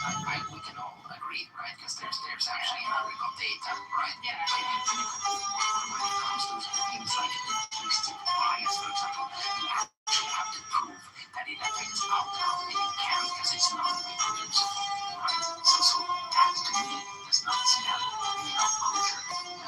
But it is usually heavily informed by education. Implicit bias is generally a law. To me, that's just like people will have different cultures. Okay, different cultures, they interpret things through a certain cultural lens. That's really all it is. And so, and it is odd. Like this, that implicit bias sort of like speeding up into negative bias, whatever it came out. And I literally scored like two on everything. Like I had no. Did you say implicit bias? Right, but that's because I studied anthropology, like I'm highly exposed to What's implicit bias to an anthropologist? that in me. So, and yeah, that's kind of what it comes. So I'm not like seeing things. This conversation sounds woke. And they're like toning it down, saying we're not Republican conservatives, but we're woke. And this is very tangential to the slave trade versus the Holocaust conversation. Hello?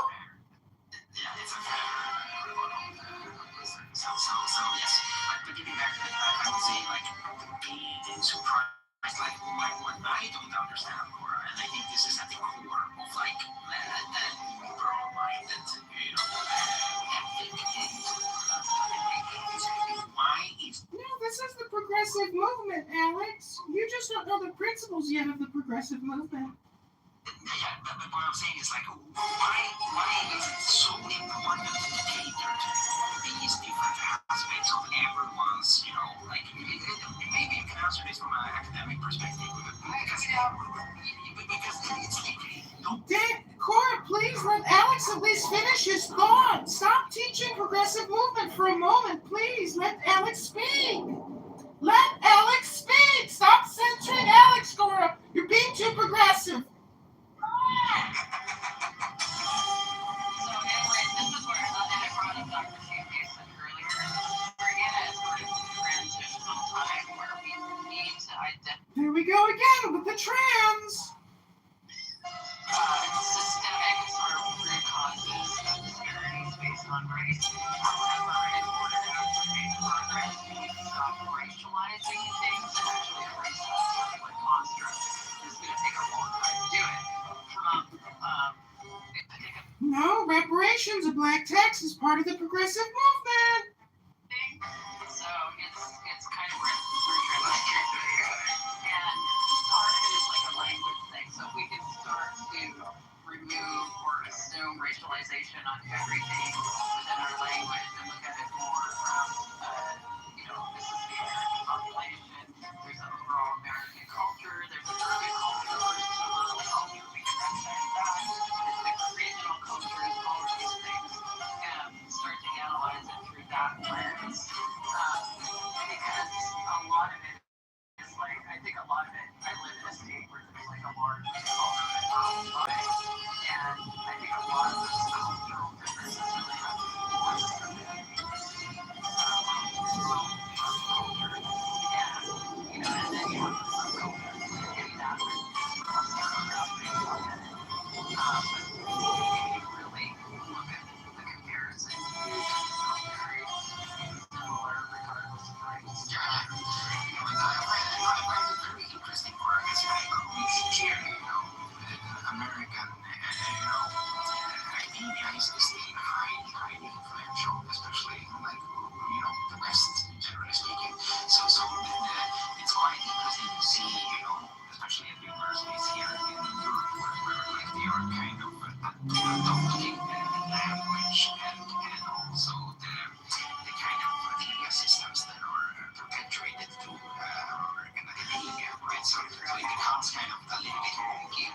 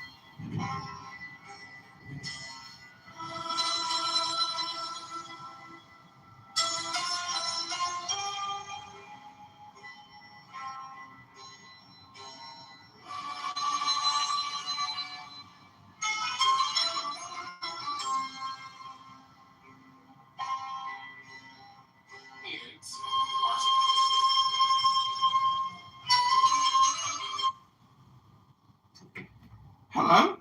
So how much further have we come in the progressive movement this afternoon with all you beautiful progressives that can't admit that you're just a bunch of taxologists? You want to restrict freedom of speech? Tried and failed. Another one who bullshitted Clubhouse by trying to get a couple of $1,000s for campaign contributions, then is being looked at for campaign fraud, who has failed, and now here he is again. Does anybody give a shit? Who are you, Uncle Steve? Who are you? Nobody gives a shit. Who? But Daisy tried. What are you? I am very successful at what I do. What I do is on my profile, and I am very well regarded in my industry. Yes, because you're a porn star. That doesn't make you great. I am very well regarded in my industry. You're not? Oh, okay, all right.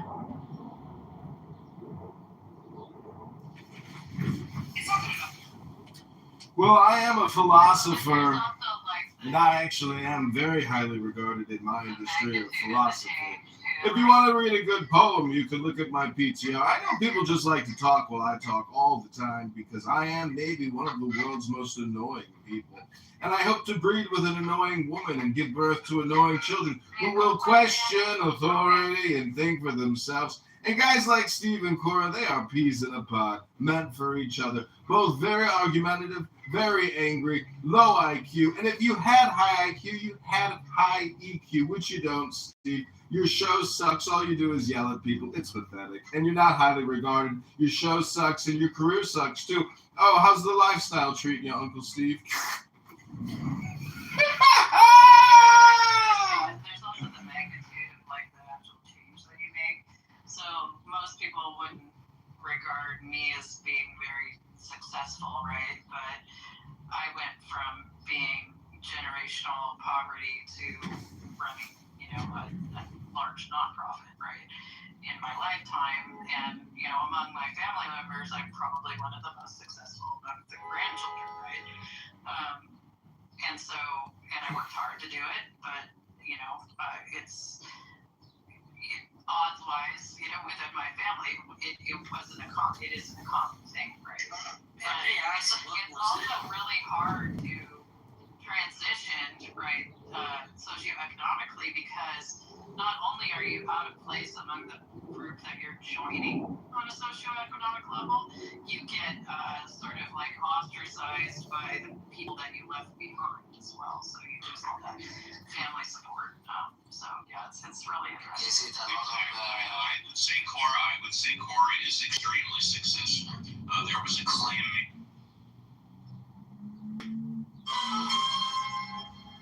There was a claim made, but nobody heard it. Because Cora just kept talking. Thank you, Cora, for giving me that exit. I don't want to hear it, Uncle Steve. Woo! Uncle Steve in your brain? Ah! That makes Uncle Steve. Stay out!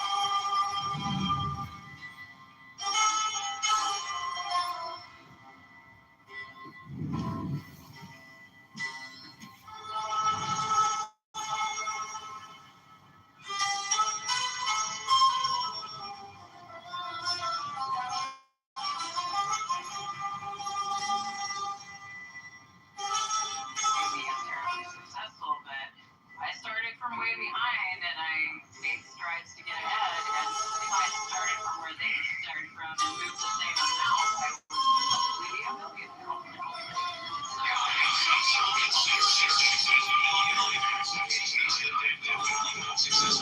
That's not how I judge success.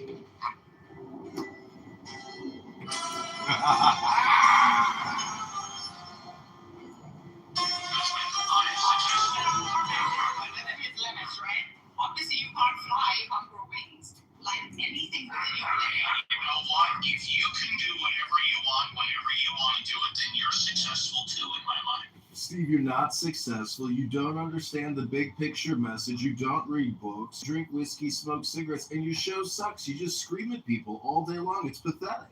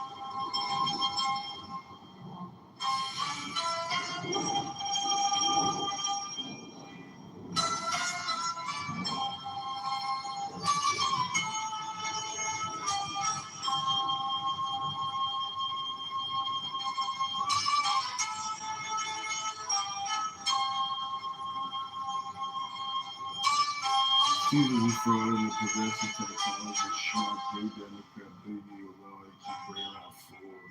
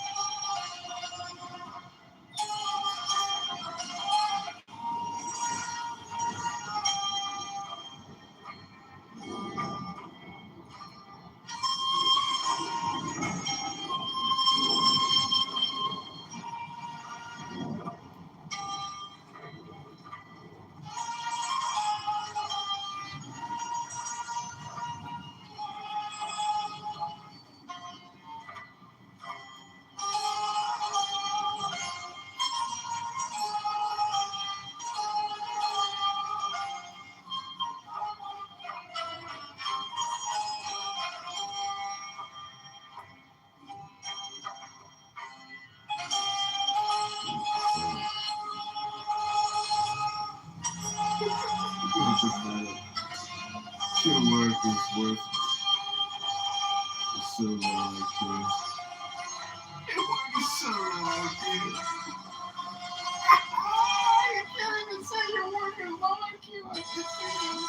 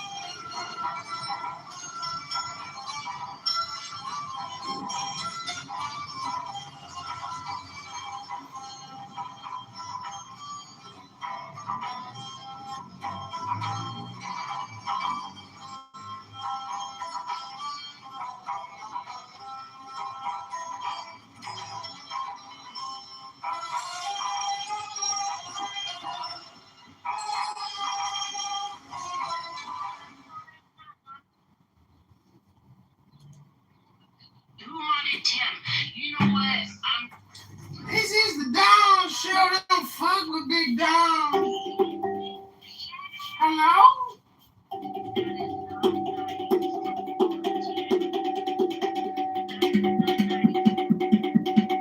Chillers of the Eternal Brain Rot Sufferers Association. That is not nice. You know, I can't.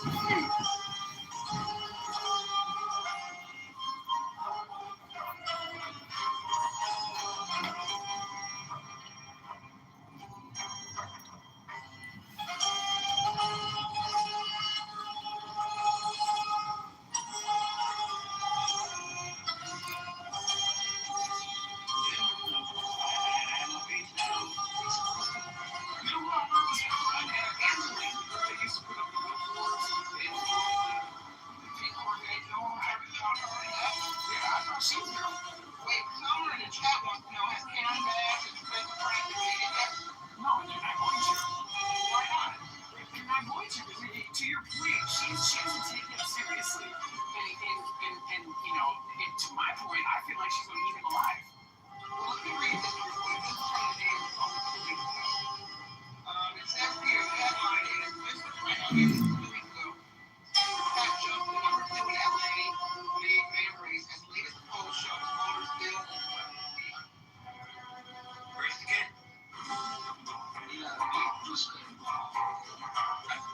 Maybe I don't know.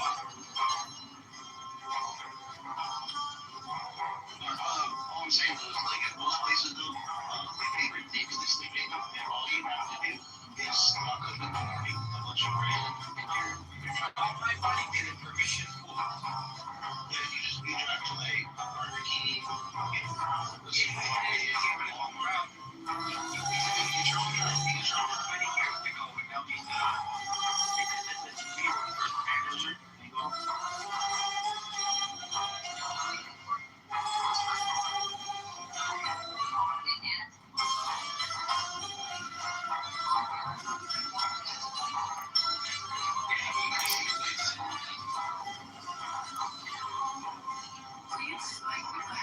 We got 2 million, how much you eat them?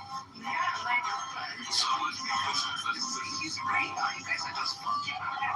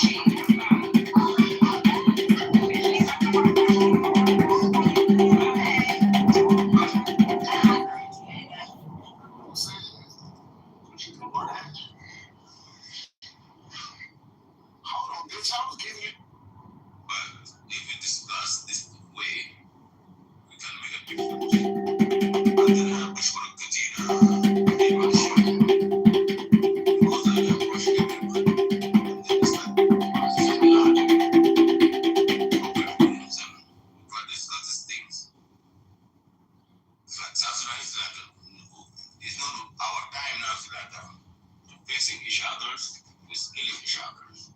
It's like that. Didn't make sense. Why?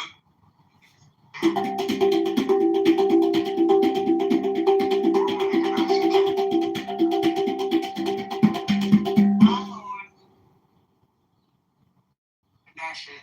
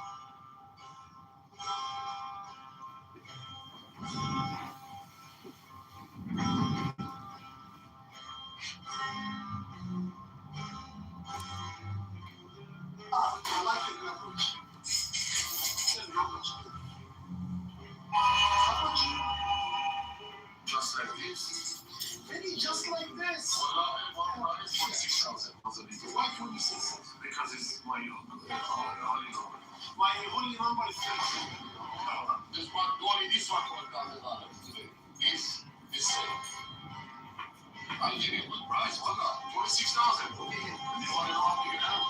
You like, no, I'm not gonna buy that.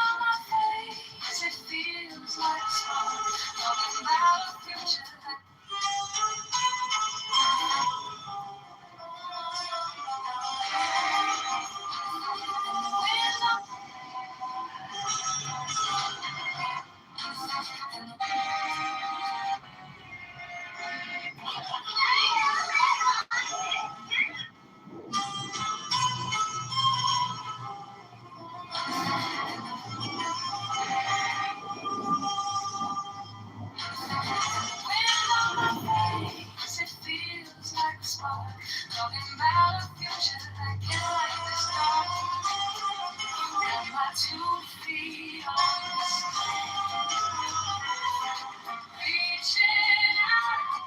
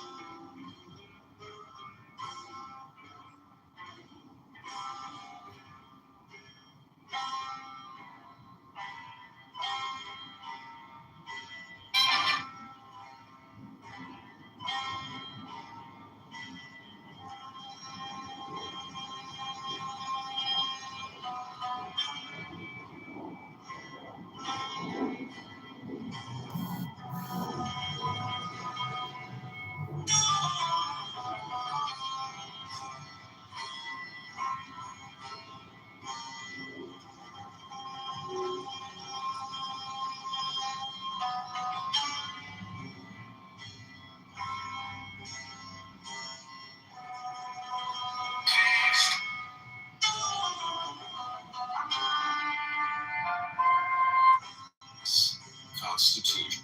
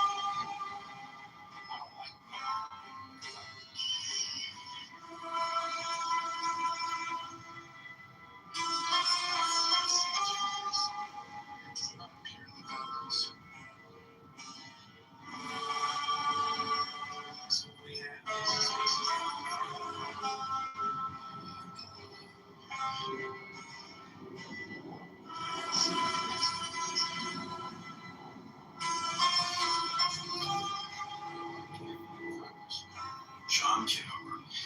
Each state shall appoint in such manner as the legislature thereof may direct the number of electors equal to the number.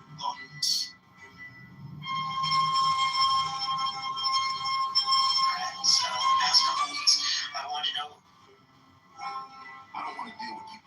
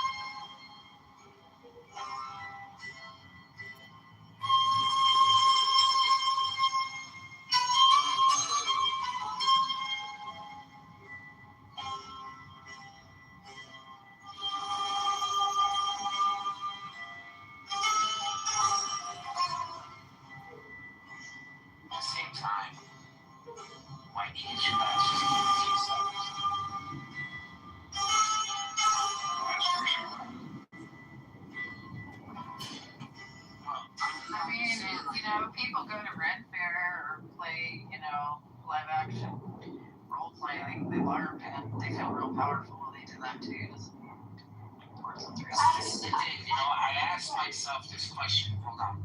I ask myself this question all the time, and I really don't think that Hebrew Israelite is a stand chance within the next 100 years, because Mormonism, right, will definitely outlast Hebrew Israelism, because the Mormons are actually unified. They actually have monies. They invest within their communities. We don't see that. We don't see. You can say all the bad things about Mormonism. Oh, it's not true. There is something that is true, and it is their community. And their community is consistent. The community in Hebrew Israelite is very inconsistent. It is $1 trillion portfolio.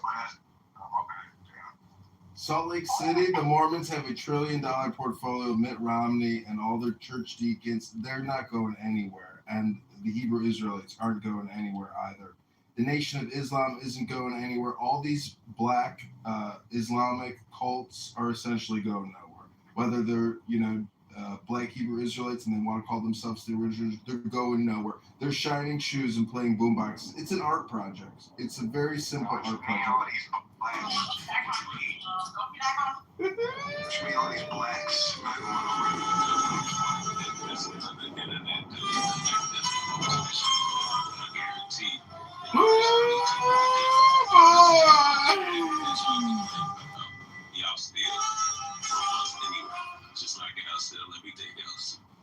You see, it's that kind of attitude. Why you're going nowhere? You're going nowhere with that attitude. That attitude isn't truth. That attitude isn't love. That attitude is poop. You know what the poop emoji is? You know what the poop emoji is? That's a poop emoji. I'm sending you a poop emoji. Christian, keeping it to yourself wouldn't be love, because if Christians really believe in hell exists, they wouldn't want other people to go to hell, so therefore it wouldn't be love. I got a question for the atheist. Any atheists in this room? Yes, we're mostly atheists. Okay. So the whole thing about atheists, they don't believe in any source whatsoever, like no creation. Do y'all believe in the Big Bang Theory? Oh, okay.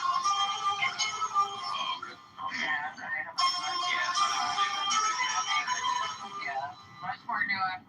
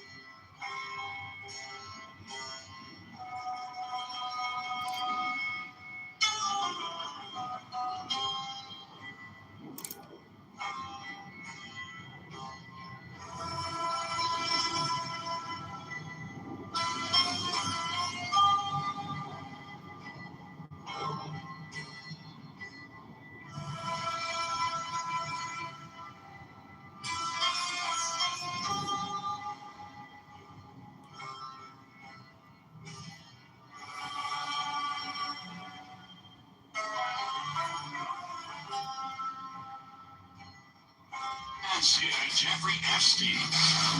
Jeff was a high school math teacher until he traded his blackboard for a big board in 1976, eventually launching his own exclusive finance firm for billionaire clients.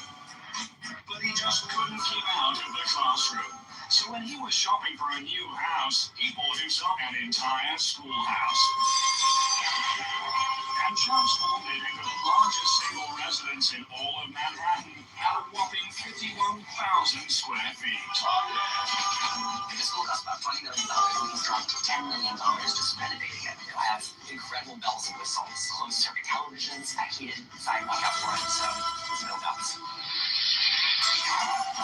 But only one man truly rules the Wall Street skies. Because for former school teacher turned billionaire Jeffrey Epstein, one private plane won't do. He's got a small fleet, a Gulfstream 4, a Cessna, and a Boeing 727 with, of course, an in-flight training room. He has a Boeing 727, absolutely not one you need. Commercial flight airliner. Clearly, but they comes in handy with powerful friends to fly around. When Bill Clinton organized a week-long tour of Africa in 2002, Jeff gave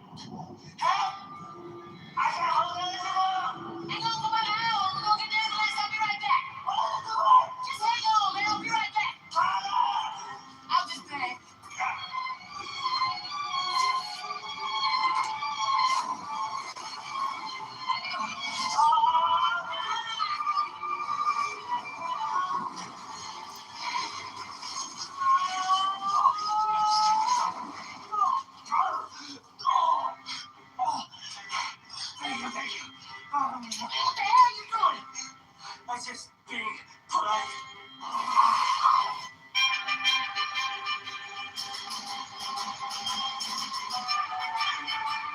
Isn't it funny how people call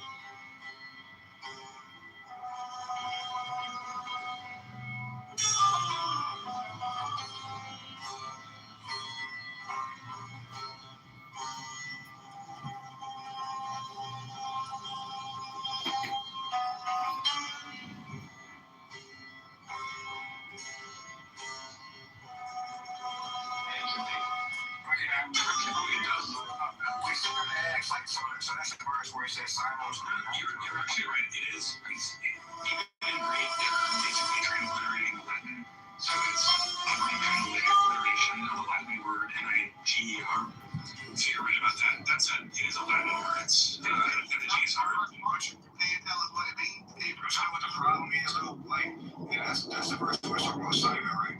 Yeah, he was called Niger. So it was called Niger. My bad, he was called Nigger. So why was he called Nigger and the rest of them wasn't? Like, he stands out from like, Because he was probably slightly darker than the others. So I'm just saying that all of them are black, bro. That's what Because they're saying the word a lot. Simeon was black. So it's just saying, like, it was black, bro. It's just him, they call that motherfucker.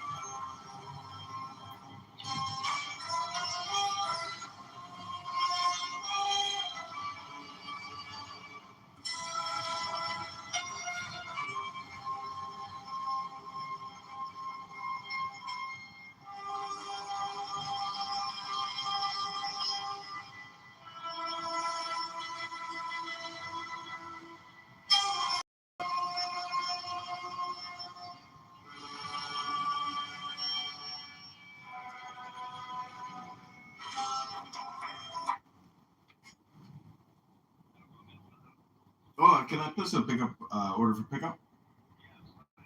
Number 2, have chicken, plantains and potato, and dos beef empanada. That's those. John.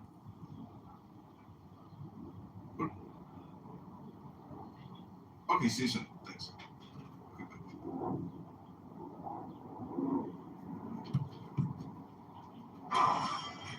See you then. See you soon. Número 2.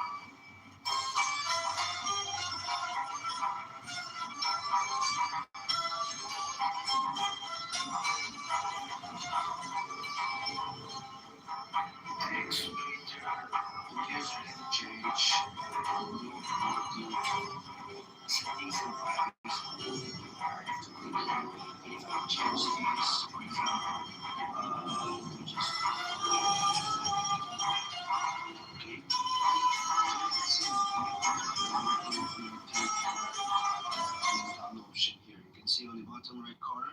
So to fix this issue, I'm going to show you what you have to do.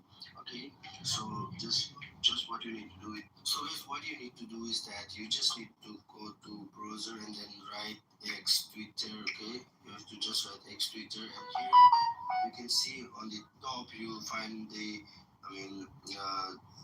website. Just click the icon on the bottom left. The website, just click on it, and then here you have to log in with your particular account to change the username. So here this type of interface will pop up. Just you need to click on this profile icon on the bottom left corner, and here you can see. Wow.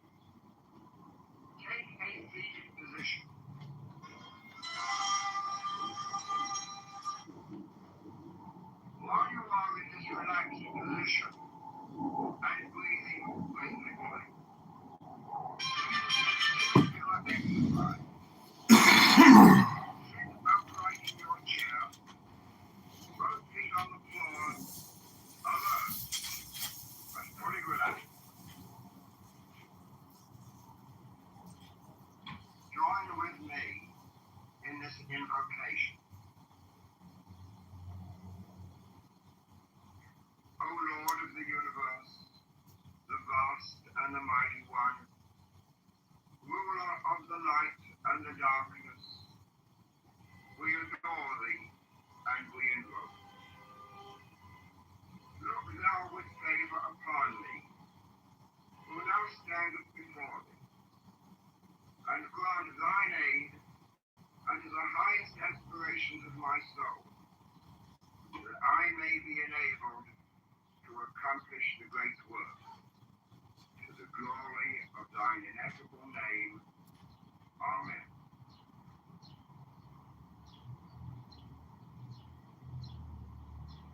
Imagine that there is a brilliant white light just above and touching the crown of your head.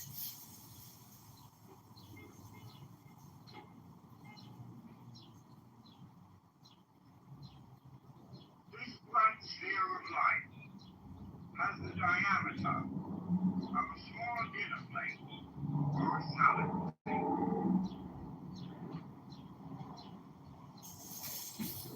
Visualize it in brilliant, scintillating, pure white light.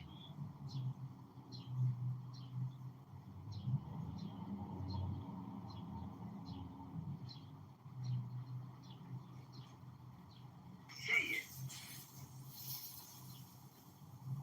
Imagine it. Picture this whirling sphere of light and vividly sense it as vibrating, revolving, radiating.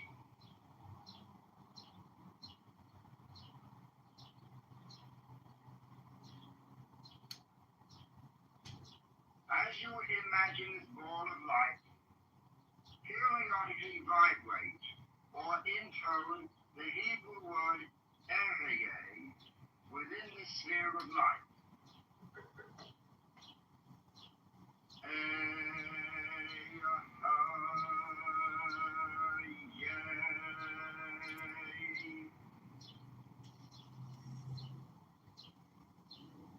The vibration of this divine name will be found a great help to your concentration. Direct the vibration of the name into this sphere of brilliant white light.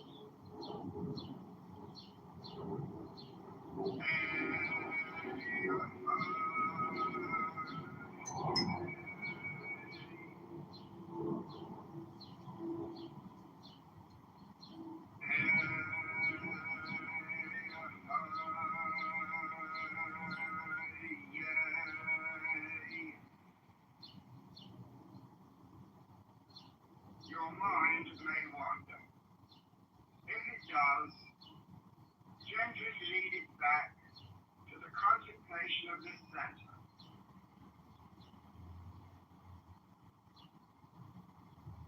Then vibrate the name again and again.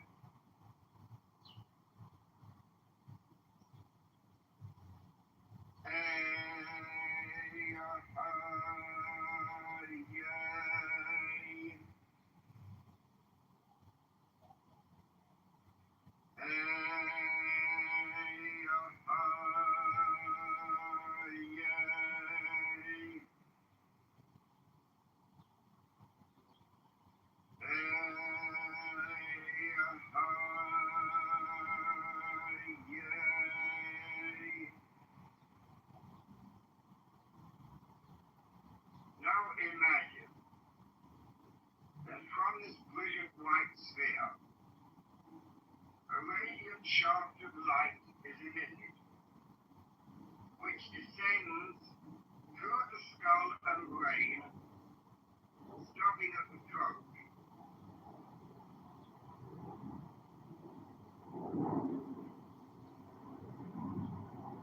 Here, a second sphere of light is formed.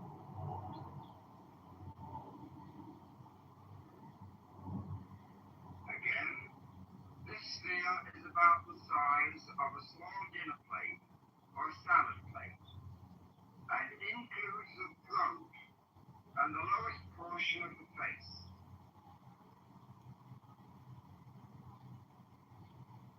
The larynx is the center of this radiating sphere.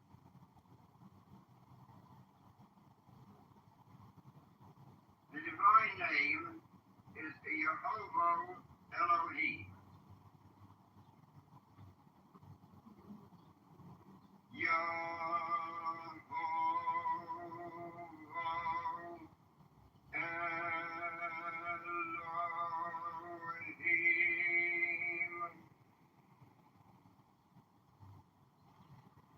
If your mind wanders, bring it back gently to the visualization of the center and vibrate the divine name again.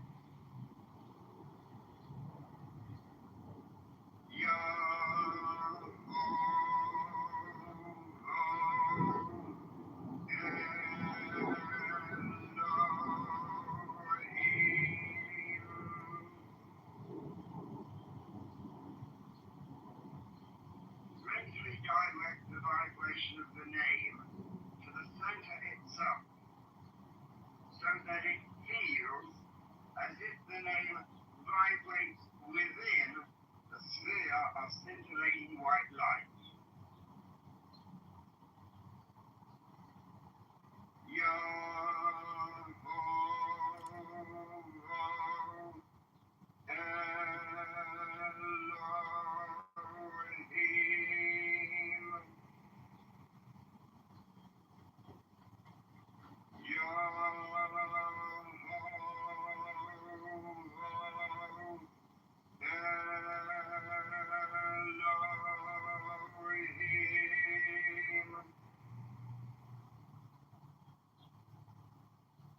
Focusing and vibrating the God name helps keep your mind concentrated.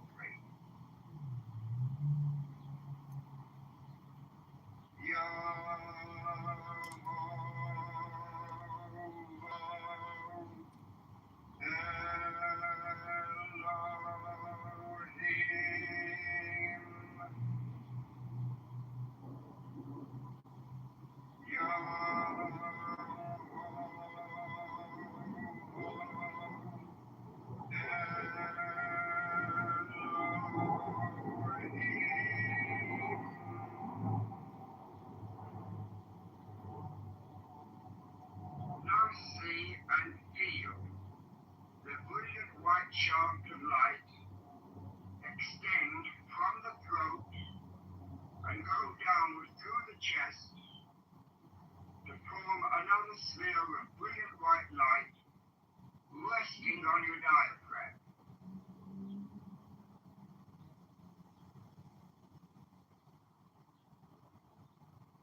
Maintain the sharpest visualization. Sense it. Feel it. The actual result is unmistakable when you acquire it. It is a real physical sensation. Vibrate the name.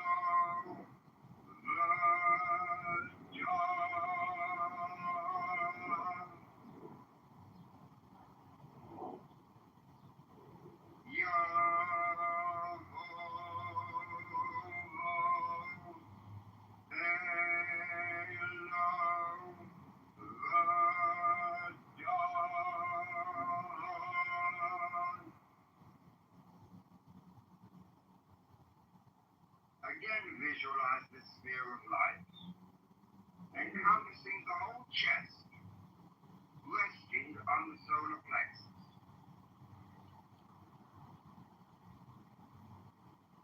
If your your mind should wander from the sphere of light, coax it gently back by vibrating the powerful divine name.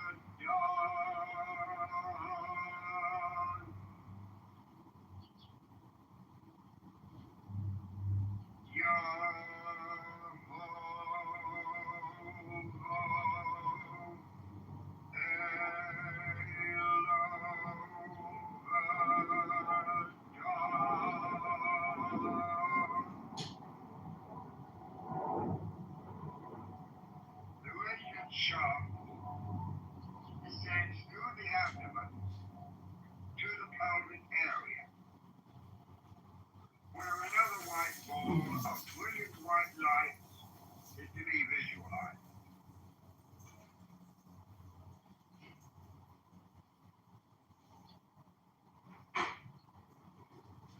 The name to be vibrated in this center is Shaddai El Chai.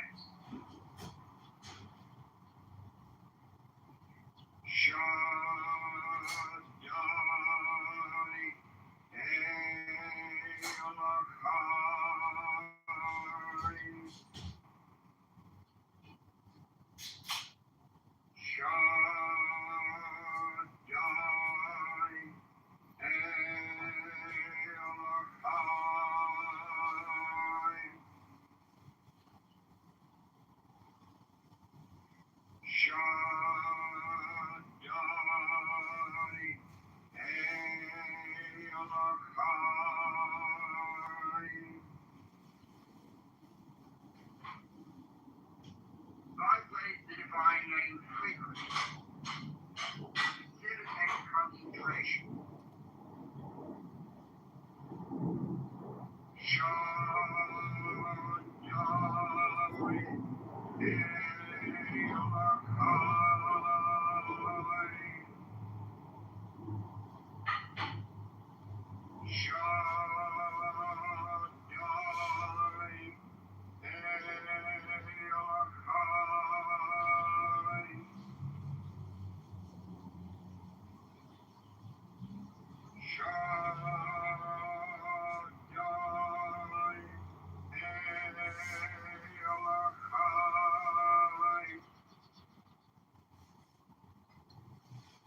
Visualize the shaft descending from the pelvic sphere to the ankles and feet, where you are once again grounded to the earth.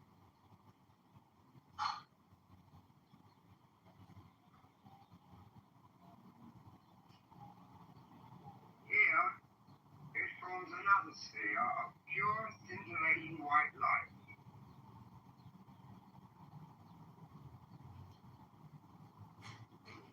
Formulate and visualize this brilliant, dazzling sphere of light.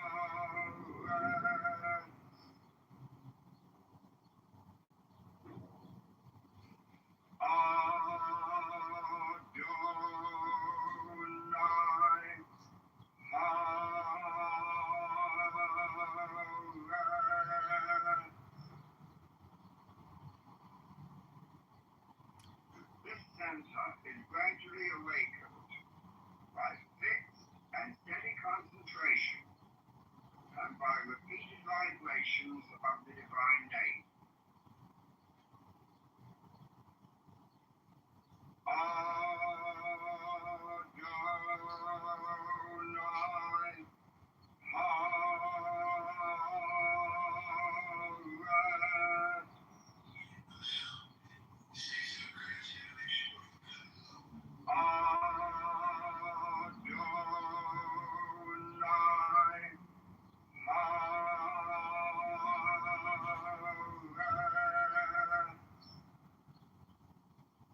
He did it again. Springfield politicians laid that policy.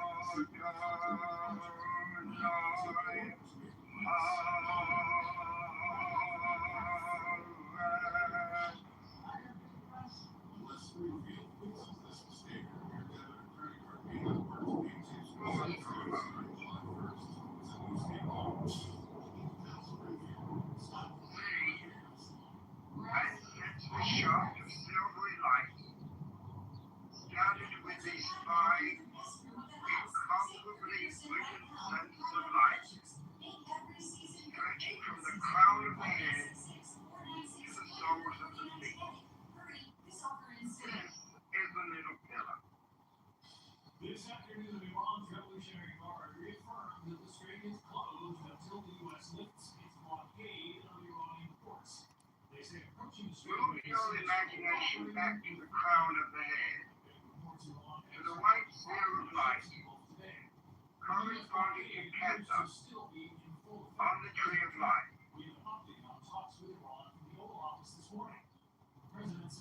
Now will and imagine that as you exhale, the light energy begins to stream down the left side of the body to the feet.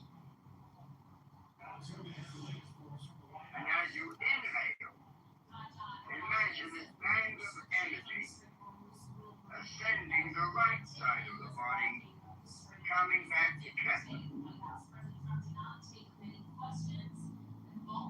Visualize the psycho-spiritual energy as a band of light radiation extending out some distance from the body.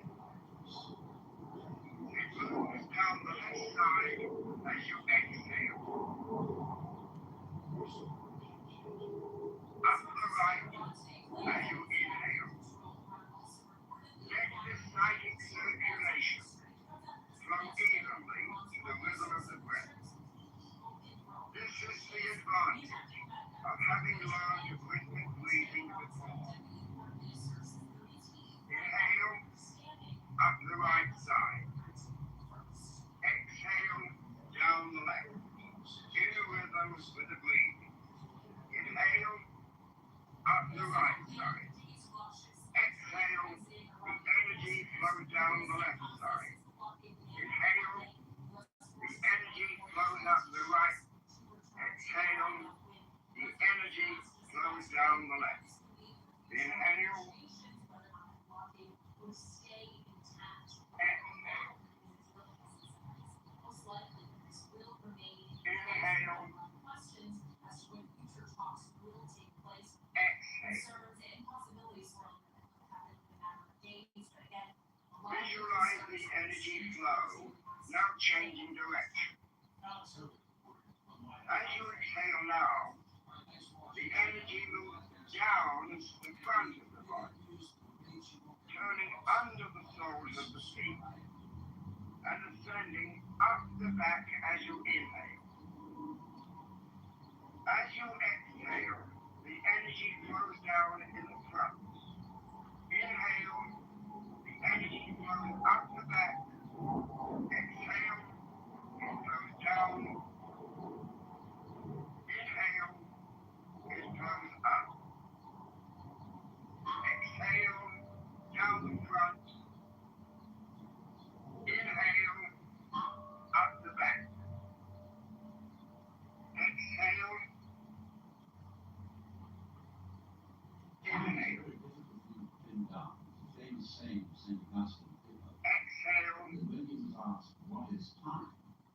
He said, I know Inhale. but when you ask me, I don't.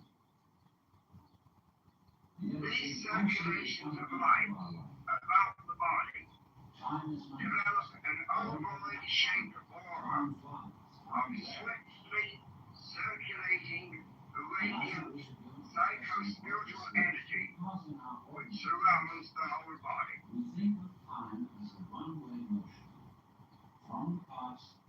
Return your attention now to the earth center in the feet And that carries along and imagine the action of a fountain. Just as water is forcibly drawn up through a pipe until it jets out above, falling in a spray on all sides. So it is with this energy power. As you breathe in, the energy is sucked into your earth center from the ovoid aura, pulling upwards by the magnetic attraction of the spirit center above the head. Then vigorously it surges overhead with a marvelous fountain-like display with the exhalation. But nowadays that word has become unfashionable and psychologists tend instead to use the Imagine the psycho-spiritual energy falling all about you within the confines of this ovoid aura. That's very significant. Inhale, and the energy ascends the middle pillar into the center. I must say, Exhale, a fountain of energy surges forth to shower your body and spirit. because I don't say, oh, excuse me, that I have to eat, Inhale, or excuse me, up the I middle need to pillar. fulfill my sexual urges, my biological Exhale, impulses. the surging energy I say, sprays all about you. I don't Inhale, myself with my drugs. and the energy ascends the middle pillar. Exhale, And I don't the pay energy attention surges forth. to the politics. Inhale,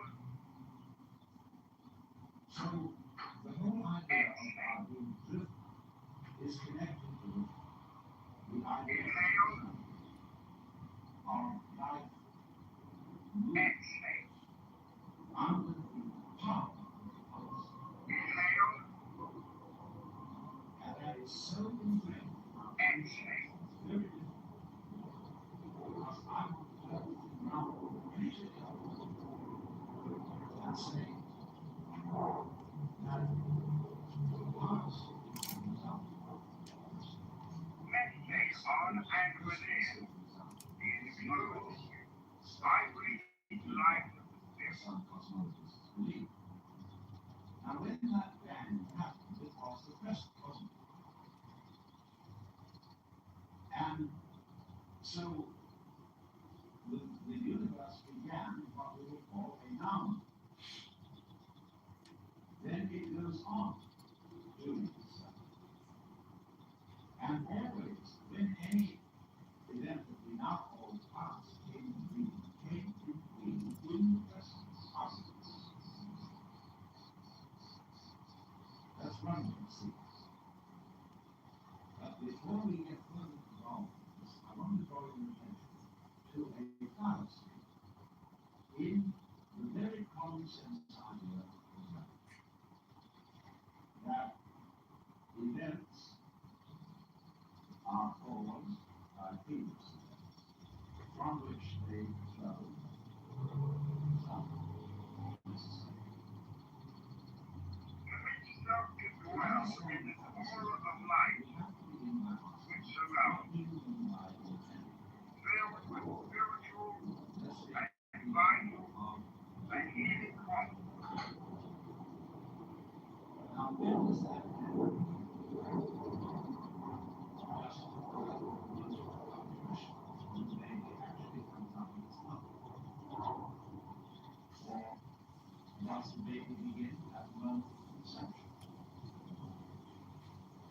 Or does the baby begin when it was needle bleeding in its father's eye? Or does the baby begin when the spermatozoa are generated in the father or the ovum of the mother? Or could you say a baby begins when its father is born or when its mother is born. All these things can be thought of as beginning. But we decide, for purposes of legal registration, that a life begins at the moment of parturition, and that is a purely arbitrary decision. And it has validity only because we all agree about it. Let me show you the same phenomenon in the dimension of space instead of the dimension of time. Is my shepherd. Let's ask, how big is the sun? I shall not want. Are we going to define the sun You maketh me to lie down as in green pastures. limited by the extent of its He power? leadeth That's thy one possibility. still waters. But we could He be clear restoreth on my defining soul. the sphere of the sun. He leadeth me in the paths of righteousness He could also for his name's sake.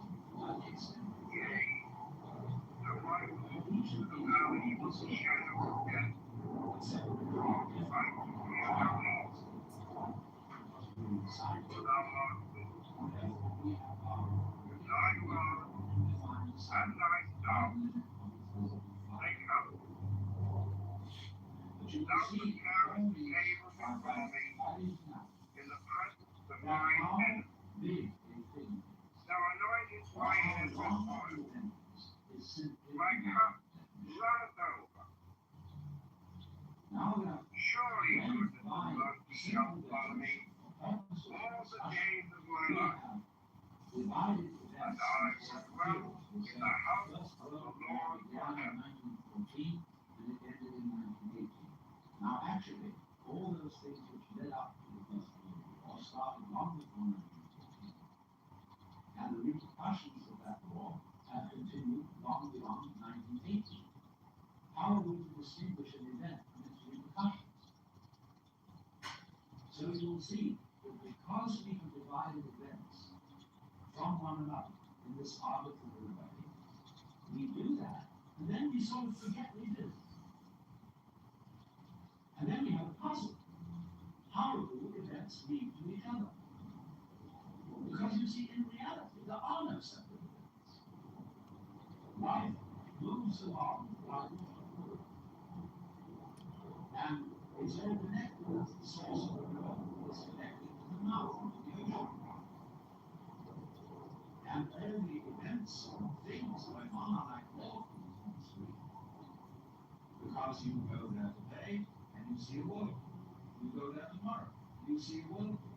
But it isn't the same waterfall because all the water is changing every second. What is happening is not really what we should call a wave, but rather a wave fluid. It is an activity, not a thing. And indeed, every so-called thing can be called an event. We call, say, a house, housing. We call a man, matter. You are now And at we one call a cat, with the one life so we could say which a cat passes is throughout the man. whole universe. And we would thereby have a world in which there are no things but only events. We give another illustration, a flame. Some would say there is a flame on the candle. But it would be more correct to say there is a flaming on the candle because the flame is a stream of hot gas. Take another amusing example. You say fist, and fist is a noun. And fist looks like a thing. Suddenly, what happens to the fist coming over my hand? See, I was fisting. Now I'm handling. Handling. So every kind of so-called thing can be spoken of as an event.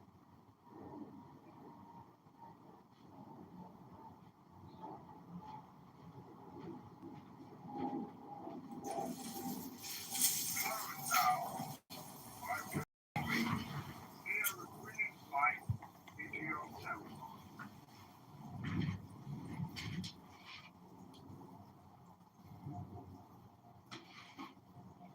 Now take a deep breath.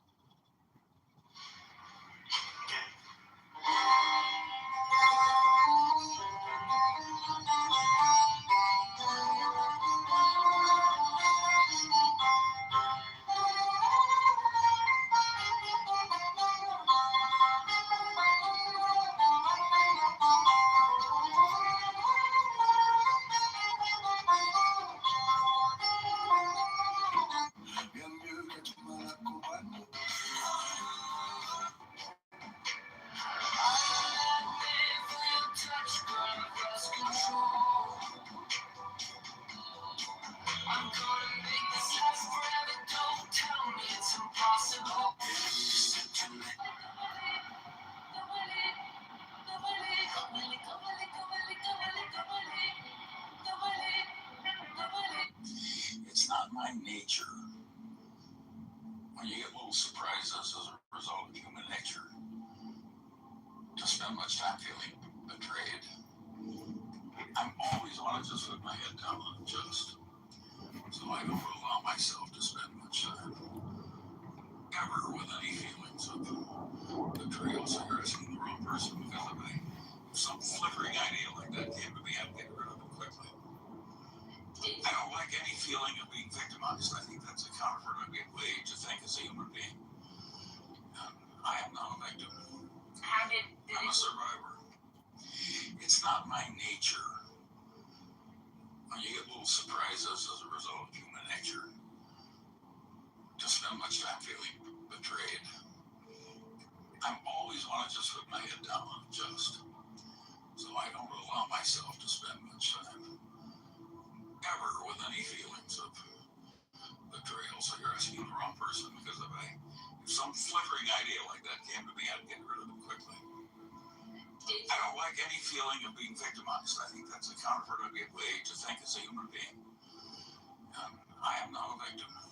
I'm a survivor. It's not my nature. When you get little surprises as a result of human nature, to spend much time feeling betrayed. I always want to just put my head down and adjust, so I don't allow myself to spend much time ever with any feelings of betrayal. So you're asking the wrong person because if some flickering idea like that came to me, I'd get rid of it quickly. I don't like any feeling of being victimized. I think that's a counterproductive way to think as a human being. I am not a victim. I'm a survivor. It's not my nature. When you get little surprises as a result of human nature, to spend much time feeling betrayed. I always want to just put my head down and adjust, so I don't allow myself to spend much time ever with any feelings of betrayal. So you're asking the wrong person because if some flickering idea like that came to me, I'd get rid of it quickly. I don't like any feeling of being victimized. I think that's a counterproductive way to think as a human being. I am not a victim. I'm a survivor. It's not my nature. When you get little surprises as a result of human nature, to spend much time feeling betrayed.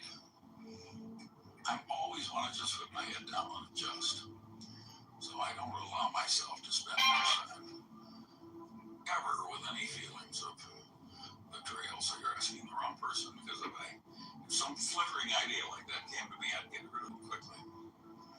I don't like any feeling of being victimized. I think that's a counterproductive way to think as a human being. I am not a victim. I'm a survivor. It's not my nature. When you get little surprises as a result of human nature, to spend much time feeling betrayed. I always want to just put my head down and adjust, so I don't allow myself to spend much time ever with any feelings of betrayal. So you're asking the wrong person because if some flickering idea like that came to me, I'd get rid of it quickly. I don't like any feeling of being victimized. I think that's a counterproductive way to think as a human being. I am not a victim. I'm a survivor. It's not my nature. When you get little surprises as a result of human nature, to spend much time feeling betrayed.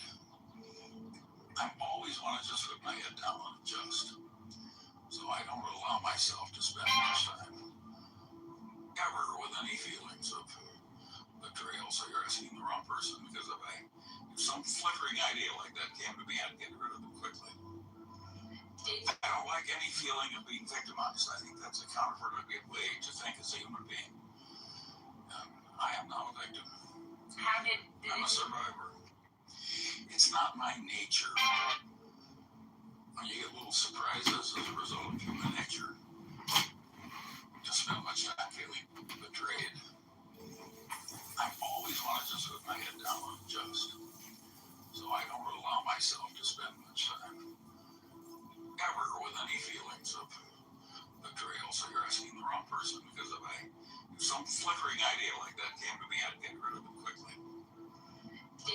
like any feeling of being victimized. I think that's a counterproductive way to think as a human being. I am not a victim. I'm a survivor.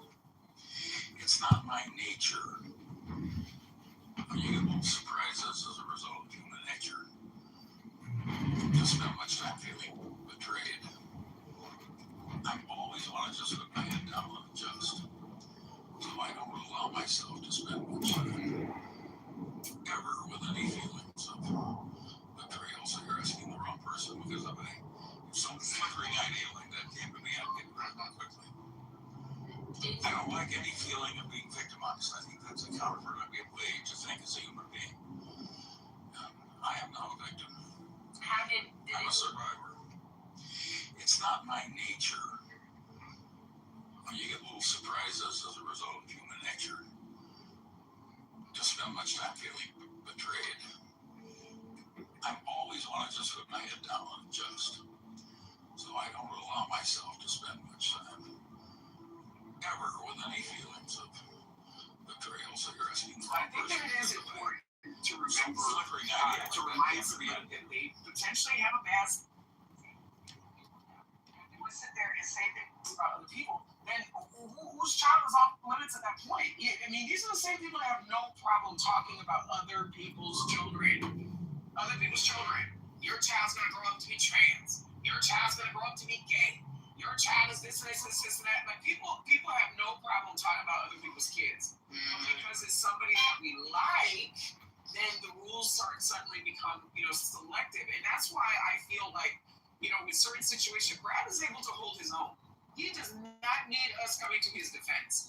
You see what I'm saying? And I never experienced that politics with Brad, but for some other people that come into this room and cry, like Keegan, you get what you get. If somebody's gonna talk about your wife, get a train on her, and the fact that your child is slow and maybe drooling on the floor, don't be surprised. You have plenty to say about everybody else. Right. Yeah, no, I get that. I mean, there are a lot of people who start a lot of shit and then credit comes back to them. And I don't see what's wrong with saying that Keegan's child is slow. Being a slow child doesn't make you a bad person. People need to stop being so mean and spiteful and saying that just because you're calling somebody's child slow means you're calling them a bad person. You're not. Some people just have slow kids. Shit, some of the slow ass parents are up on this app. So if I'm listening to a bunch of slow ass people, isn't it more than likely than not that they're gonna have some slow ass kids at home? So I mean, like, what are we doing?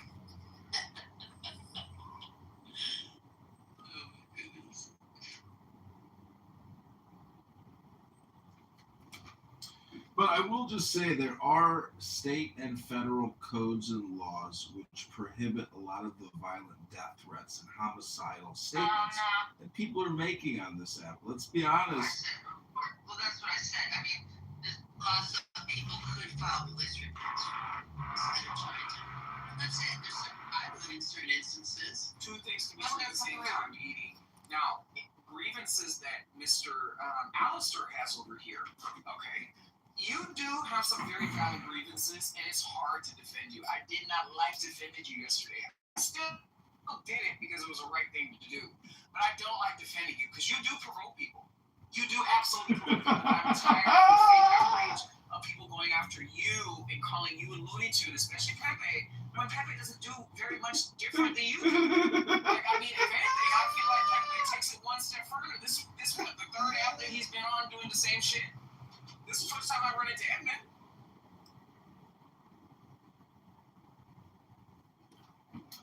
Yeah, I don't know if you understand my comedy or my what you might call activity or activism, meaning that I am running a garbage collection service or a hidden camera show, and it's unfortunate that people like this exist.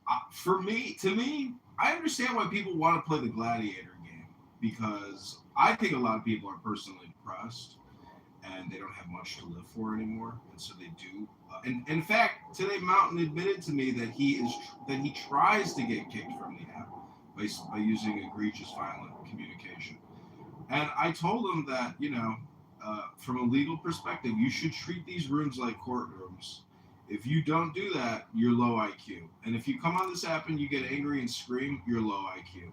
Because high IQ people don't do that. That's my opinion. I'm complete.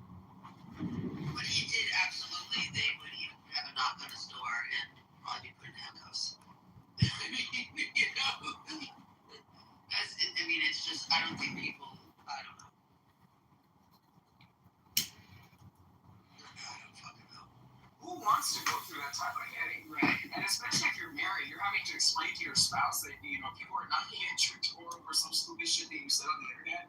And depending on what you said, now you're going to have to spend money to defend yourself because of some stupid shit that you said on the internet. It was a joke. It was a joke. You took a picture of somebody's kid and then put a picture of a gun after it. That's a joke. Right? You know?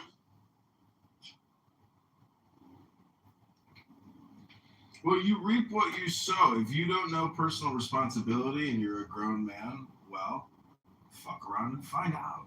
I tell people to just simply document and dox, and I have no problem with letting it go after that. I just want to categorize and file and let it go. I'm not going to let some... Is that what you just said? Yeah, document and dox. I'm a public person. When people attack me publicly and defame or libel or slander me, I will fight back. I'm a public person. I got no problem fighting publicly. I'm complete. I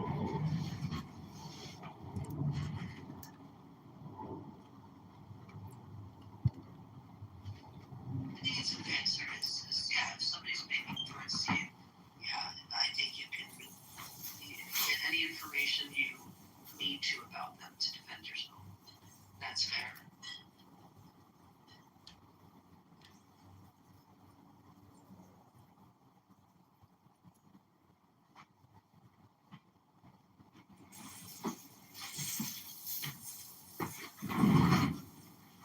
Wait, I want to correct something. I don't mean dox as in like you call the police to have them show up at somebody's house. That's not the kind of doxing. That's the real definition of doxing. Like, when people call the police and say that there's a homicidal situation, suicidal, and then SWAT. Oh, a SWAT. Okay, I'm getting dox and SWAT confused. Yeah. My bad. Sorry, I just had a mango spicy tequila and it was delicious. No, SWAT is, that's even fucking insane.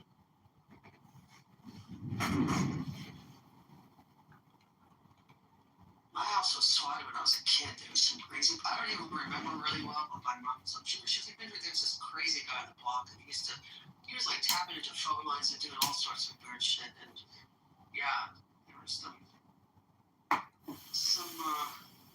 events that came to our house. She's like, you don't remember? I was like, not really. I was really young.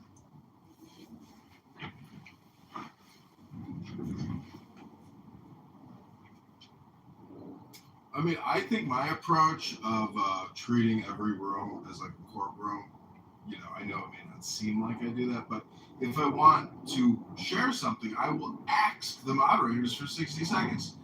And so if people want to get into these gladiator death threat games on this app, I would, if you know these people, I would tell them they're being recorded, and I would tell them that anything you say can and will be used against you in a court of law.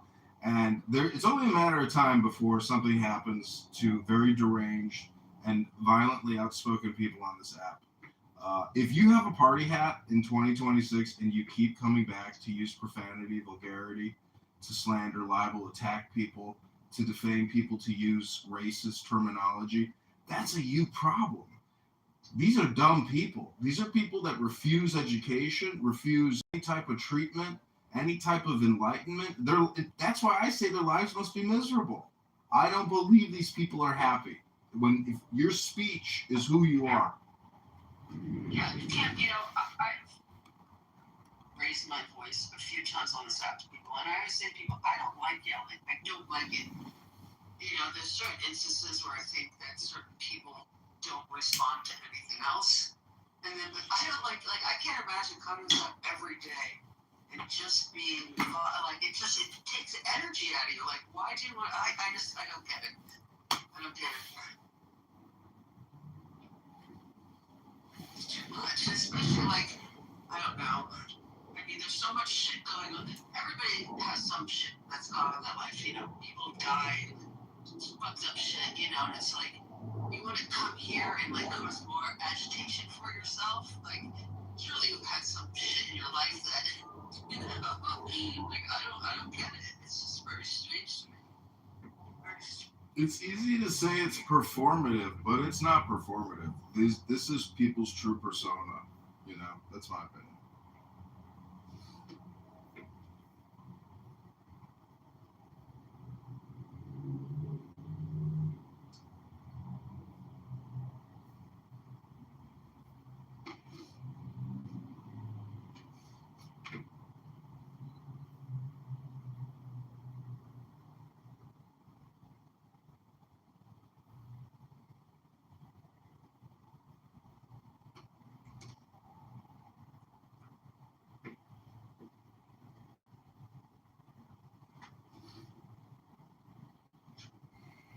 Well, I'm requesting from the moderators that I be given 30 to 60 seconds to play my space drum. I don't care. I'm gonna see my drum. All right, I want to title the song Clubhouse, aka the Psych Ward.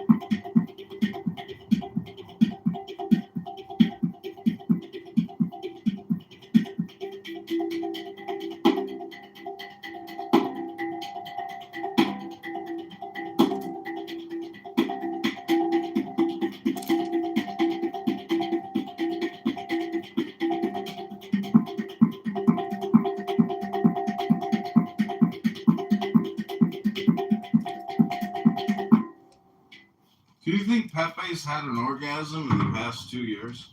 I don't know.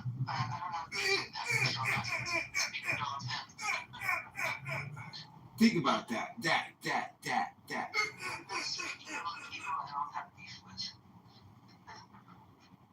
I don't know. He's like low-hanging fruit to pick on, but you know, he's particularly annoying.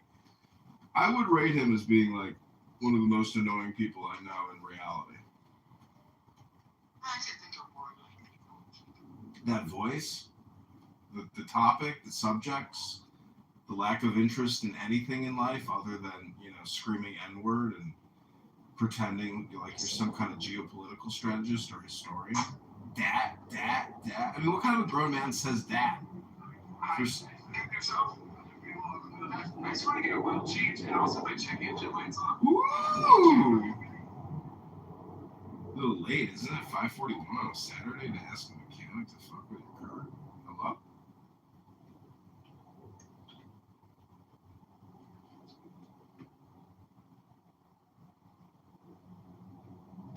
So what'd you think about my space drum? Did you enjoy? it was amazing. Really?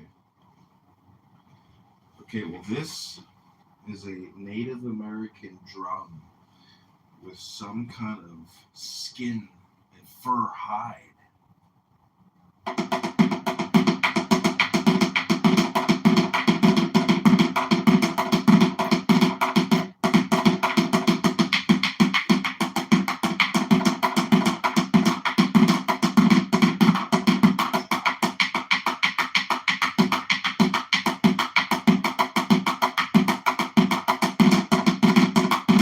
What I'm trying to say is, if you don't come on here and read poetry or try to play music at least once in your life, just try it. You might like it. I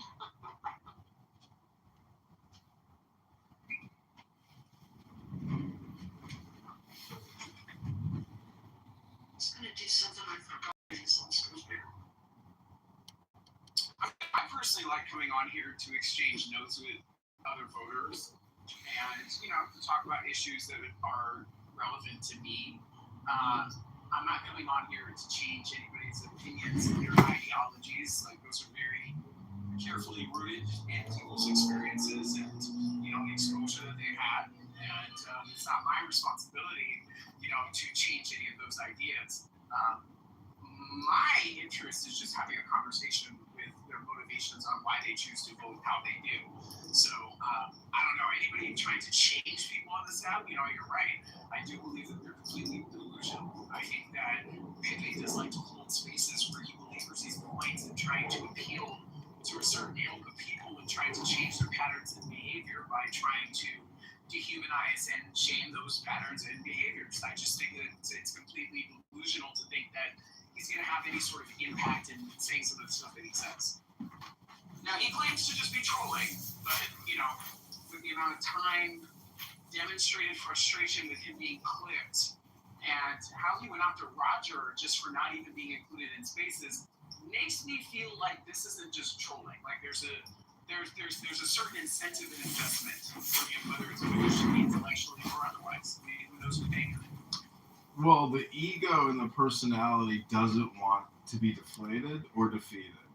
And so I can still respect his being, but really dislike his personality and his content and what he thinks he's contributing. And the fact that he doesn't label himself as a shock jock comic. That's what he is. He's a shock comic. But he doesn't, because honestly, I think he's just, to tell you the truth, I think he has brain damage and is low IQ. Don't you have to be funny, though? Like, I honestly, I'm not even trying to sit here and kiss your ass. Like, no, there's a percentage of people that think he's funny. I actually think that you are more practically funny than Pepe is. 100% I am. I'm not even trying to kiss your ass. Like, I honestly think you're more funny than Pepe is. 100%. But, I think for somebody to be a comedian, they have to be funny. I think the only thing that I know, but you got to remember that just using profane, vulgar language is actually so rare that you could call it comedy. To go on a stage and using, you could say it's comedy because he's the only one who's that demented, because you're. Let me tell you something. If you ever come out to California, you are one of the few people I would actually meet up with. And I want to take you back to my hometown and actually speak to non-anti-Semitic, normal, productive, high-earning, funny people. You know what I mean? Funny Republicans. Like, these trailer park monkeys on this app, they're not funny. Like, I don't think that this is funny. Like, people are laughing at the reactions, that people have in their moment, responding to the things that they're saying, but the things in and of themselves are not funny. No, I listen, you can go to any. You see what I'm saying? It's a bang room. That's really what it is. Because you can go to other bang rooms on this app, like Cray 180, Cray Orange Juice, whatever. Or there's just so many rooms where they're just really crazy, profane, vulgar conversations. And a lot of black rooms, with real pimps and real hoes, really talking about some really profane shit. And I'm just saying that's what Pepe is. But see, Pepe is a clown, meaning like if you Google the history of Pepe, whether it's the frog meme or a clown. But anyways, I'm just saying, I wouldn't have lunch with Pepe. I wouldn't want to hang out with Pepe. I wouldn't care. Like, I'd be like, dude, I've hung out with you for years and listened to you. I wouldn't want to meet you in the real world. Like, you are time filler space for my my YouTube live stream. That's it. Just because he's so shocking. And what I'm amazed is YouTube doesn't even take his videos down. But the thing is, I don't want to hurt people's feelings. I want them to, know what I mean without being mean. I want to give them their dignity in the same way that I want my dignity. But everyone isn't. I just think categorizing life as artist or critic is the way to go. Pepe is a terrible critic and he's a terrible artist. So, but that's my criticism as an artist. Hello?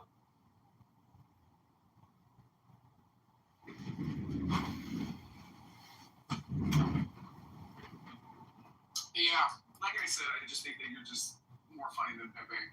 But I think that you just annoy people with the way that you deliver your humor.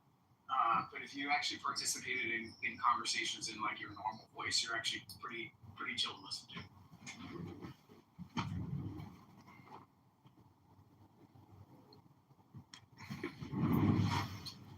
Everything with my political campaign about the financial crisis in this country was totally accurate. And if you go and you Google my name and you listen to my NPR interview, I mean, I impress myself when I listen to myself because I actually spent some time to research all the numbers, whether it's the big beautiful bill, the national annual deficit, or the total, national debt and the unfunded versus the funded liabilities. I mean, Senator Rand Paul is posting stuff that I was talking about, and why don't you talk more about economics? Like, why don't you open up actual rooms where you talk about economics? Because that's like 1% of the conversation. I've done my research on you, and the business that you were in before coming onto this app, and maybe you're still doing right now, you have a lot of value to bring to the app. Like, I don't understand why you don't hold more of those conversations. Like, a lot of people's criticisms of Donald Trump and his business structure, you, from a professional perspective, would be able to break shit down in probably a humorous way and explain why the fuck they're wrong. There's just no point. Honestly, entertainment is more valuable than these never-ending conversations because the culture war is the 99% of the war. The 1% financial war, it's like nobody cares about it. Nobody wants to talk about it. There's no financial accountants. There's no actuarial scientists. There's just this entertainment spectrum, and unfortunately, that's life. Nobody wants to sit through an accounting class or some kind of economic class because it becomes political. So all communication is political, even finance, even wealth management, even economic analysis. All communication is political. No, that's very true. That's very true. But I mean, I think that the difference between your set of experience and our collective set of experience and a lot of people that we talk to on this app, they're not very professionally versed. They don't have any sort of business acumen, and they just are just not well spoken. They can't keep up in certain conversations, and that's why I clown on certain people when they come onto the stage, and it's like, are you even speaking English? So you're talking about a very high level financial topic, but you could barely string together a sentence, and you want to tell me what the temperament of investors are? I mean, there are some very unpolished investors out there, but I refuse to believe that people that carry themselves in that type of way are privy to any sort of groundbreaking information to change my ideas about how the economy works. Like, I just, do you understand what I'm saying, Evan? Or John? Look at the jocks. One of those people. I'm just kidding. The jocks. Well, that us.clock.org has all the data you need, and I've never heard a room run by anybody, any of the loudspeakers and highly argumentative people here. That's why I say, in a way, he who has the last word wins. And I have witnessed rooms where people can't give it, let it go or give it up, and they gotta have the last word, and they will ask and say, can you be a gentleman? Can I have the last word? It's so important for them because their precious little egos are so sensitive and delicate that they gotta have the last word. It makes them think that they're the winner of this social experiment. Everything is an experiment in your life. You will conduct millions of experiments. We are all scientists, and this app is actually a scientific experience. It's a communication experiment. Every room, every second is one more experiment of your happening.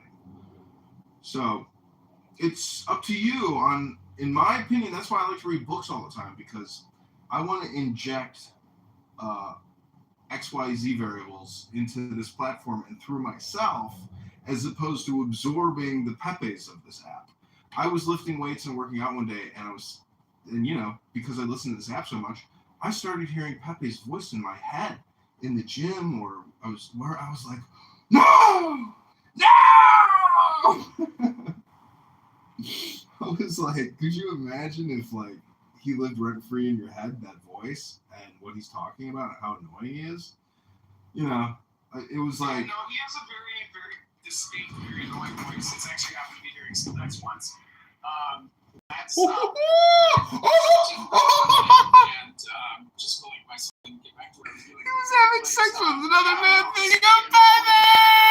Annoying, very annoying voice. Same thing with Rich. Like, you just have this loud, congested, just like this big back voice that just comes up off the mic, and he sounds intelligent, and he really is. You know, he is pretty funny sometimes, but he's just very fucking annoying.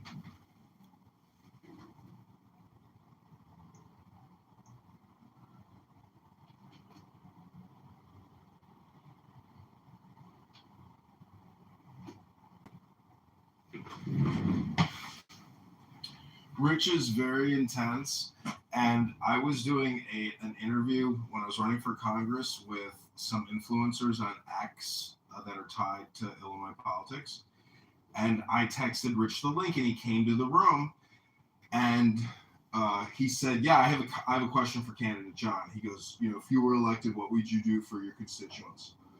And my answer was, well, to me, it's important that I can help resolve or eliminate personal debt or public debt that you're responsible for. To me, that would be something a leader would be interested in, the financial well-being of his constituents and voters and their social public financial obligations. But primarily, we're talking about tax reform and lowering how much you have to contribute to a government which overspends and spends on woke stuff. But, you know, Rich showed up, he asked, but he asked me a pretty difficult question, but I had thought of it in advance because I was thinking, you know, if I was in the position of being a congressperson and having hundreds of thousands of people in your district that hypothetically you're responsible to, what would I actually want to do for people? And so I was thinking, I was like, well, what are my problems? Everybody's problem is financial. So, you know, I've never heard a leader or a congressperson ever talk about that. All they do is create content and take photos with this benefactor or constituent or group, and like they're all creating publicity, credibility pieces, but they're not in a position of understanding finance and economy in a way in which, because I think they have to be educators. If your congressperson or senator isn't an educator on the economy, on even personal development, well, they're really totally in it for themselves and for their network. They're not in it for the voters. And that's the big disconnect. And if you want to prove it, just look at a tree and realize that all human beings are leaves on a tree. And the branches are a network, an invisible connection through the ballot or through social media. And there are variables that impact those leaves, like the wind, the sun, the heat, the light, the moisture, the nutrition in the soil. That would be like the economy. But it's cyclical, you know, so, but anyways. Hello?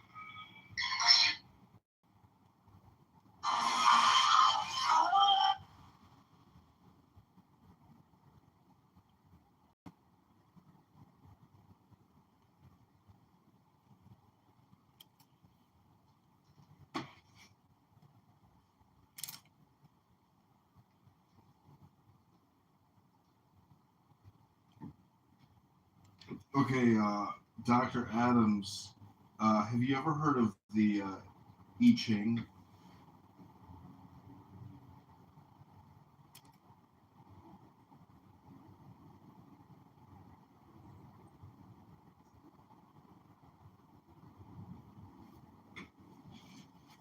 Hello?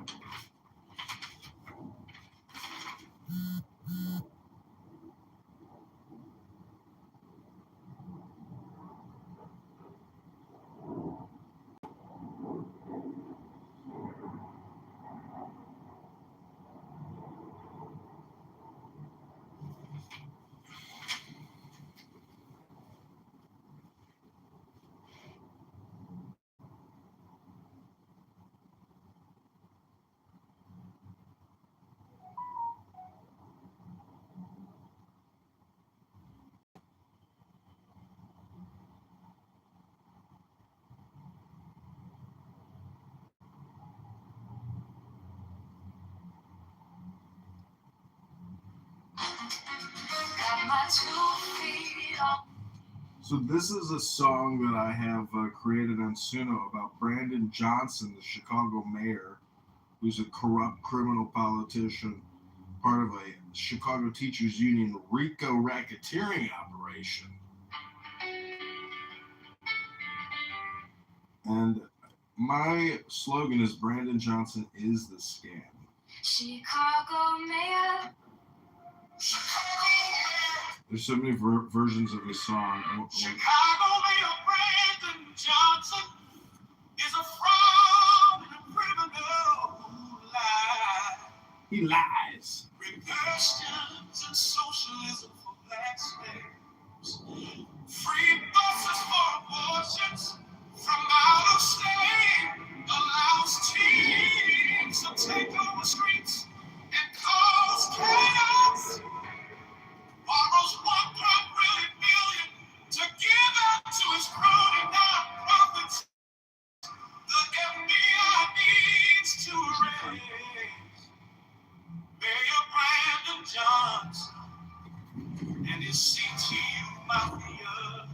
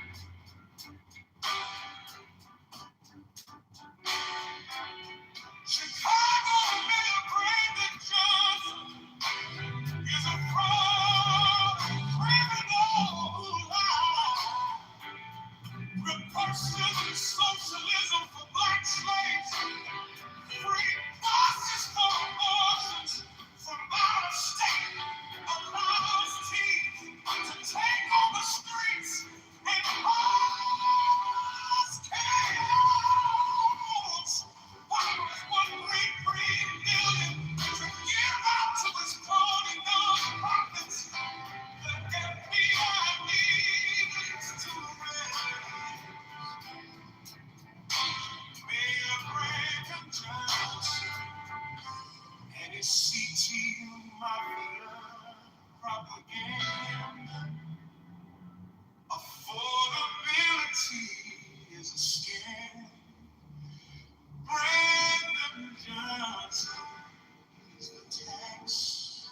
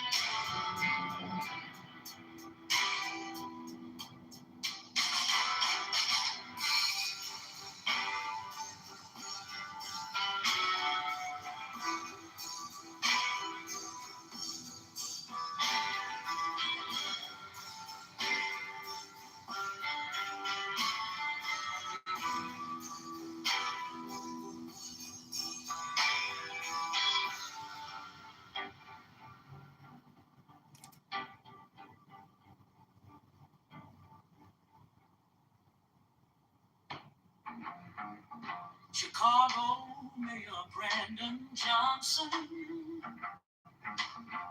is a fraud and a criminal who lies.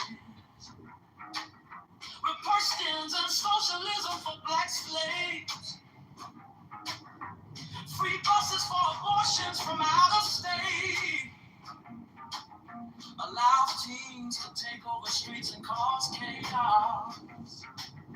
Borrows $1.3 billion to give out to his crony nonprofits. The FBI needs to arrest Mayor Brandon Johnson and his CTU mafia propaganda. Affordability is a scam. Brandon Johnson is the tax. Brandon is a scam.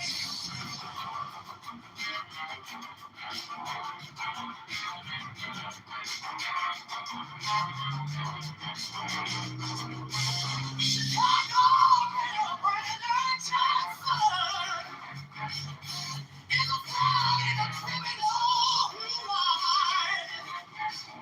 Proportions and socialism for black slaves. Free buses for abortions from out of state. Allow thieves to take over streets and cause chaos. Borrows $1.3 billion to give out to his crony nonprofits. The FBI needs to arrest Mayor Brandon Johnson and his CTU mafia propaganda. Affordability is a scam. Brandon Johnson is the tax. Brandon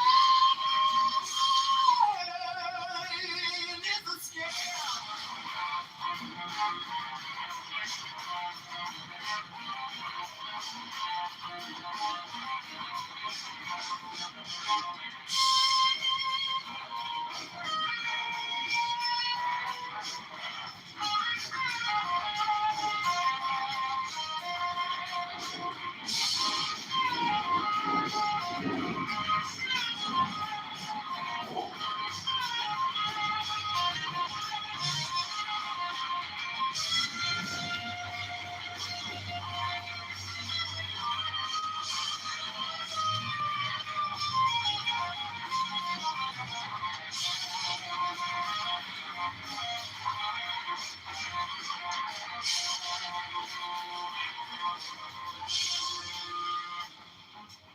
Chicago Mayor Brandon Johnson is a fraud and a criminal who lies.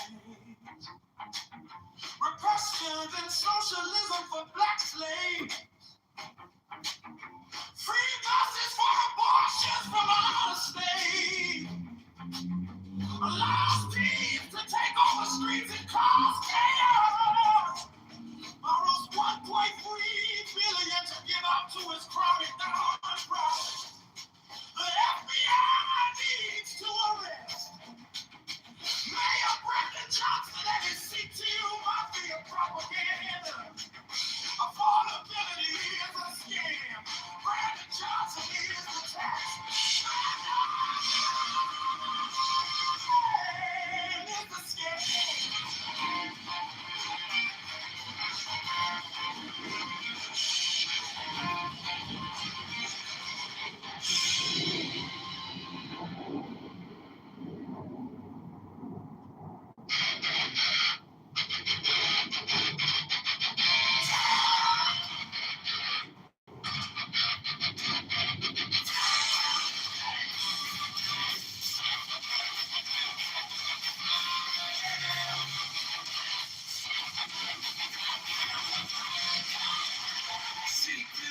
kitchen table.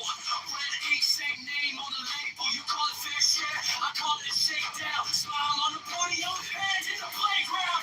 1-3 in the dark, who's counting? 25 up, and out. CTO speaks like a script from a play. Kids use his props when you catch that play. Brandon Johnson is the test. Every paycheck under attack. You talk shit, you hate on facts. Gavin is true, that's a fact.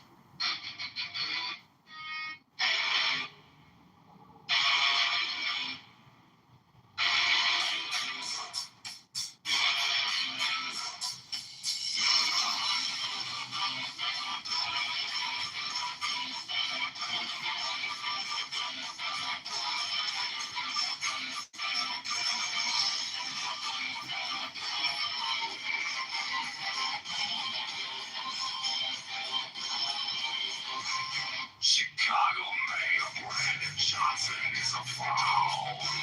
Chicago Mayor Brandon Johnson is a scam. Chicago Mayor Brandon Johnson is a tax. Chicago Mayor Brandon Johnson is a liar. Chicago Mayor Brandon Johnson is a criminal. Morals, patriotic, is a criminal. CEO is a mafia propaganda organization. Quality is a scam. Johnson is the tail. No more transparency now. Expedition now. Brandon Johnson is the thing. Brandon Johnson is the scam.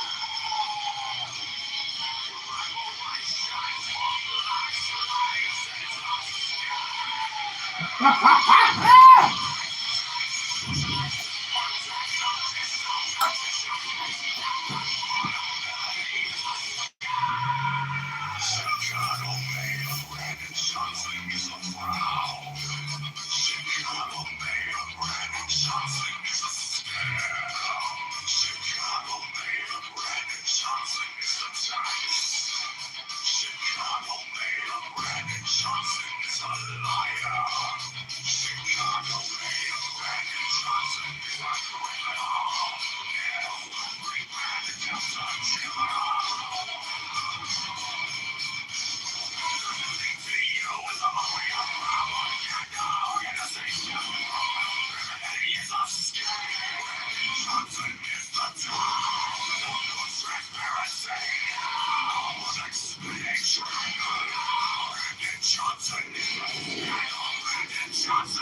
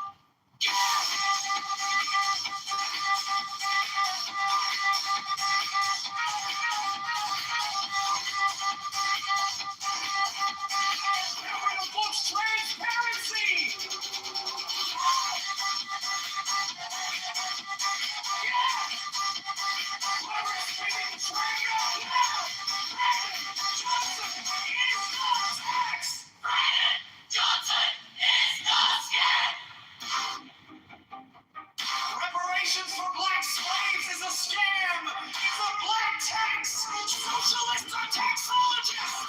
All taxation is debt. Affordability is a scam.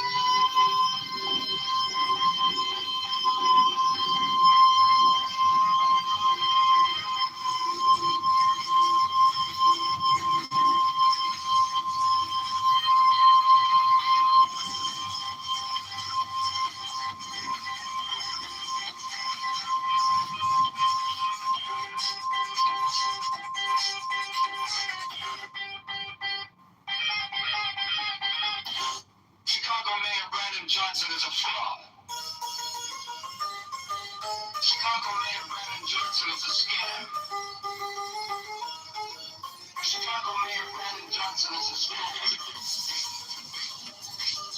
Chicago Mayor Brandon Johnson is a liar.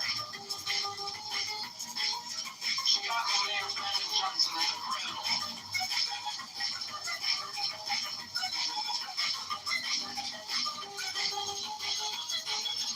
Borrows $1.3 billion to get the party locked up. The C2 is a mafia propaganda. Organization of portability is a scam. Brandon Johnson is a god.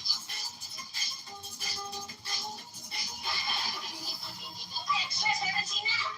Public spending check on now. Brandon Johnson is a tax. Brandon Johnson is a scam. Transparency now. Public spending check on now. Brandon Johnson is a tax. Brandon Johnson is a scam. Reparations for black slaves is a scam. It's a black tax. Socialists are taxologists. All taxation is theft. Affordability is a scam.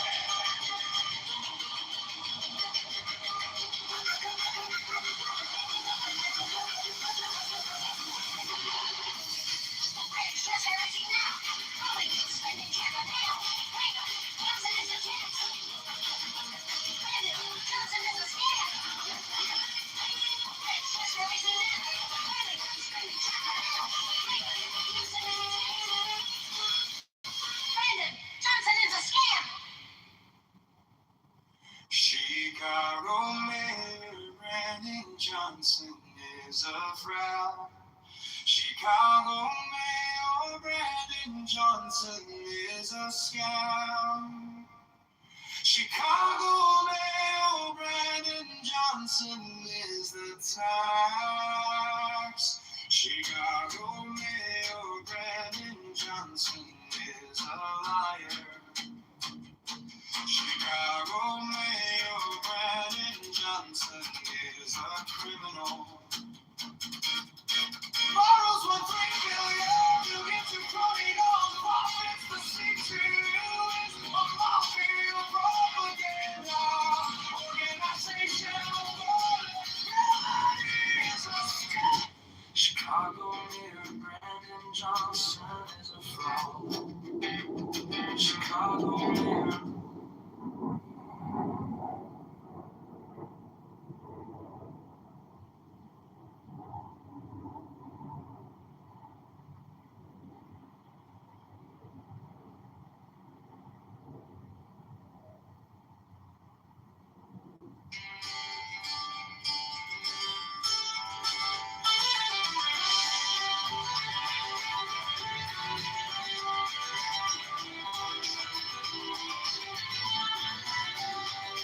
Chicago Mayor Brandon Johnson is a fraud.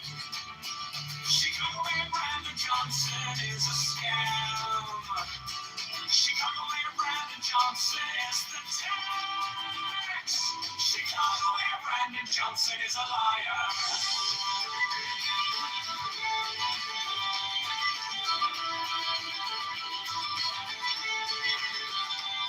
Chicago Mayor Brandon Johnson is a criminal. Borrows $1.3 billion to give to crying on. Profits the CTU is a mafia propaganda.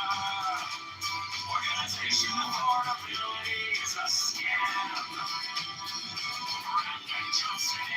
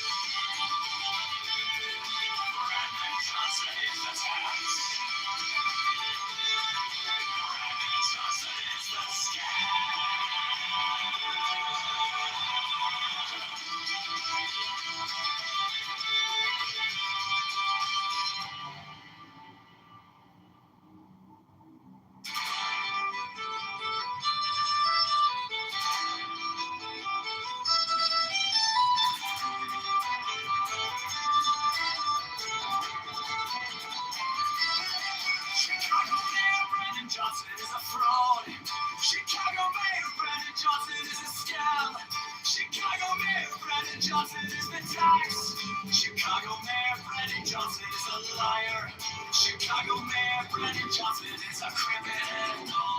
Part of 1 billion to give to crony none. What you listen to is a mafia propaganda. It's a affordability, it's a scam. President Johnson is the tax. Don't make the most transparency now. It's getting tighter. President Johnson is the tax. President Johnson is the scam.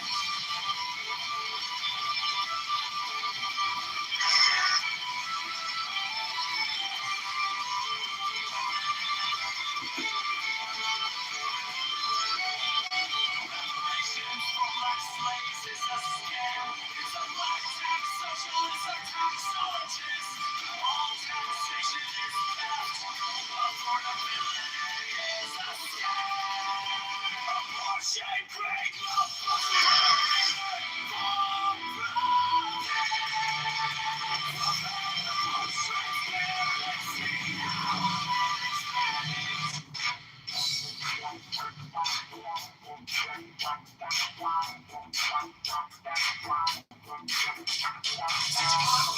Brandon Johnson is a flag.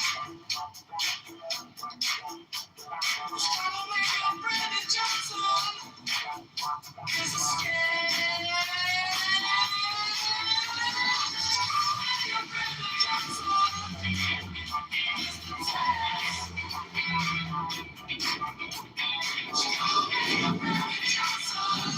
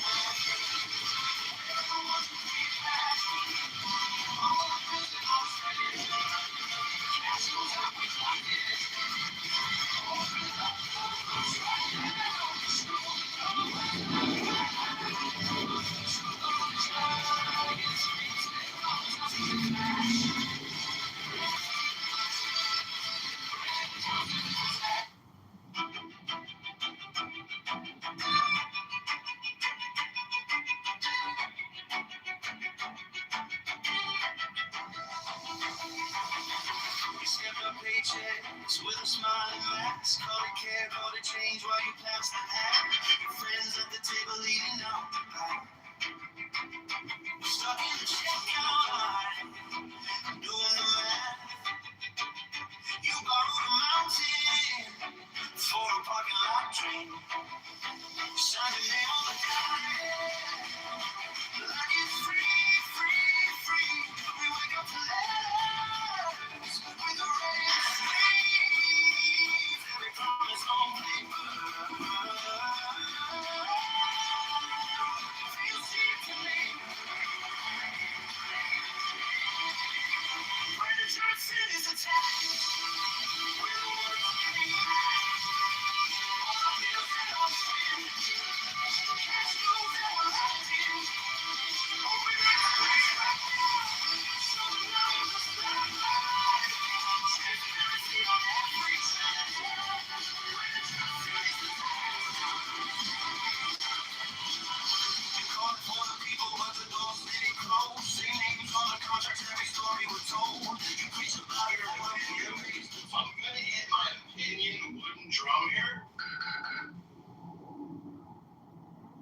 and you'll know that I consider my opinion is that your opinion is an opinion and not a thing.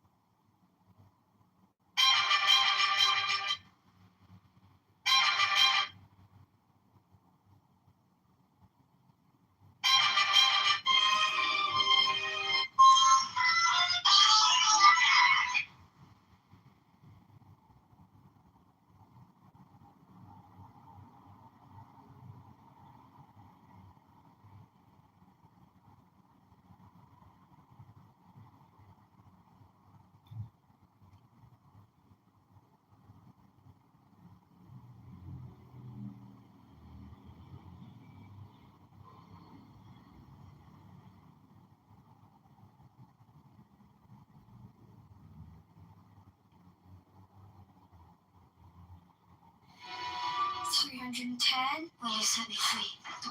Wait. How old are you? I have told you. Just over 18,000 years. You're a liar. Nothing lasts that long. There's a mechanism in here to put you back together, you know? I would like very much to be free. If I did it, then you would be freer than me. So.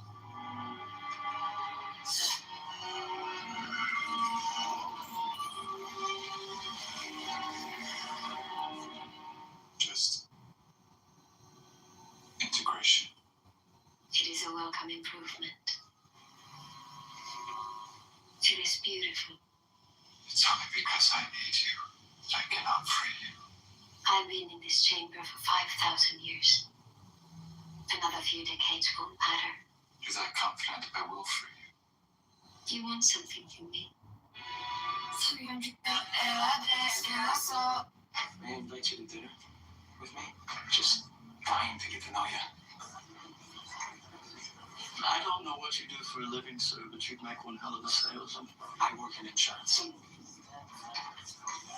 That makes sense. They're the worst. When you're right, you're right. And you are so right. But under the suit, there's a man worth getting to know. I'm sure worth getting dinner with. At least, that's very sweet of you. But I need to get home. I have my children to feed. I hope you understand. Well, apologies if I came on a little strong. No, not at all. I will see you next Friday. With pleasure. You made my night. What was that? Oh my God. Is it real? Yes. How often does that happen to you? Quite often. Man, if you're watching this, could you?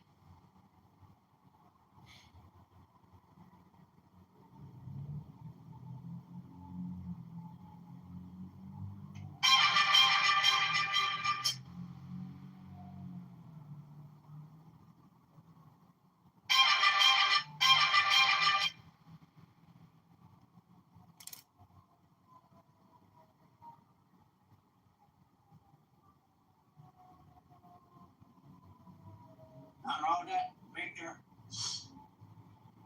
See, a wife and I generally do lay down between 11 and midnight. Tell me what, if we're lucky, one episode of Dragon Ball Z. Alex Dragon Ball Z.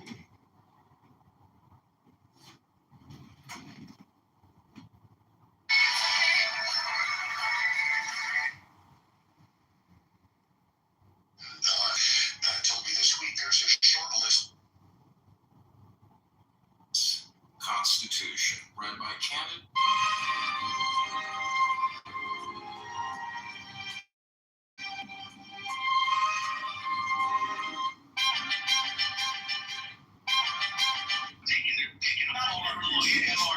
Voice.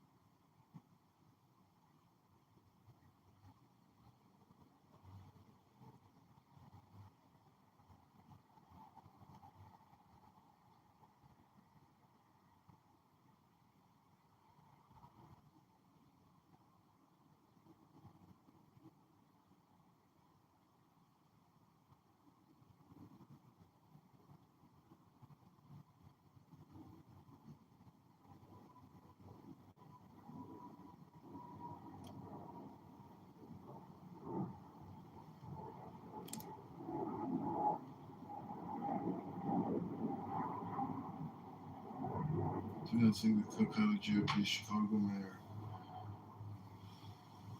Candidate was accused of romantic stories developing management.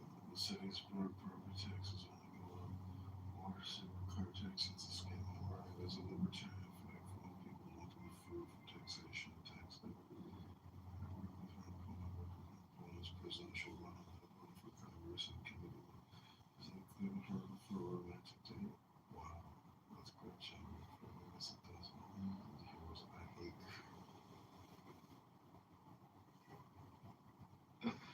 Holy shit.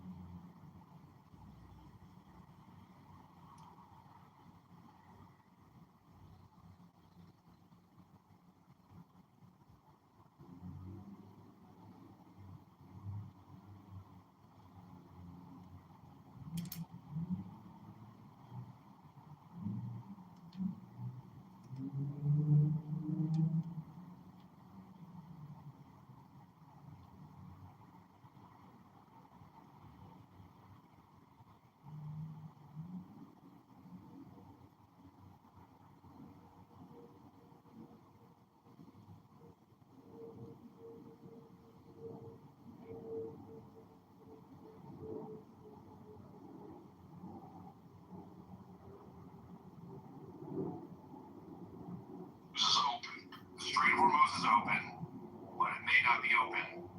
It's definitely fully open, unless it's not open right now. And we have a peace deal with people, but they may or may not be capable of signing the peace deal because they're decentralized. But Kyle, it was open on day one. Am I right? No, it was open before we got started. Yeah, we had to before we dropped the bomb, it was so open. we could open it. Yeah. Yeah. So even a non-military would know. You start bombing their ass, that's going to shut down first. That would make sense to me. I would think that whatever the threat. Kyle, you think maybe the other presidents before Trump realized that maybe if you attack them, they're going to close down the Strait of Hormuz? No, I don't think any of the other presidents ever knew anything. Trump's the only person that's ever known anything ever. Thank God we had him show up and solve the problem that didn't exist previously. So luckily, now we have this problem that we can solve. Dude, I don't know. I'm just listening to people. Like I watch this and I just go, number one, I don't think anybody fucking knows what's happening. Everybody who says they did, I think, is lying to me. The second thing is that I don't think Trump knows what's going on anymore. He's 80. I doubt. I couldn't disagree more with you. I think he's doing a great job. I know you do, but here's the thing. Your name literally says MAGA right now. You're in the category of people who don't matter for votes. You don't matter for votes because you're already in a tally of people who don't. Oh, I wasn't here trying to be flirted with for new votes. But I'm just saying he's doing what I'm saying is that the gettable votes, he's running people away, so people just go, fuck it, I'm not interested. No one's running away. He's solid and he's solidly entrenched in his people. Your opinion on this is irrelevant because the people who can actually decide, hey, I'm going to go vote and I'm going to push this over the limit, which is going to be conservative independence, or people who go, fuck it, this guy doesn't seem like he has any value to what he said he was going to do previously. I read his promises. He's not keeping them. The people that look at that, they're just tuned out, and you can't tune them back in.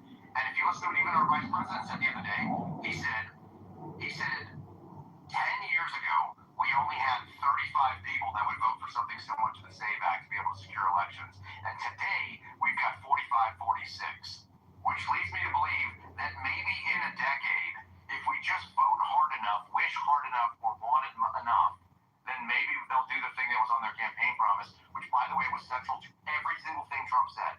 He said the elections are rigged, which I believe, and if you don't secure them, then we don't have real elections. You haven't secured them, so I believe in that we don't have real elections. So I get your perception. It's not about what's happening in the United States of America. In the United States of America, the economy is excellent. Our energy production, the economy. Let me do this. The Dow Jones. I'm telling you, the Dow Jones, the S&P 500, and the Nasdaq are all at or right near all-time highs. Time out, Kyle. I'm not done. You motherfucker, shut the fuck up when I'm talking. Dude, you like to interrupt people because you think you're the smartest guy in the fucking building. You're not. So shut the fuck up. So let me talk. So the second thing, inflation, excellent. Okay, let's do inflation. Let's look for the whole room. You're going to be up too, so you're a little smarty pants. All right, smarty pants. The inflation rate in America. Today, let's get it for Kyle because he's going to be an obtuse little fucking smarty pants. All right, so here it is. Ready, smarty pants? Here's your inflation rate. It is at 3.3% right now. No, it's not. That's a goal by Jerome Powell. But when you're at 3% inflation, when you're at 3%, I mean, it's more than 3%, obviously. A lot more. I still think that thing on the it better be a lot more than 3%, and it better. You're trying to caveat a lot more, but it's going to be a lot more, right? Okay. Wages increase in America, March 2026, 3.5%, so it's slightly more than that. It's 0.2. Go to math school, because I can tell you that you never did any finance in your life. So here's the idea. The idea here is he's doing great financially. Our borders are secure. Right?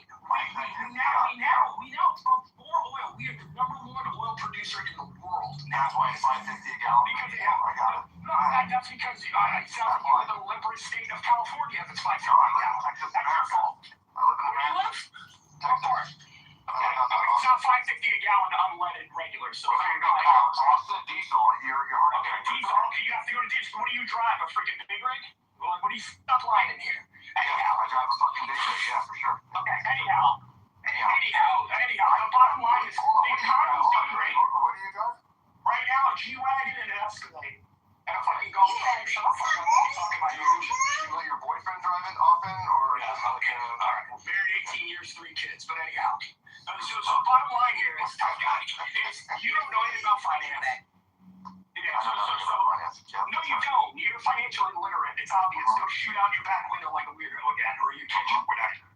So bottom line is this. When you talk about Trump, don't talk about him like you're smarter than him, because you're not. You never accomplished like him. You're not. I am not going to vote for anything Trump. I know you're not, dude. You're a liberal. You're going to vote for Gavin Newsom because you like 3 little Only because it might You should. I don't want your vote. I want your vote. Here's the funny thing. A lot more people listen to me than you, and we might think that's fun. I'm an accelerationist. I'm going to fix that in a minute. You're just a little podcaster, dude. No one cares. What's your audience look like there, Eddie? My audience looks like whatever I want to make it. Okay, that's not a real thing. Yeah, it is a real thing. And I can do that. I move mountains, you know. Mountains?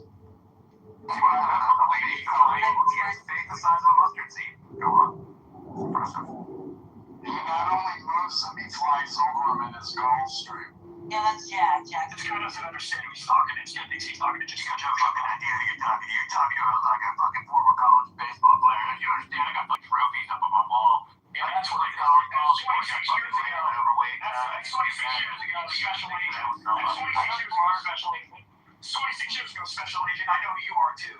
Hey, Eddie, talk to Kyle like you're the 9 to 5 guy that's not just the market, that sees the price of milk at fucking $10 a gallon, the price of gas at almost $6 a gallon.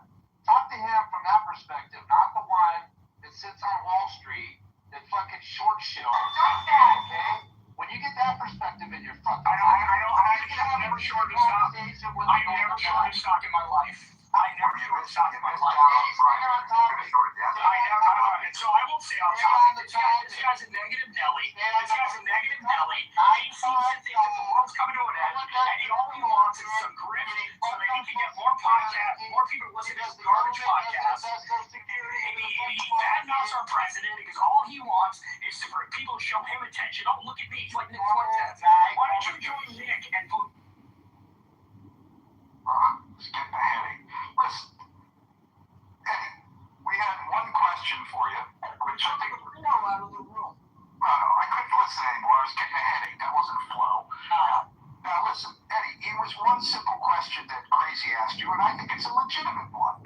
The average person that is not in the market and doesn't make their money by capital gains and losses doesn't worry about what the market is doing. They worry about what they can afford. And they can't afford anything, right? That's the problem. So how are you convincing those people that they're better off? Yeah, okay, great question, Cliff. You're talking every day. 160 million. He asked me the question. Hold on. But he did answer. Oh, yeah, go ahead. You go first. Go ahead. You guys are answering this in the most rudimentary mathematical equations. Yeah, well, it's not being rudimentary. 2 plus 2 equals 4. Why are they pretending that?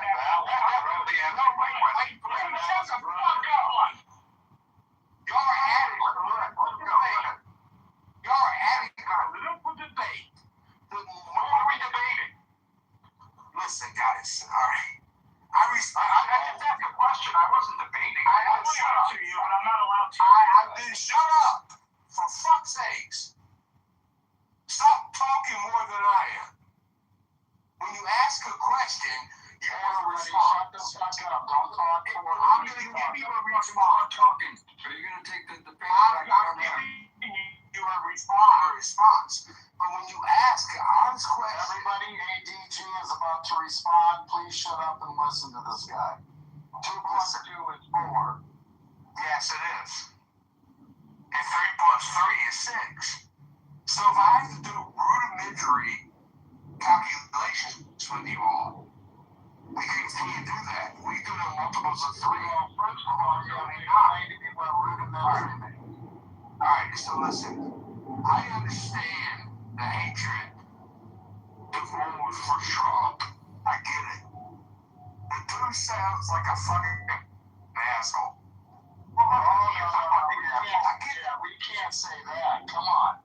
Stop it. No, he does. He does. That sounds like an asshole. Fucking asshole. Well, that's we can't say that. Come on. Stop it. No, he does. I mean, that's rude.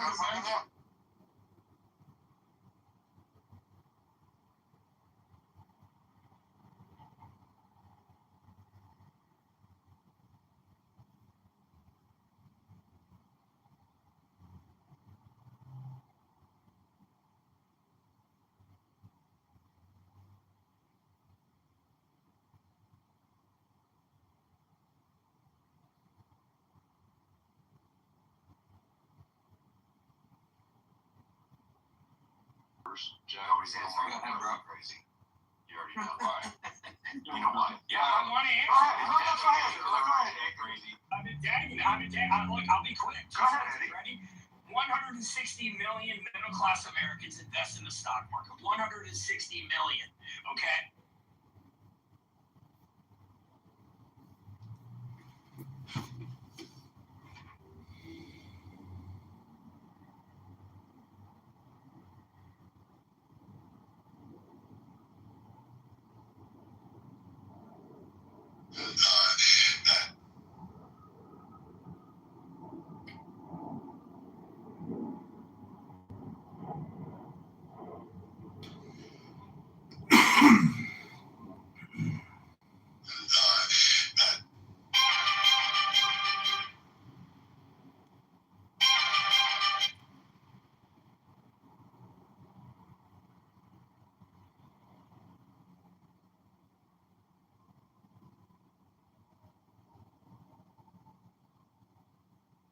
I gotta freaking get this over and done with so I can get on with my life. You just, I'm afraid that that's true.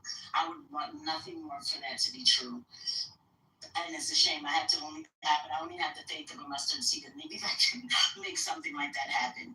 Because from all evidence, there is no time where Trump, when it comes to something like this, does it his way in reality. But I would love for that to be true. I really would. But that variable in the back, I wish that was true. I pray that's true. Douglas McGregor just said there's a massive movement of U.S. troops. Sorry, what did he say? But that's been happening all day, so I don't know why he's saying it's breaking. Massive movement of U.S. planes and resources into the Middle Eastern region, but that's been happening throughout today, so I'm not sure what it means. But okay, let's go to let's see, let's go to Parabel. Hello, hi, and good evening to you guys. I suppose you are in the States. I just want to try to connect all the dots. If we can just freeze a minute about the topic of the current ceasefire in Oslo. Let's just freeze a second. I don't know if you can hear me well. Yes, we can. Great stuff. So let's just freeze a minute.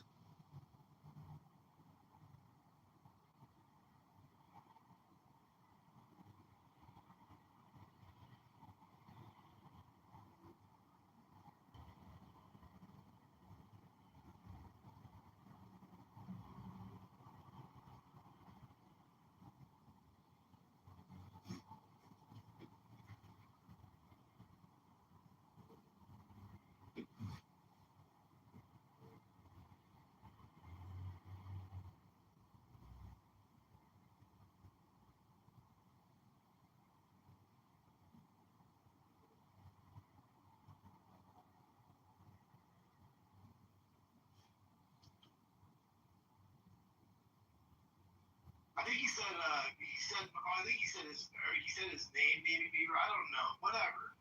And then I'm like, so then he was like, fuck, shit. So we got pause the state. We're trying to do the little pause part of it. And obviously he did dodge him because the Beaver was like, oh shit, now we gotta remove him. And Beaver's like looking around trying to find the little thing to remove. You know how it's positioned in a weird way where it's like, yeah, just all fucked up. You know what I mean?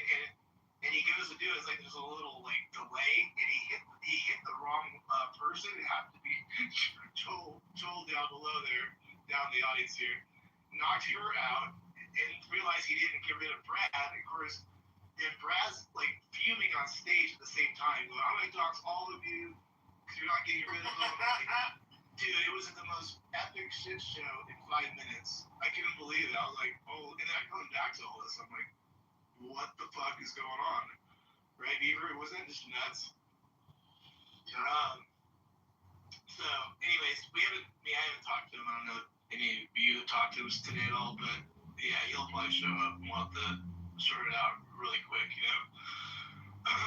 But I blocked the. No, because he went way over top. I'm like, fuck that shit.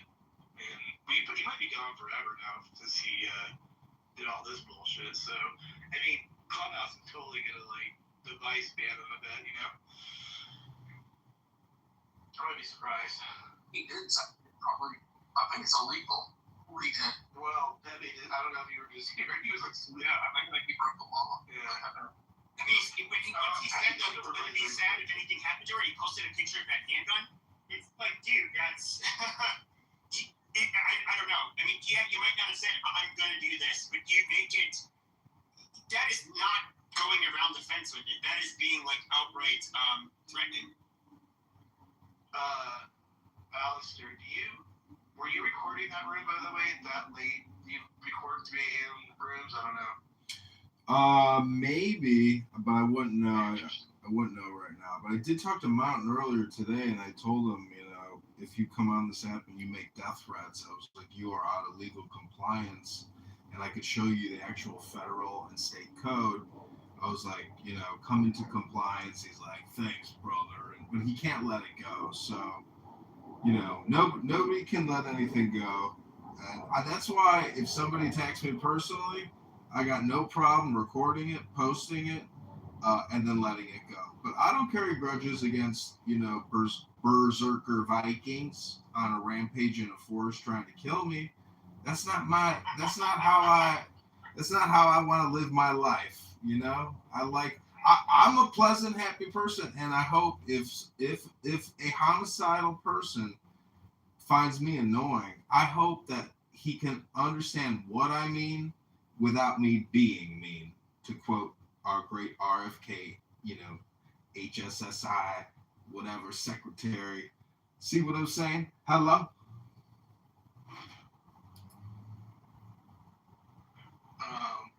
I paid Brad in. Let's get this out of the way. If he's hanging out anywhere, you know? Because, I don't know. To me, it was just a bit too much. I don't think we did anything wrong. We can only do so much because clearly you got to give us time to do what we need to do, and just because there was a delay doesn't mean that we were all in on this or some bullshit like that, you know? So you're because you're getting the blame from Brad because a berserker Viking just attacks anything that can be attacked in his immediate vicinity, but what you're going to have to deal with is saying I'm sorry, because Brad is the #1 Viking berserker in the forest. Matt, you're not going to be able to stand up to the berserker power. I'm just telling you. Hello? No, I mean, I have no problems. I'll persuade it and I'll apologize. I don't know how far I would go, but he's going to come in rage. You're going to know that probably, so we'll just have to deal with that. I don't give a fuck, but I don't know. Yeah, he's just going to chew you out. But I was also saying things as some chaos was happening, but I think what you're talking about I didn't witness or hear, but I know that, you know, he was attacking me on stage and then I started attacking him on stage, but nothing that I haven't already said in the past, so I got no problem. That was last night. Yeah, that was when you kicked him to the goo, and then, yeah. This kind of started between you and him, and then it spread to Mountain, right? It started with you, right first and then mount? Never. I was away. I don't know. It was like it was the three of us all screaming at the same time. But Yeah, I was right about all that noise. Yeah. There was some. I came back. Everybody was like. Yeah. I kept saying Brad Stauffenberger denies children's health insurance claims. Brad Stauffenberger denies children's health insurance claims. Or was that Verbally, I kept saying it verbally, and I think there was stuff in the chat going on that I didn't see. But anyways, yeah. What? Oh, you should have done that either. You just doxed them too, or what? What's going on?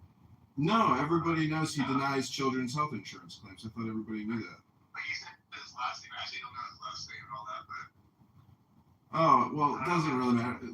Berserking Viker. Berserker Viker. His information. When he texted me on Discord, he got like his real phone number, all that shit. I was like, he was waiting for somebody that like had already given his real name. I didn't really like. So what is he? It'd be interesting to see what he considers doxing. If everybody already knows his last name, right? That's not considered doxing. Kind of, or does. It's like semi. Well, no, it's the doxing part isn't the thing. The fact that he showed a picture of his daughter. Well, that's different. Right. No, he was public. Obviously, it was displayed that he got doxed in the room. You know what I mean? So, No, it's just a bullshit. But he was public on his profile for years. He had his Instagram with his legal name. He has a first communication. Bro, you're in the public square. Hello? Right.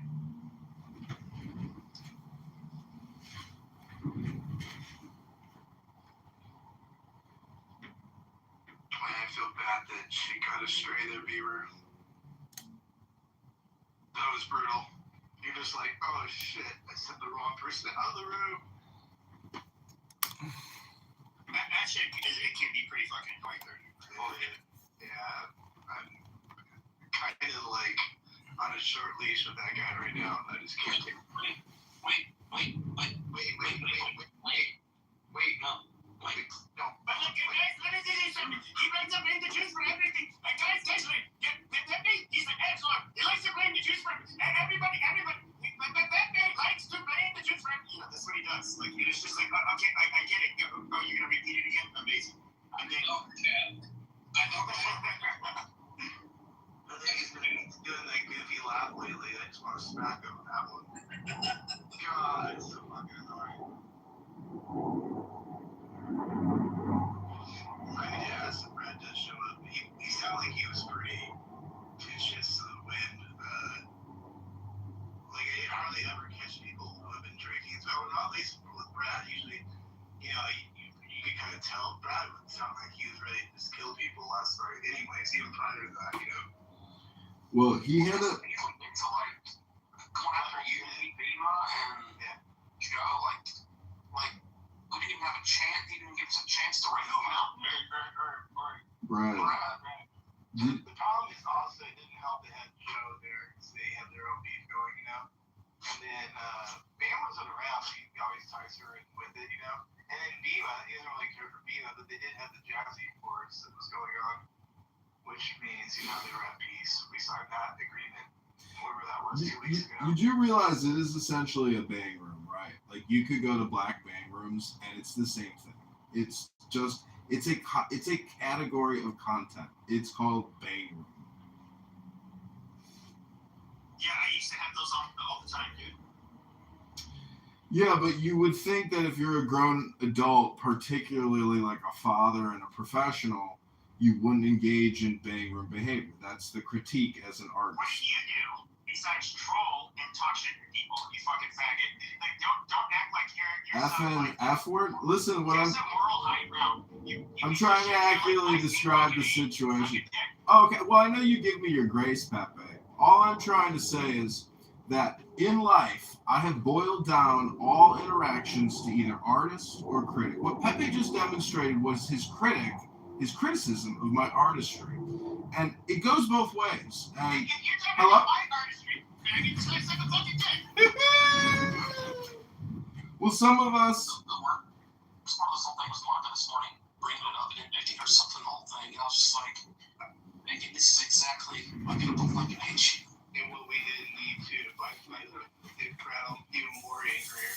I woke up to that. So I woke up and I hear Monica going, how do we handle this with him? Like, I was like,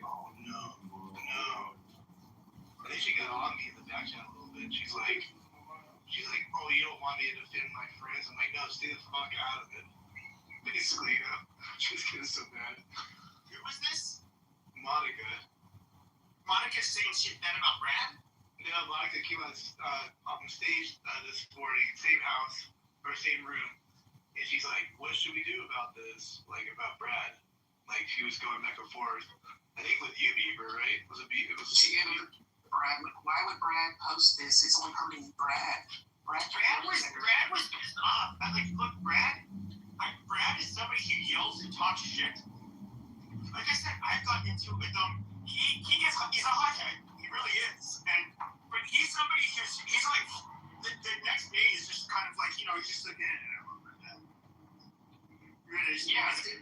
and like, he's not, I understand he's probably like super frustrated when it happened because he texted a picture of it, or messaged a picture of his daughter's face, and then maybe that's picture of the handgun. Like, that's just so uncalled for, and then, of course, he ends up getting kicked after Melton does. He's just gonna say a bunch of shit because he's raging, and it's just like, you can't expect him to be reasonable when that happened. Yeah, it was like compounding, you know what I mean? The frustration. So he gets like told, he gets moved to the goo and then removed, after, being completely like doxed in that way. Now, all that other stuff, the channel stuff came like ways after, like 20 minutes after the actual incident, It wasn't during when he was on stage or anything, but as far as I know, I don't know. But and then there was something else I just realized, what was that I was going to mention?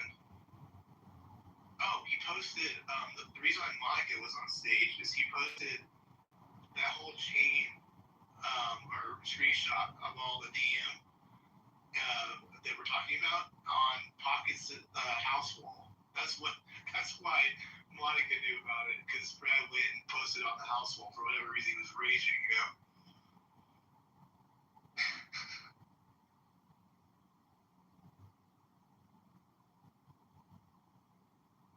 It's just like read the situation. Monica has some awareness. You putting in right now is only gonna fucking piss him off. Just be quiet. Exactly.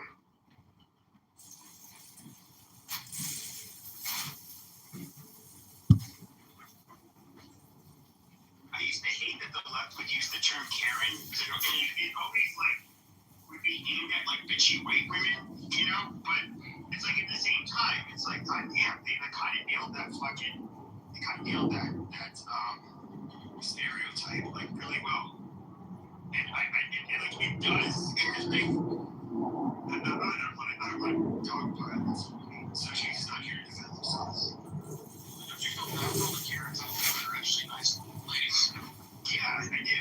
Because then you have people whose name starts with M that he's ruining for them.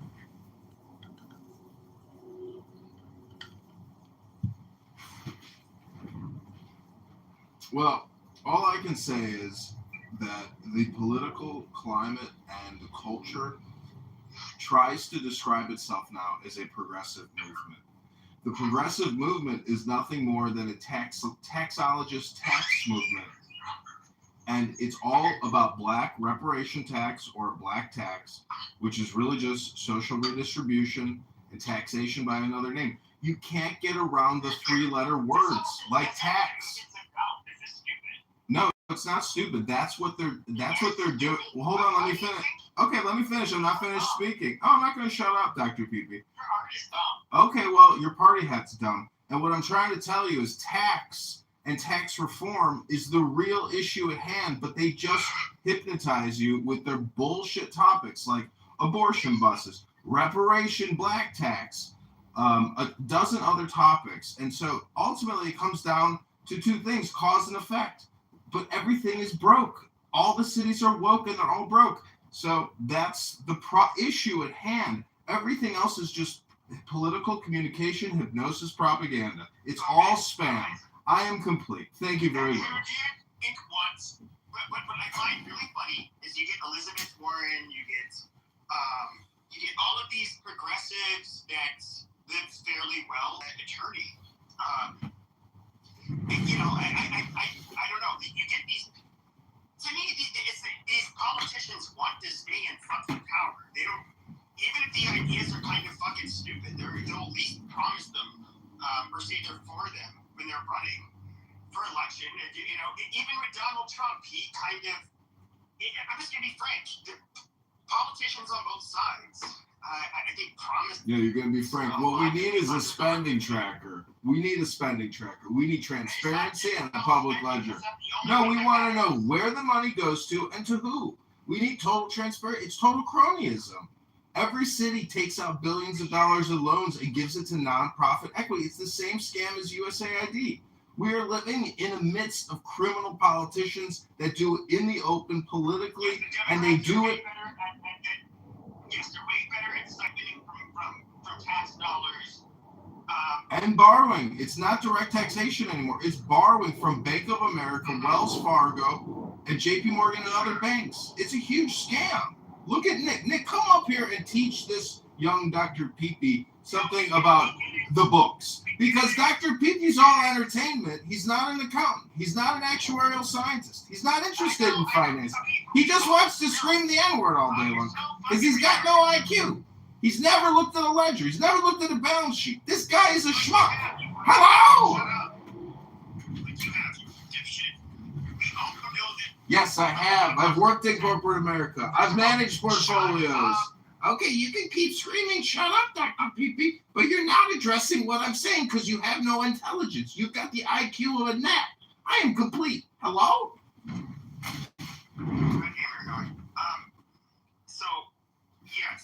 This has long been, wherever you've had a big democratic machine, whichever city, people have always tried to find a way to, politicians and everybody involved have found a way, how do we siphon off these funds, how do we give it to the guys on our side, the guys that gave us, campaign contributions, whatever. Yes, it's a big fucking scheme. I get it. I'm not, I think that when I hear like actual leftists, not your average Democrats or liberals say like, well, what can't we do like a country like, a soft-dim country like, I don't know, Norway or something like that. It's really nice how they have all these wraparound services there. And so it's like, oh, because they will all be looted by corruption and of course, fraud, basically, by both the American people and the crony capitalists, as you say, and the politicians around them. It's not possible. Like, we are like a pretty fucking corrupt country. I mean, we're not as bad as Mexico or anything like that, but we definitely cannot use our tax dollars, I think, in a way that's meaningful. Like, we have a shitty population. That's actually bullshit. That's actually bullshit. We are a lot more. Hold on. Shut your slip pipe for a second. No, shut the fuck up. No, you shut the fuck up, bitch. No, you shut the fuck up, you fucking nigger motherfucker. Shut the fuck up. Fuck up, you fucking nigger. If I go to Mexico and smack the fucking shit out of you, faggot. Oh, shut the fuck up, you you can fucking fucking nigger. for $20 too while I'm down there. Oh, bullshit. Bullshit. No, push it. What the fuck would you do? Tough guy, shut your fucking mouth and let me finish speaking then. Know your lane, I'll find out where you live, you motherfucker. Oh, you can find where I live. And what are you gonna do? Nothing. If you want to pull up on camera, I'll take that same camera out of your hand, and I will literally bend you over, spank you, and then I will dry hump you from behind and show you what a good little bitch you are. So please, no offense, shut your filthy little fucking mouth, you fucking faggot. Just shut the fuck up and let me finish my fucking point. God damn. Now, anyways, the problem is shut your dirty fucking felon mouth, you stupid faggot. Fuck you. I'm not the one that sucks cocks, you do. No, you are. You two are the one in prison. You have to help people invade our country for money because you're a worthless fucking loser. Suck a dick. Now, our country does have a lot of shitty people. We do not have the same citizenry as Norway, for example. We cannot trust our people, and we cannot trust our politicians the same way. Like, when it comes to taxes, you really almost have to default to the conservative position where Yeah, you don't want the federal government taking care of this shit. Why? Because they're not going to fix it. You know, and I'm sympathetic. Where if we had an honest people and an honest politicians and honest government, fine, we can have larger safety nets. But America isn't the country for it. That's the bottom line. Hey, by the way, the United States is not worse than Mexico. You said Mexico was more fraudulent than America, and that's actually bullshit. It's more corrupt, absolutely. Yeah. I said corrupt. Well, yeah. Well, I mean, it's more corrupt. Are you really going to try to convince us that Mexico's not more corrupt? Well, they're not more corrupt than the United States because the only reason why I say that is because the United States fucking pays fucking every fucking country in the fucking world to survive. So I don't know about that. Okay, so you're telling me in Mexico that cops and politicians aren't highly illegal? I'm talking about in government. You're talking about in government now? Well, I mean, yes. They have large families. Once one of them gets any kind of power, they're expected to take care of their whole family. They absolutely discriminate. And that's kind of part of their having like family before everything is kind of part of their downfall because it makes it so that nepotism in a weird way is it's given a positive value judgment, in the eyes of the Mexican people. I'll give you that.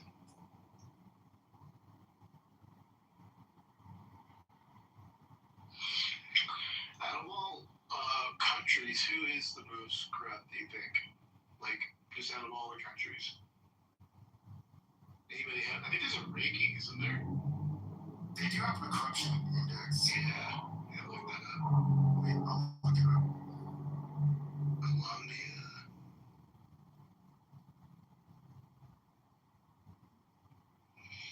I guess it depends, like, is it financial or criminal, I suppose, because Ukraine would be, like, probably right up there with, like, financial corruption, and then, like, the rest, like, murders and stuff like that, probably, like, whatever, Colombia. I don't know, there's probably a way to break it down. James says Israel.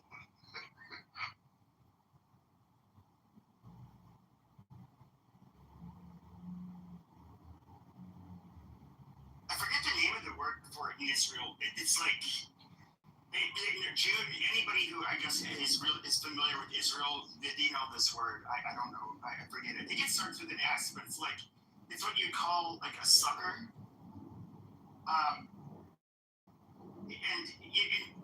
And people on here have explained it to me. Like they're like, no, that is a thing. Yeah. It's in other words, don't be the dumb sucker that plays by the rules in a way where you will, not come out ahead. And so there is like they look down on in a weird way. I don't know how to put it. It's hard because it's culturally different, so I don't know how to really judge it. It's kind of like natural, like to their culture, the corruption. And if you aren't doing, they think you're a sucker. Is that a good way to put it or no? Yeah, like if you aren't at least willing to bend the rules, or if you're not willing to do what you need to do, to get ahead. Yeah, it's like you're a sucker, and I don't know. I'm not. That'd be kind of weird to live in that kind of. I mean, you kind of have that here in a way, like the street hustle or whatever. But if I was, dude, I'm not gonna lie. Like, I'd be down with that. Like people. Okay, so I'm okay. This is gonna sound anti-Semitic. I'm sorry, really sorry, but like some of the most cutthroat people, just business-wise, to like really have to work with, and that's I have not my dad or anybody else, but other family members who worked in like the garment industry in New York City, shit like that. I mean, Jews have like a real reputation for being very, I guess you can say like adept in they're very savvy and shrewd when it comes to business and very difficult to work with, especially if you're an outsider. But like when they're amongst themselves, I highly doubt that changes. And I can only I can only imagine doing business in Israel, personally. Well, have you ever heard the term "out Jew the Jew"? I mean, that's that's fucking classic, I've heard that. The thing is, though, is that they have like a tight knit. Like in a lot of these industries, they'll become very tight knit, and I feel like, and you look at this with Jews, they tend to go into certain industries, and then they're highly nepotistic and highly favor their own, and they are going to. There's going to be a bitch to work with because of that. I don't want to insult you, Pepe, or interrupt you, but you're just repeating tropes which applies to every tribe, every group. It could be Indians, it could be blacks, it could be Chinese. You're saying what applies to everyone. You are. Just say it. Say it with a different race, and you'd be like, oh, well, he's right, actually. Indians do that. Persians do that. French and British and Canadians, they all do that. It's called psychology and tribalism. It's not just because of Jews, Pepe. Who's giving me that X sign? Are you stupid?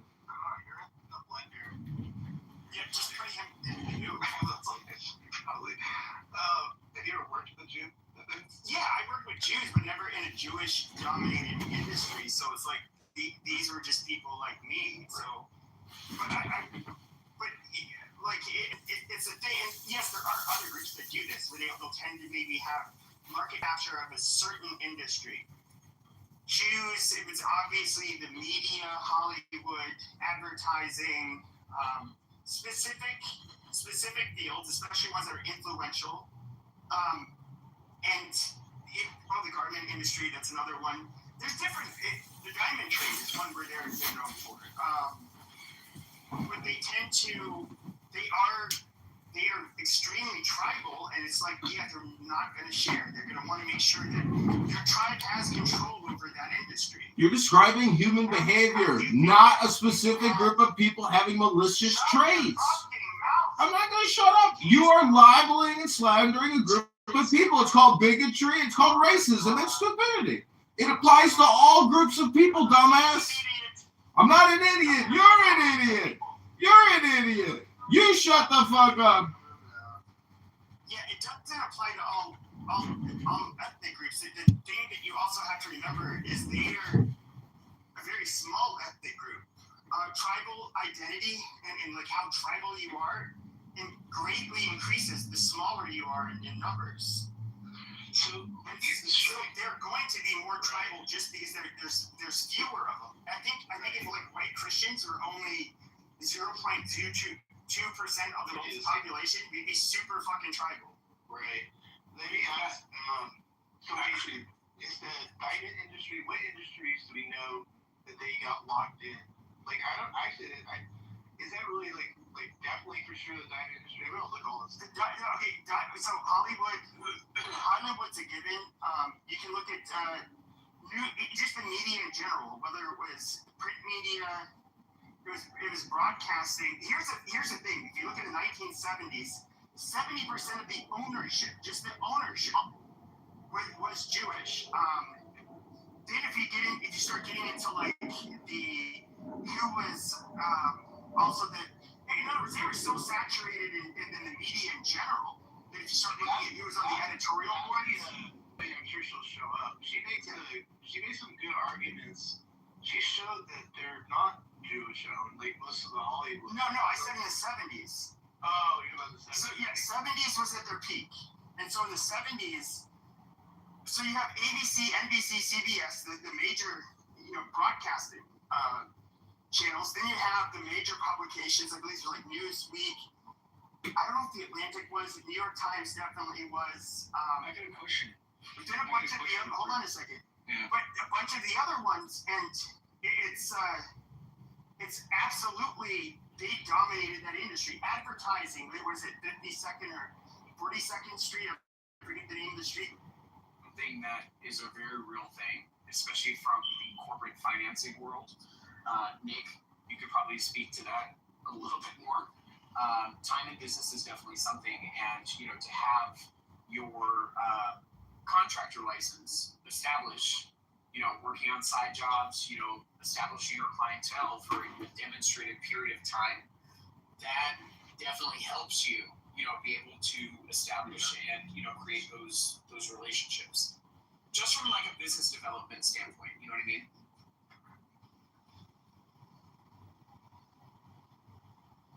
I ain't gonna lie to you.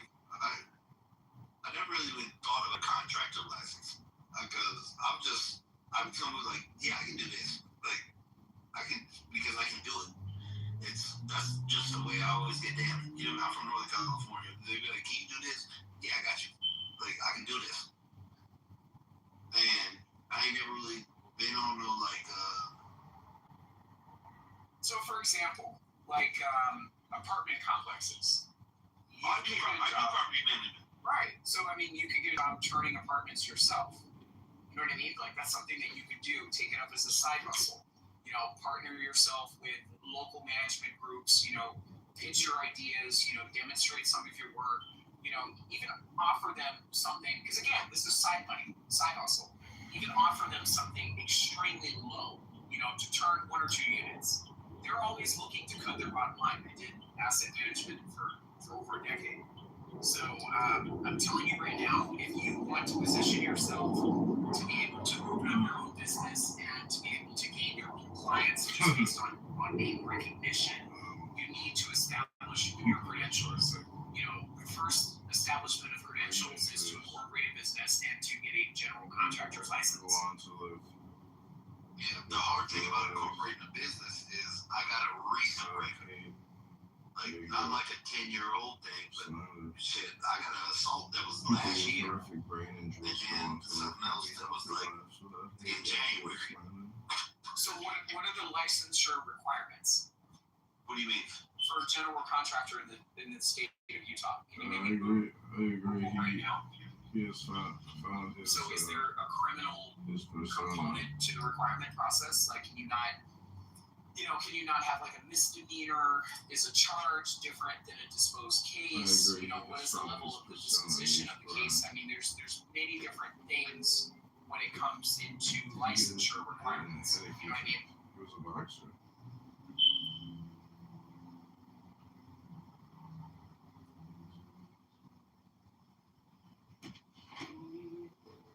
Oh, I just fill out some bullshit to even find out. I live in Chicago, Dr. Adams, and just across the street from me, some slick Rick developer bought up a city lot for pennies on the dollar and put up the foundation, dug out a hole, put up the foundation, that framed the whole house, and now the tarp is blowing in the wind like crazy, but no one is doing any other work because it's a spec house. And it is on an incredibly busy road. I think they'll probably make profit on it, but interesting strategy to try to buy city lots and buy premium city lots for pennies on the dollar. And if you can get the mayor and the zoning developing commission to even give you grants and basically pay for the whole place if you give them 25% of the units for affordability. So affordability is a scam. As a libertarian, as a scientist of math and accounting, Nick will agree that borrowing to spend to grow an already defunct and bankrupt system that relies on taxation to fund other people's apartments is not truth. That's a scam. That's fraud. That's not how you grow an economy. It is politics. I rest my case. Alistair, you sound like a money man.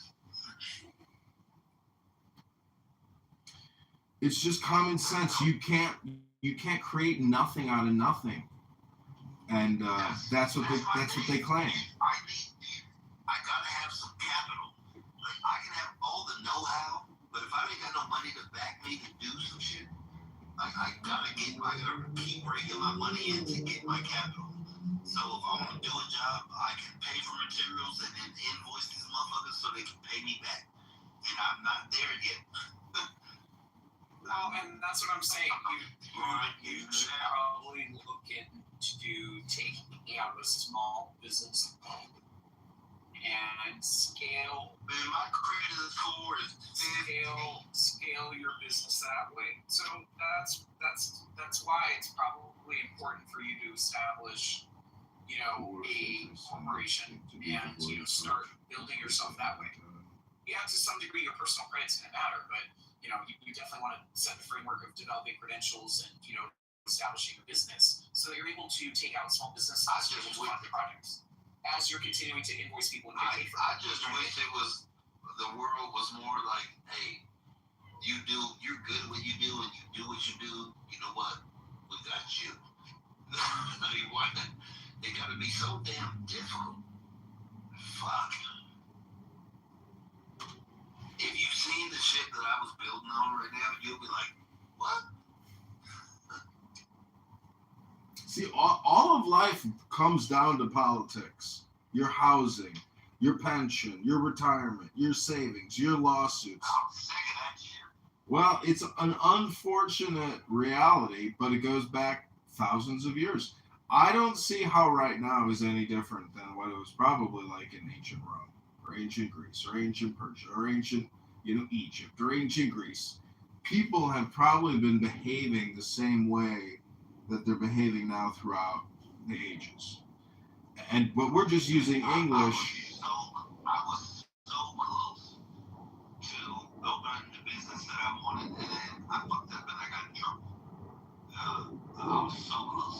Me and my partner was going in. I told him, I want to open a dispensary. Like, that's what I want to do.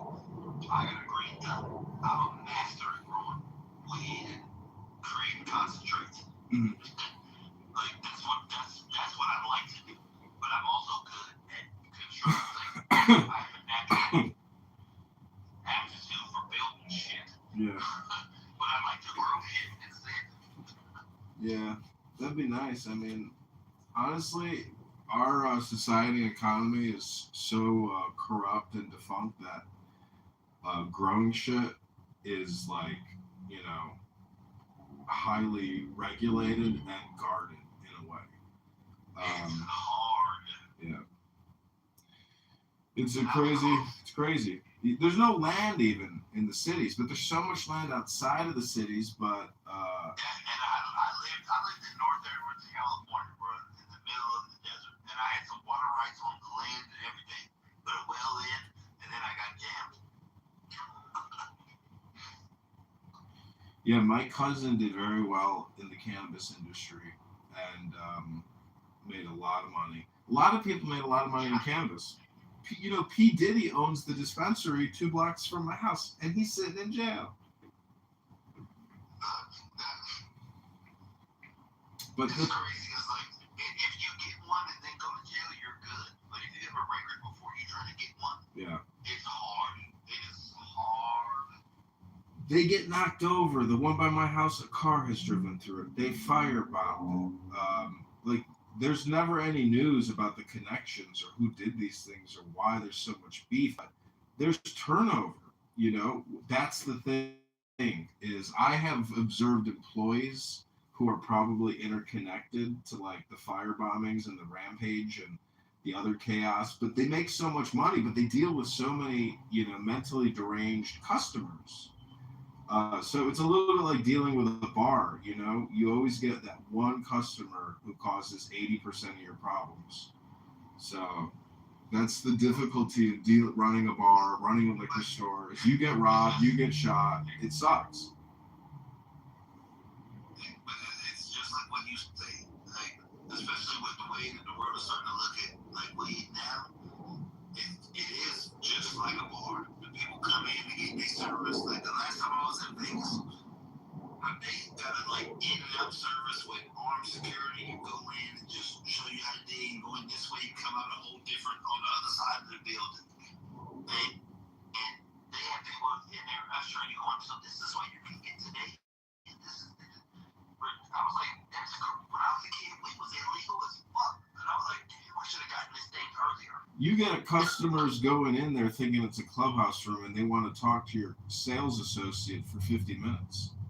So, I've seen veterans go into dispensaries, start fights, and scream, "I'm gonna, come back here," and etc. And I mean, there's no easy business. There really, even if you work in concrete and you pave somebody's driveway and they don't like it, it's like you just never know when you're gonna meet that customer who's like, "Fuck you," and you're like, "What?" There's always that customer. There's always that one.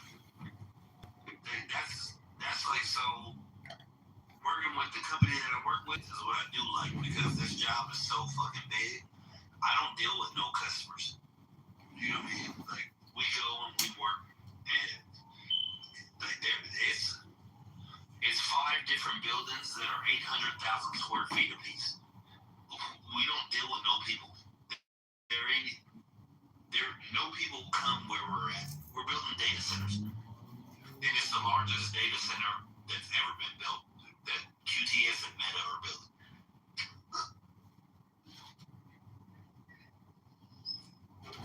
So I stay out the way and I just rake in my dough. I just rake it in.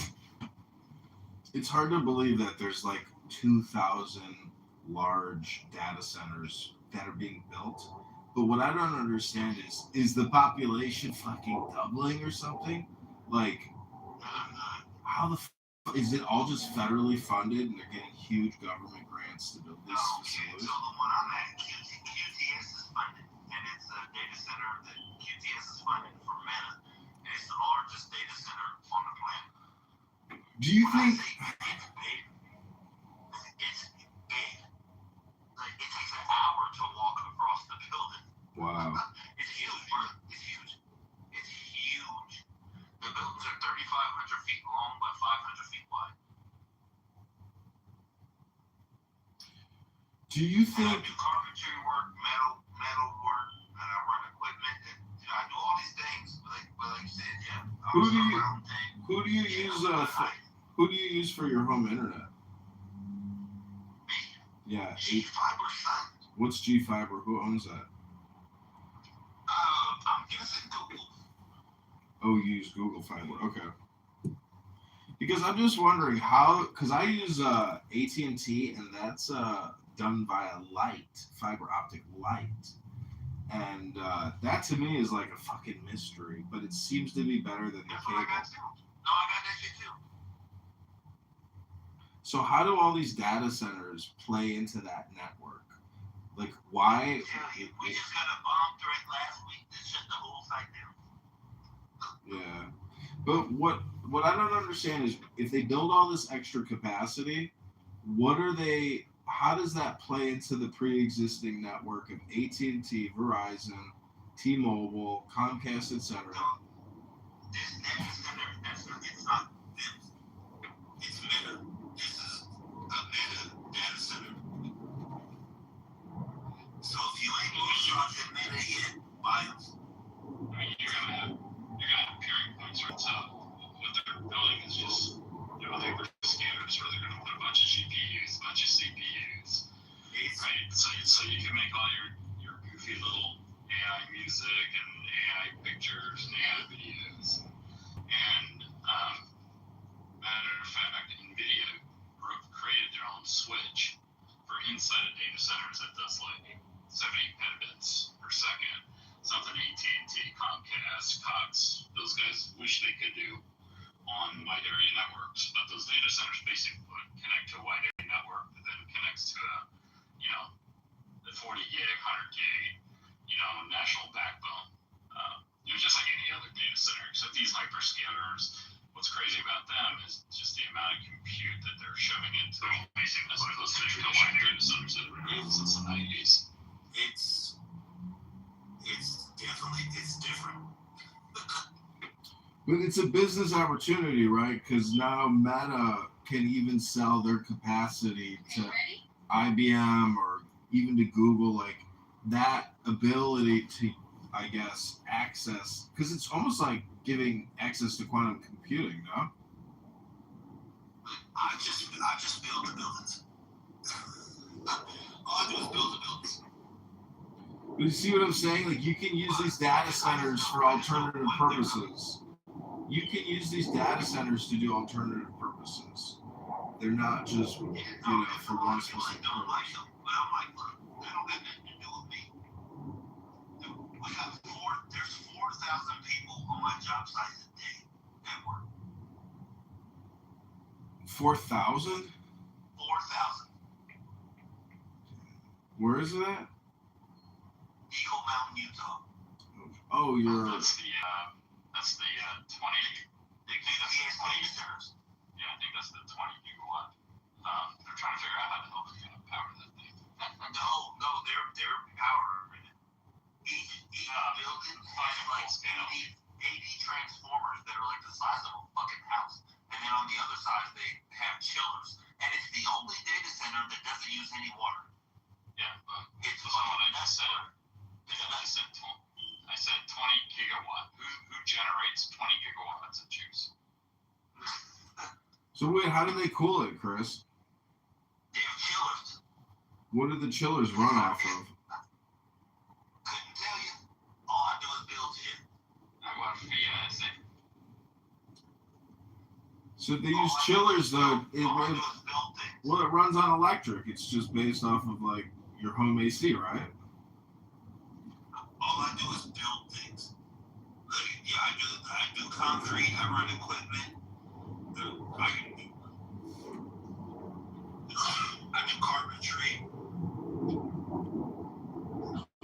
I'm not an electrician by far. I don't have anything to do with any of that shit. I don't fuck around with electricity. That's how you die. Yeah, but if you know how it works, that's how you make more money. I mean, I know a guy who's made many millions, and works for somebody who's made many billions building data centers throughout the world, in Japan, Indonesia, Singapore, all around the world. They're building data centers. They're not just building 1,500 to 2,000 in the United States actively right now. They're building 20,000 actively throughout the planet. Am I right? Am I wrong? Hello?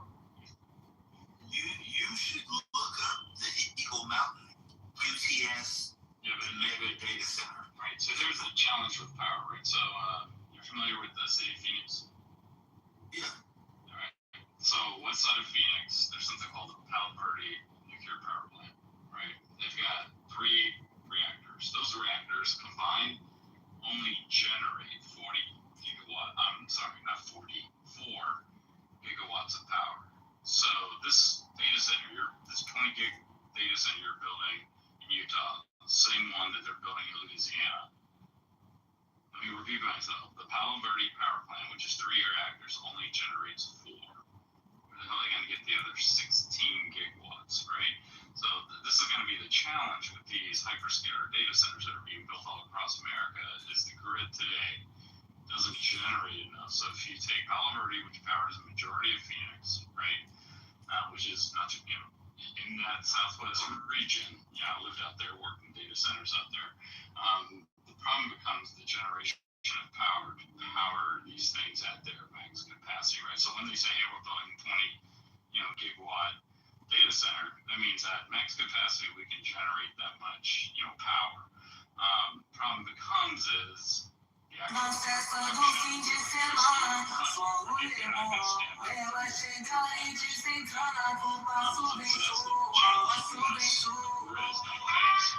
generating the power for the demand that these data centers are going to have. Well, all I know is it's like a $15 billion project, and these engineers and planners, they have an idea, and we're building it. Oh, no doubt. Yeah, I'm not arguing. It's not worth building. It's can I light it up to its, full, can I choose the Death Star to its full capacity? I feel like they believe security for me is job security. As long as they keep believing. So I got a whole bunch of, I got like 10 more years of work on this project. Chris, don't you know that Trump passed a bill that allows Meta and Google to build nuclear-powered reactors next to their data centers? Well, then I might work on that next. I didn't see nuclear. The only thing I saw was they could do LNG and other. I mean, like, there's a lot of people that hate it. Like, this Thursday, Friday, but last Friday, the bombs are big old motherfuckers like that. You know, kind of like 800 police, like the whole city. Things are going to destroy the world, and your water well's going to run dry, and air pollution because the generator just. I'm like, shut the fuck up.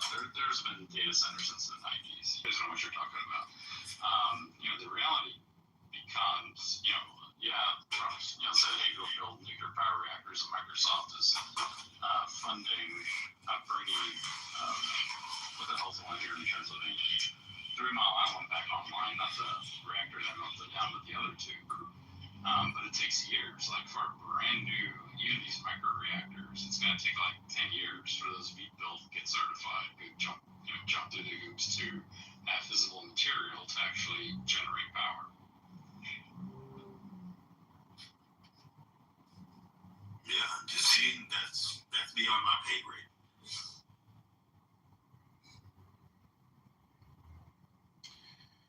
Yeah, well, anyways, I hope everybody has a pleasant evening. Dr. Adams, thanks for telling me about this cool Meta Eagle, Utah data center. I looked it up. I looked at the Google reviews, and people fucking hate that place. They definitely hate it, but it's given 4,000 jobs.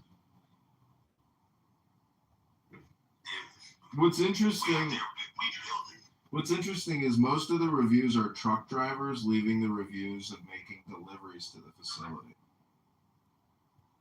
Oh, yeah, no, so the city of Eagle Mountain is like an up-and-coming little spot. I wouldn't even call it a city. More of a Richie town. It's just like all new, track houses that are, very expensive and big and nice. And they get 4,000 people every day driving through their shit going to build. And then, 100 trucks a day. And they're like, what the fuck is this? Like, traffic is fucked up in their town, all because we're coming there to work. Right? Also at the same time, we're coming there to work. And we just brought a lot of money into these states. So they're mad, but they're not mad, but they're mad again. Fellas need not be discussed in a room full of fans. Let's all just take the deepest. Here in PA, along the Schuylkill River, it's a river that feeds down past Philly into the Delaware. They're looking to build a bunch of these, not that scale, not that size, and man, everybody's fighting it. The little, they call them townships, like something that's smaller than a county. And they're just like, no, we don't want them here. Get them out of here. They're gonna kill the birds. It's insane. Some of the signs I see on my commute to work, I'm like, oh my god, you people have lost your minds. And one of the local senators, she's like, yeah, we need to wait 3 years, before we do this. I'm like, what? So you can get the credit, so the next administration gets the credit for all the tax revenue that's gonna come to these things. They're fighting it. They're picketing. They got stickers and T-shirts, and your kids are gonna grow a third eye. And I'm like, wait a minute, we got a nuclear power plant like 100 yards away. If that didn't kill us, the data center's not gonna do that. A lot of people say people don't like them. Some people like them, some people don't. For me, I'm just like, I'm not on the corporate end, so you can't not like me. I'm just out here building shit. I do safety, I run equipment, I do a lot of carpentry shit. I don't even do steel work.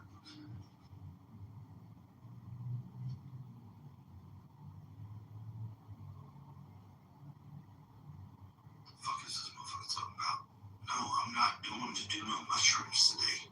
No, hell no. I go to bed.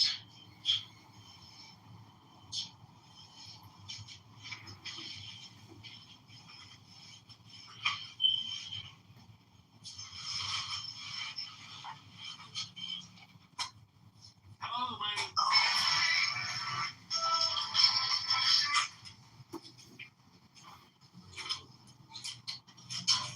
A lot of people say, I only get 200 views a month.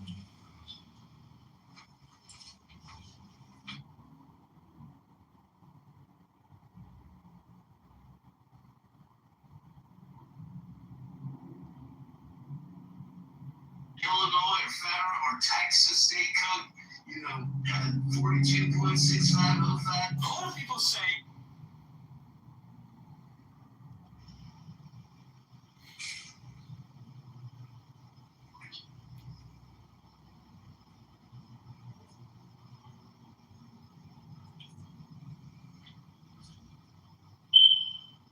Hands on my face, it feels like a spark. Talking about a future that can light this dark. Got my two.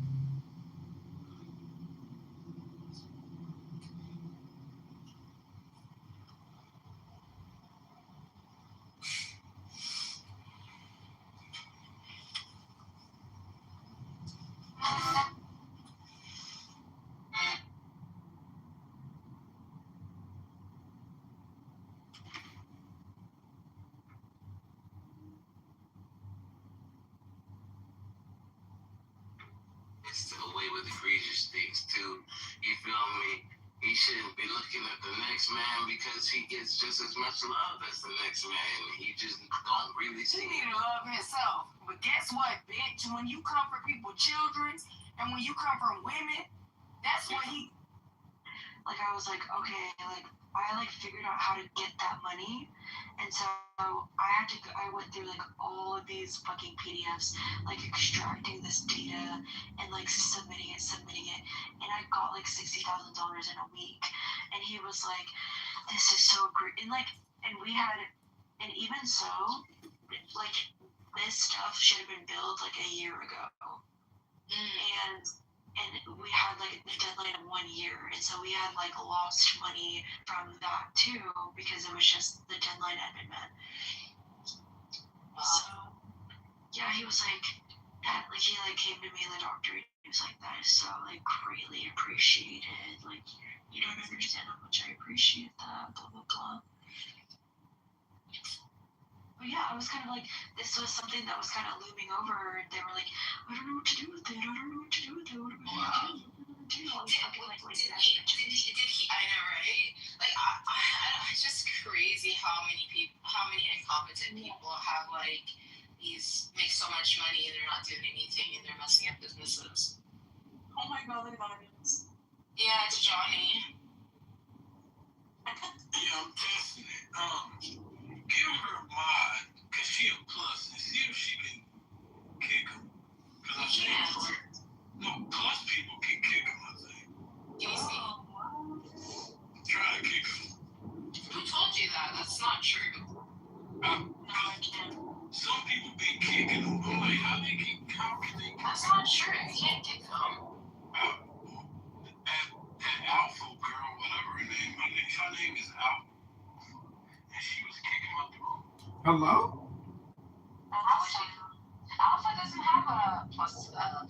What are all these numbers down in the audience? That's what I'm asking. Like, how the hell is she did it? She's What? not. She's messing with you. It's probably John Andrew, and they're coordinating to make it seem like he has some power that she doesn't have. What? It runs. They're gone. Yeah, see, I just took them all out. See?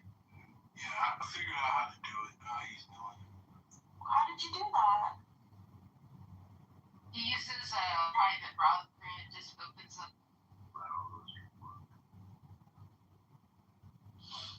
Probably also a place you can go.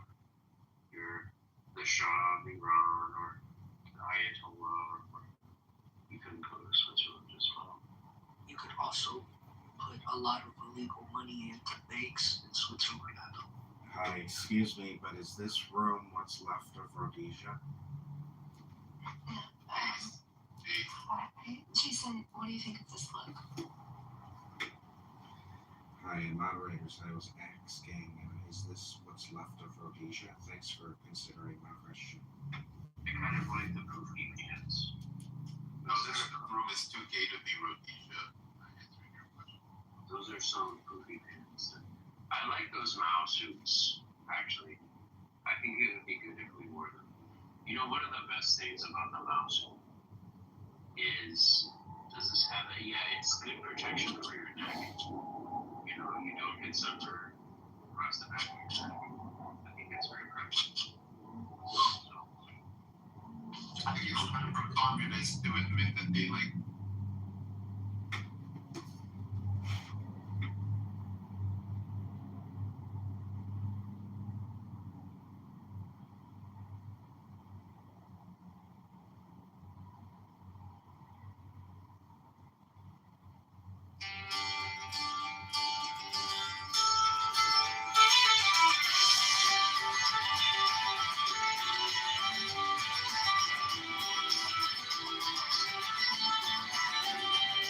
Chicago Mayor Brandon Johnson is a fraud.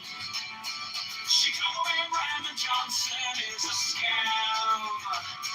Chicago Mayor Brandon Johnson is the tax. Chicago Mayor Brandon Johnson is a liar.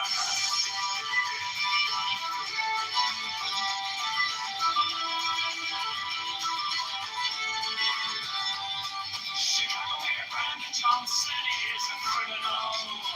Borrows $1.3 billion to give to Krypton. Profits they see to you is a mafia propaganda. Organization of portability is a scam. Brandon Johnson is the tax. Open the books, transparency now. Public spending tracker now. Brandon Johnson is the tax. Brandon Johnson is the tax. Brandon Johnson is the scam.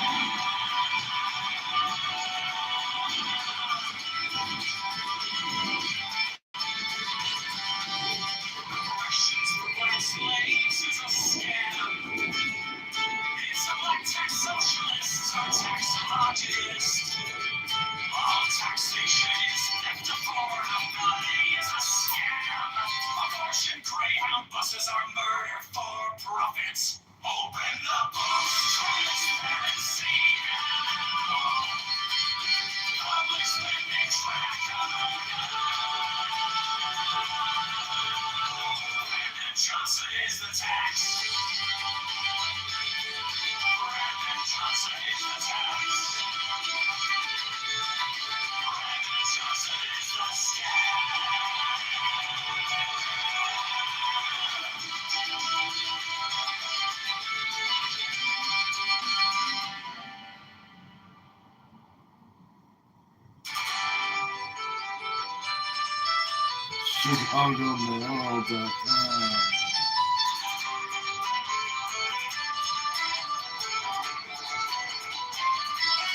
Chicago Mayor Brandon Johnson is a fraud.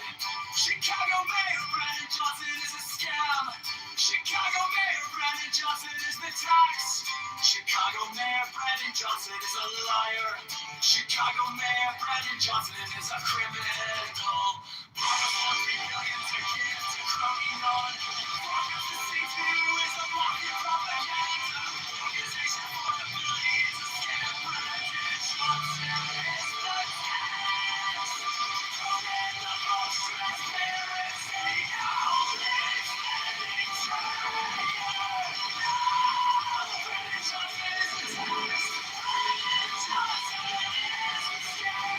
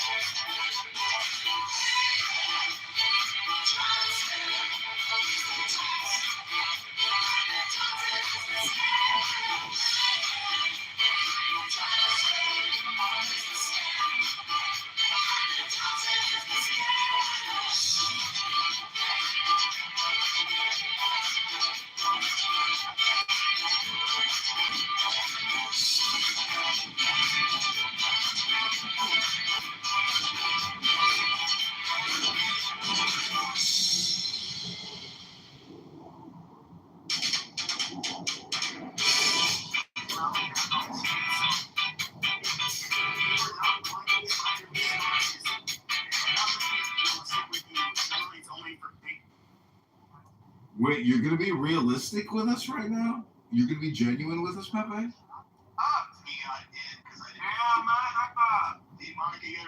It's not that I got in. It's why is it always the Pepe show every single night? Pepe dominates talk time. Pepe dominates word time.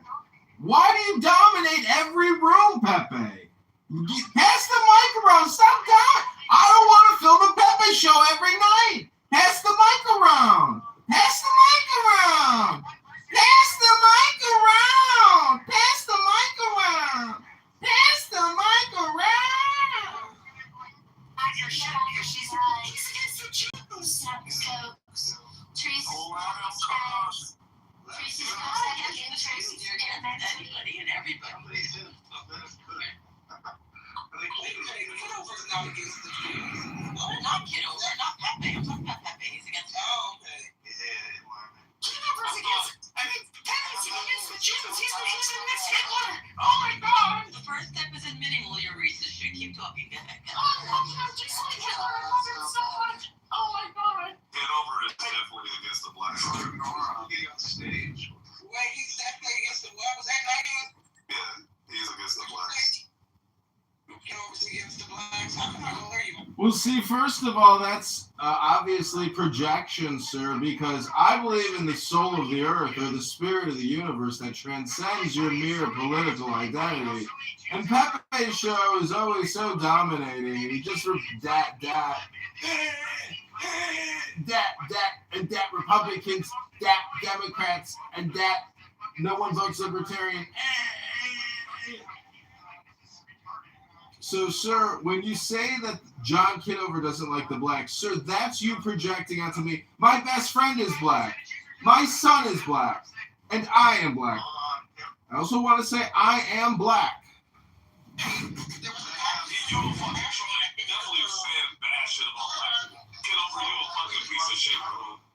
I am black. Look at me. Don't I kind of look black? Listen, just look at me. I kind of look black. Look at me. Just look at me. And now I want to get a response. What say you? The jury is deliberating, sir. Do you hate the blacks or what? No, I got no problem with blacks. People want socialism, they want equity, but they don't want N-wordism. We want classy blacks. Hello? It's like I feel like I don't believe him. Wait, the reason I don't believe in this. Yeah,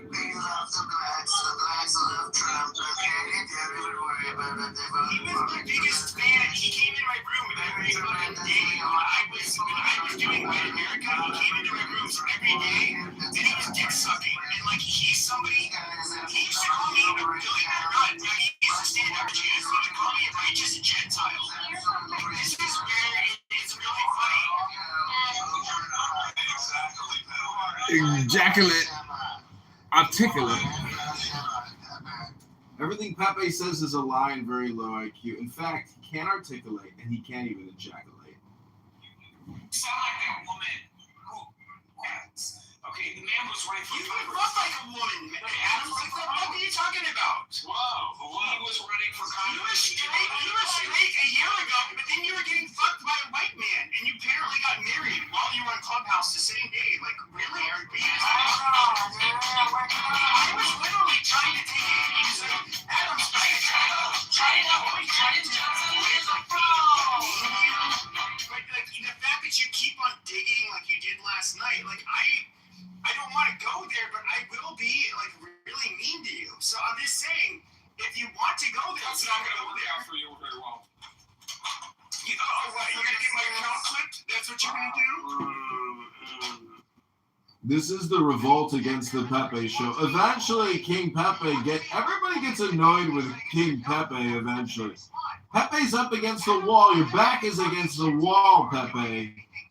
The Pepe show is going nowhere. Dr. Pepe, we'd like to move the show along. If you could pass the mic, please. Thank you, Dr. Pepe. No more tantrums for the night, Dr. Pepe. Please, Dr. Pepe. No more tantrums, Dr. Pepe. Please. Let's progress the show. Let's progress the show. To be determined, ladies and gentlemen. This is the President Trump's house. You need to not be pressed about it. You need to lose weight. You need to press yourself out. You need to press yourself on the scale. Thank you.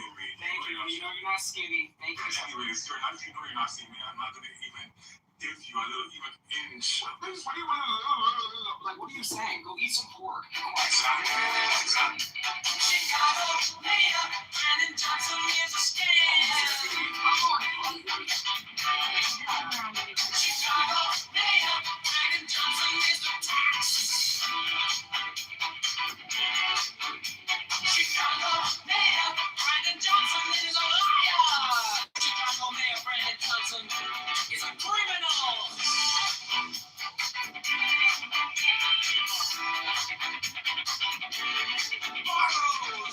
1.3 billion to give to crony nonprofits. The CTU is a mafia propaganda organization. Affordability is a scam. Brandon Johnson is a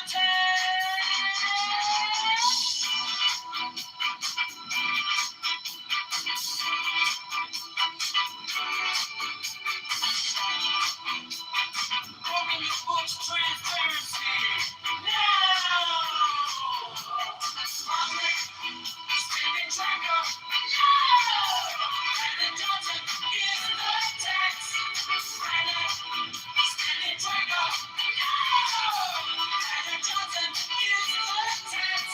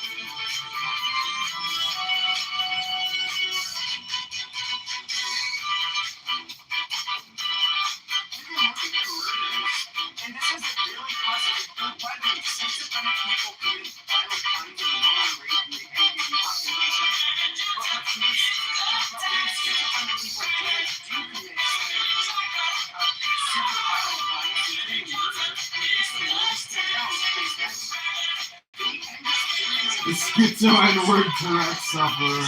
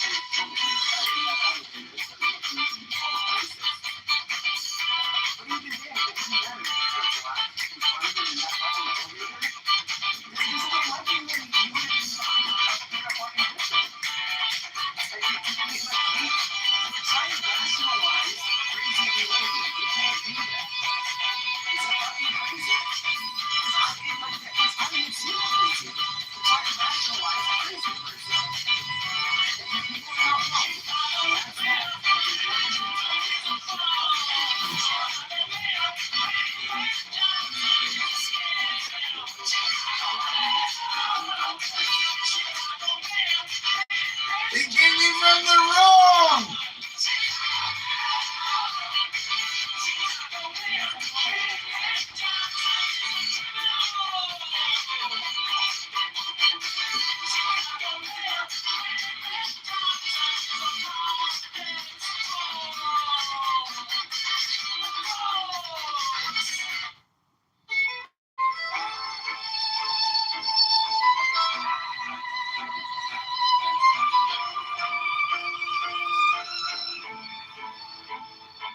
You stand up paychecks with a smiling mask.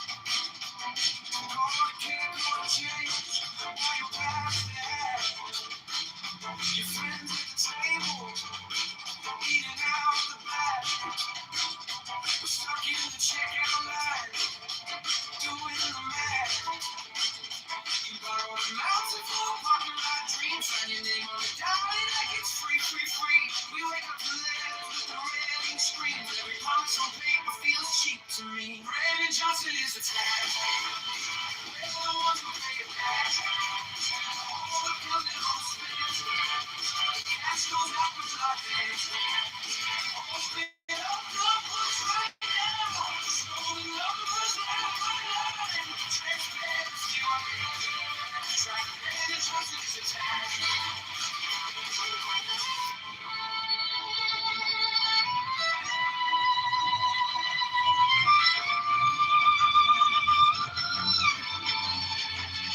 You call for the people. The doors stay closed. Same names on the contract. Every story we told. You preach about football. Then ready is the toll. Whole city in a chokehold. Just to feed the road. We're tired of slogans on a pretty blue sign. On a public spending tracker in real time. Not enough for the walk on our dime. We're done with the fiction, this is our line. Brandon Johnson is a tag. They're the ones who pay it back. All the bills we don't spend. The cash goes out for nothing. Open up the books right now. Show me your money, transparency on the track. Brandon Johnson is a tag. We want to see you. Every cent, every check, every reach.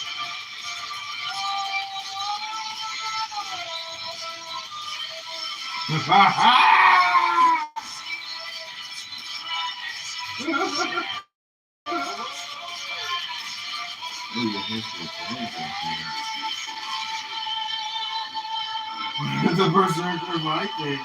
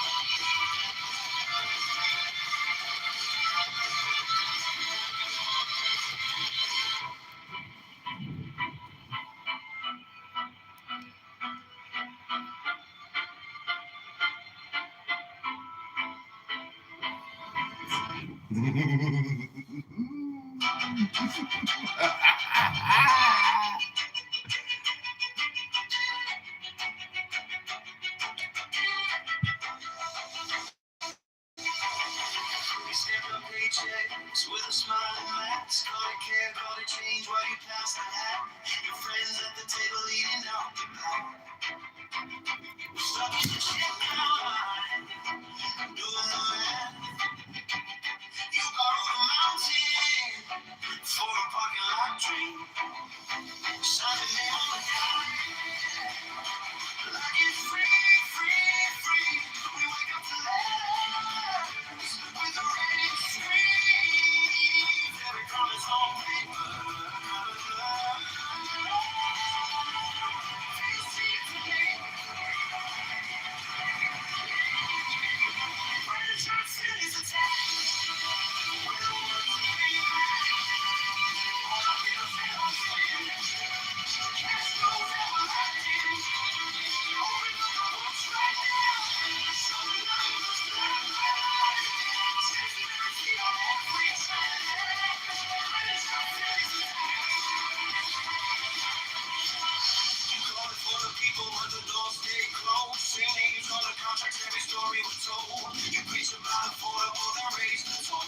All sitting in a choke, just a figure of road. I have slogans on a pretty blue side. On a public spinning tracker in a real time. Not another photo op, on time. We're done with the fiction, this is all I know.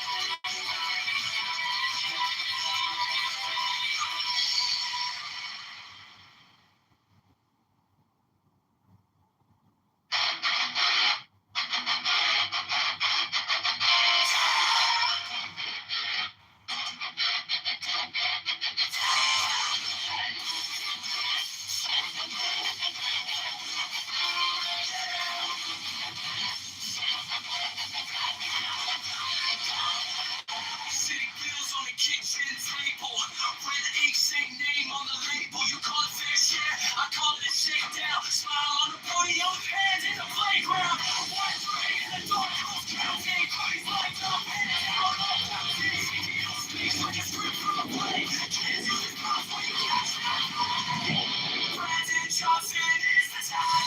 Everything she got done is hack. You fucking you ain't on back. Yeah, it's true, that's a fact. Brandon Johnson is the tag. Say it loud, we want it back. Open for stretch every stack. Brandon Johnson is the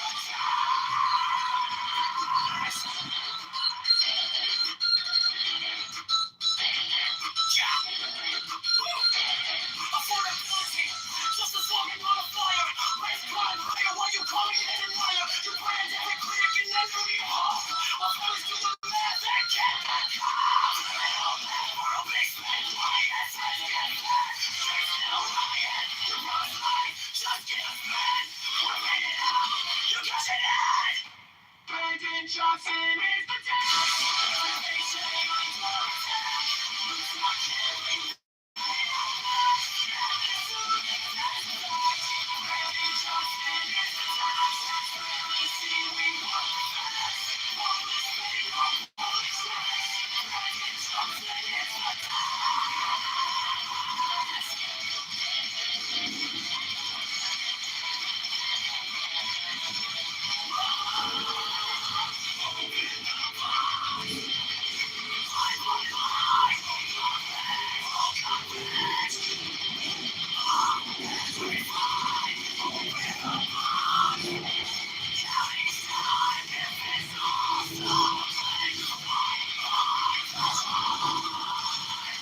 Brandon Johnson is the tag.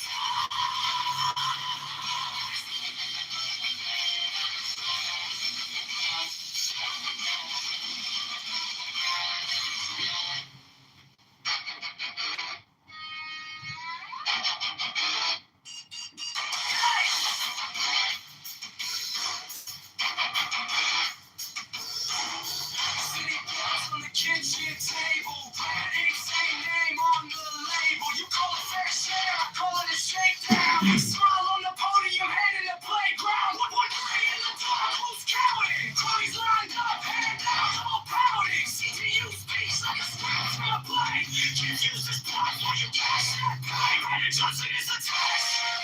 Everything you gotta attach. You fall down, you ain't on the best.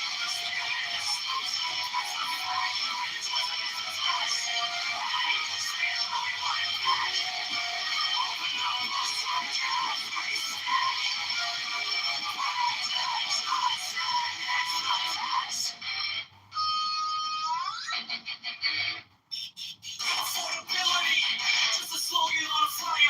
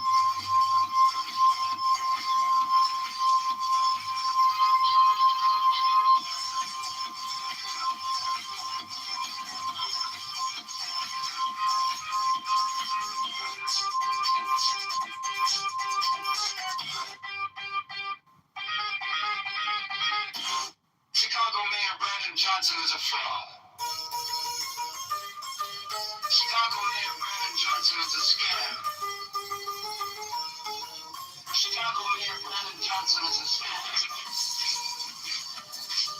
Chicago Mayor Brandon Johnson is a liar. Chicago Mayor Brandon Johnson is a criminal.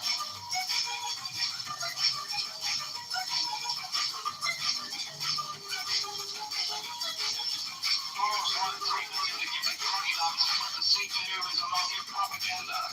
Organization of portability is a scam. Farland Johnson is a fraud. Hey, stress everything now. Public, spending check on out. Brandon, Clinton is the tax. Brandon, Clinton is a scam.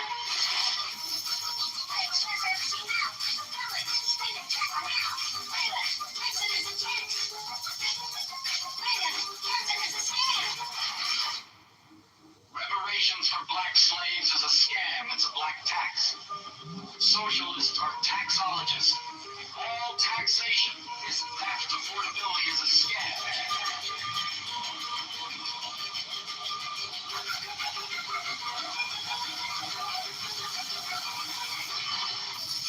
Hey, stress everything now.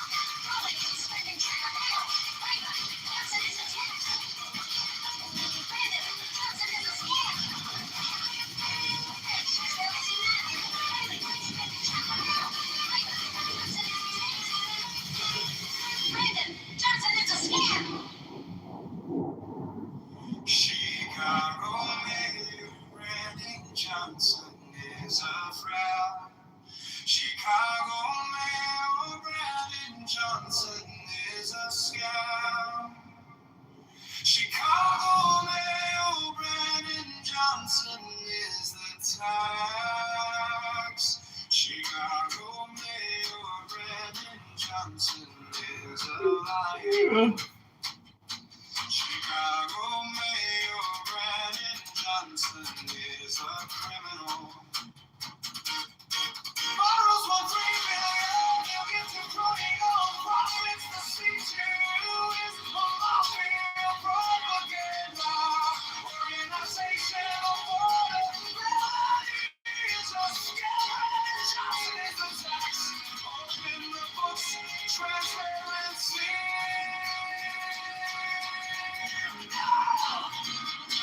Public spending tracker.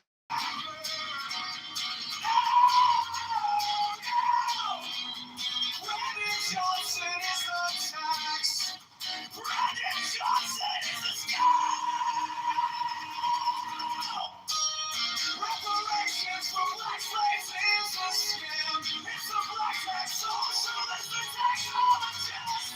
All taxation is the propaganda. It's a scam.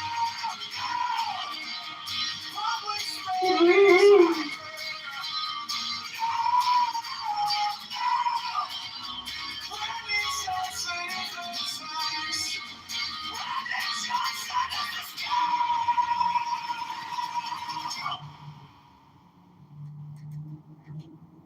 Chicago Mayor Brandon Johnson is a fraud. Chicago Mayor Brandon Johnson is a scam. Chicago Mayor Brandon Johnson is the tax.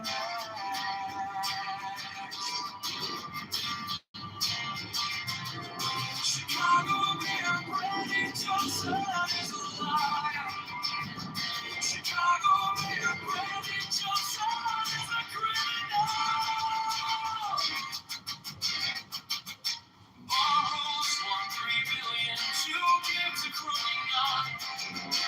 Profits the C2U, so mafia propaganda. Organization of portability is a scam. Brandon Johnson is the tax. Open the books, transparency. Public spending tracker. Brandon Johnson is the tax. Brandon Johnson is the scam.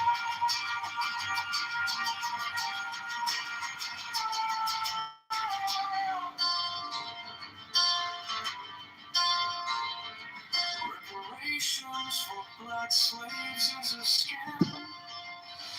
It's black tax, socialism, taxologist, all taxation's theft. Affordability is a scam.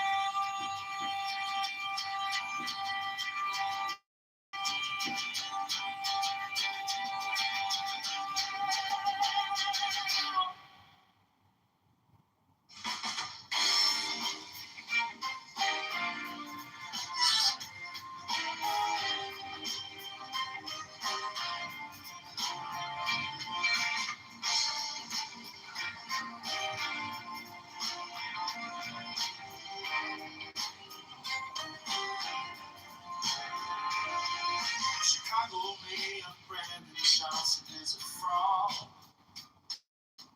Chicago Mayor Brandon Johnson is a scam. Chicago Mayor Brandon Johnson is the tax. Chicago Mayor Brandon Johnson is a liar. Chicago Mayor Brandon Johnson is a criminal. Borrows $1.3 billion, give to Cronin Army. The CTU is a mafia propaganda. Organization of vulnerability is a scam. Brandon Johnson is the tax. Open the books, transparency. No, public spending tracker. No. Brandon Johnson is the tax. Brandon Johnson is the scam. Brandon Johnson is the scam. Reparations for black slaves is a scam.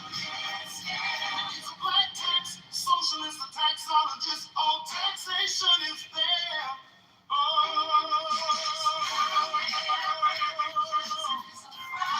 Chicago Mayor Brandon Johnson is a scam. Chicago Mayor Brandon Johnson is a scam. Chicago Mayor Brandon Johnson is a scam. Chicago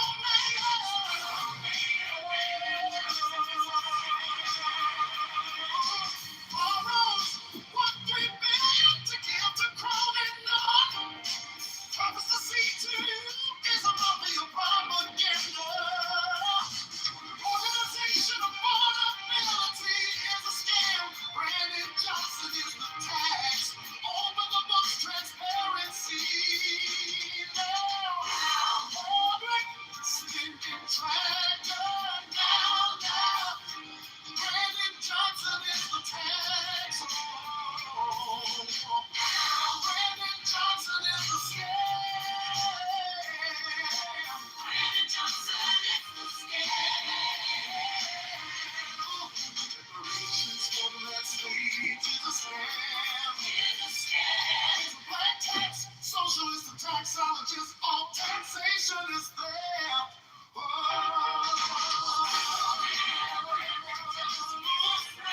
Chicago Mayor Brandon Johnson is a scam. Chicago Mayor Brandon Johnson is a scam. Chicago Mayor Brandon Johnson is a scam. Chicago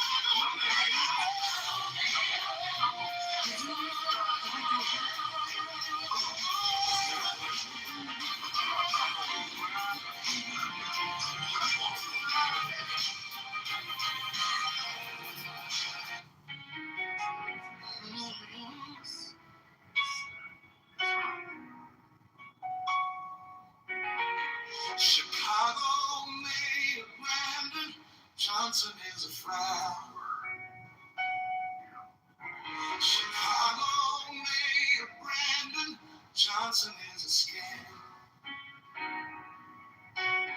Chicago Mayor Brandon Johnson is the tax.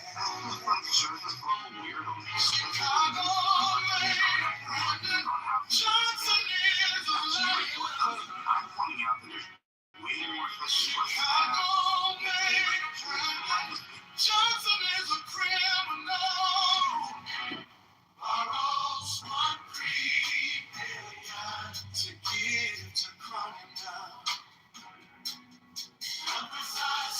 too is a mafia propaganda. Organization affordability is a scam and doesn't live the time. Open the books, transparency now. Public spending tracker.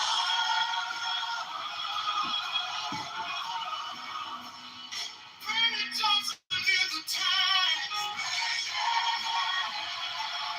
Johnson is the scam. Reparations for black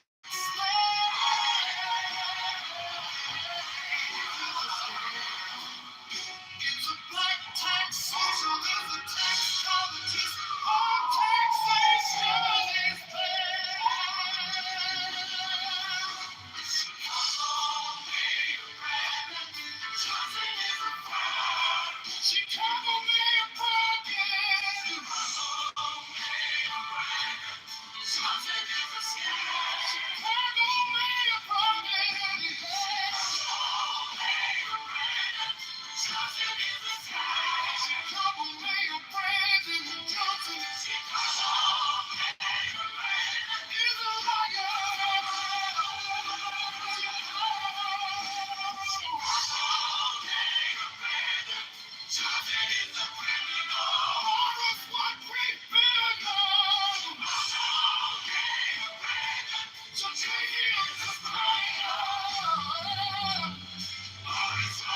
transparency now.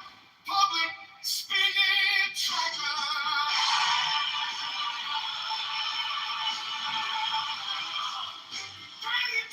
is the time. Reparations for black slaves is a scam. It's a black tax socialism, tax colleges, all taxation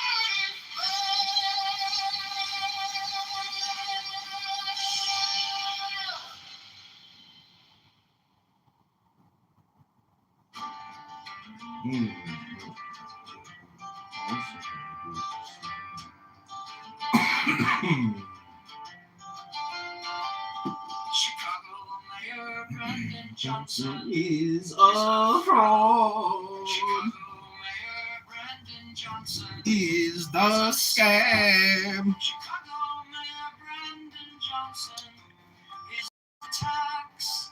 Chicago Mayor Brandon Johnson.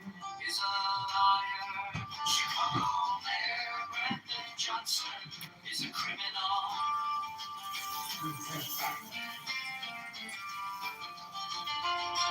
Borrows $1.3 billion to give to crony non-profits. The CTU is a mafia propaganda organization. Affordability is a scam. Brandon Johnson is the tax. Open the books, transparency now. Public spending tracker now. Brandon Johnson is the tax. Brandon Johnson is the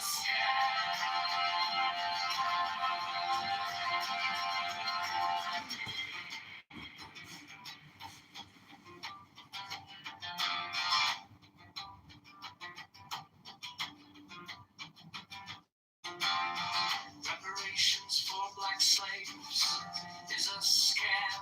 It's a black tax socialists or taxologists. All taxation is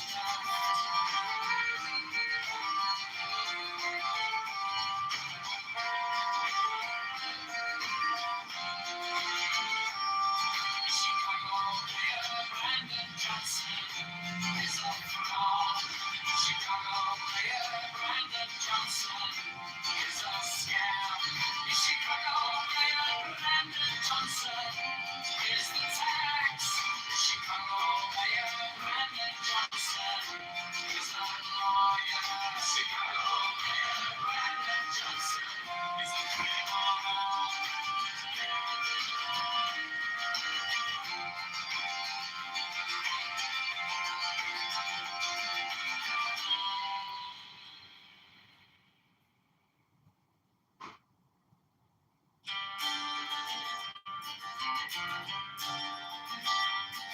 Chicago Mayor Brandon Johnson is a fraud. Chicago Mayor Brandon Johnson is a scam. Chicago Mayor Brandon Johnson is a tax. Brandon Johnson is a liar. Chicago Mayor Brandon Johnson is a criminal. Boros won $3 billion to give to Crony. Profits the C2 is a mafia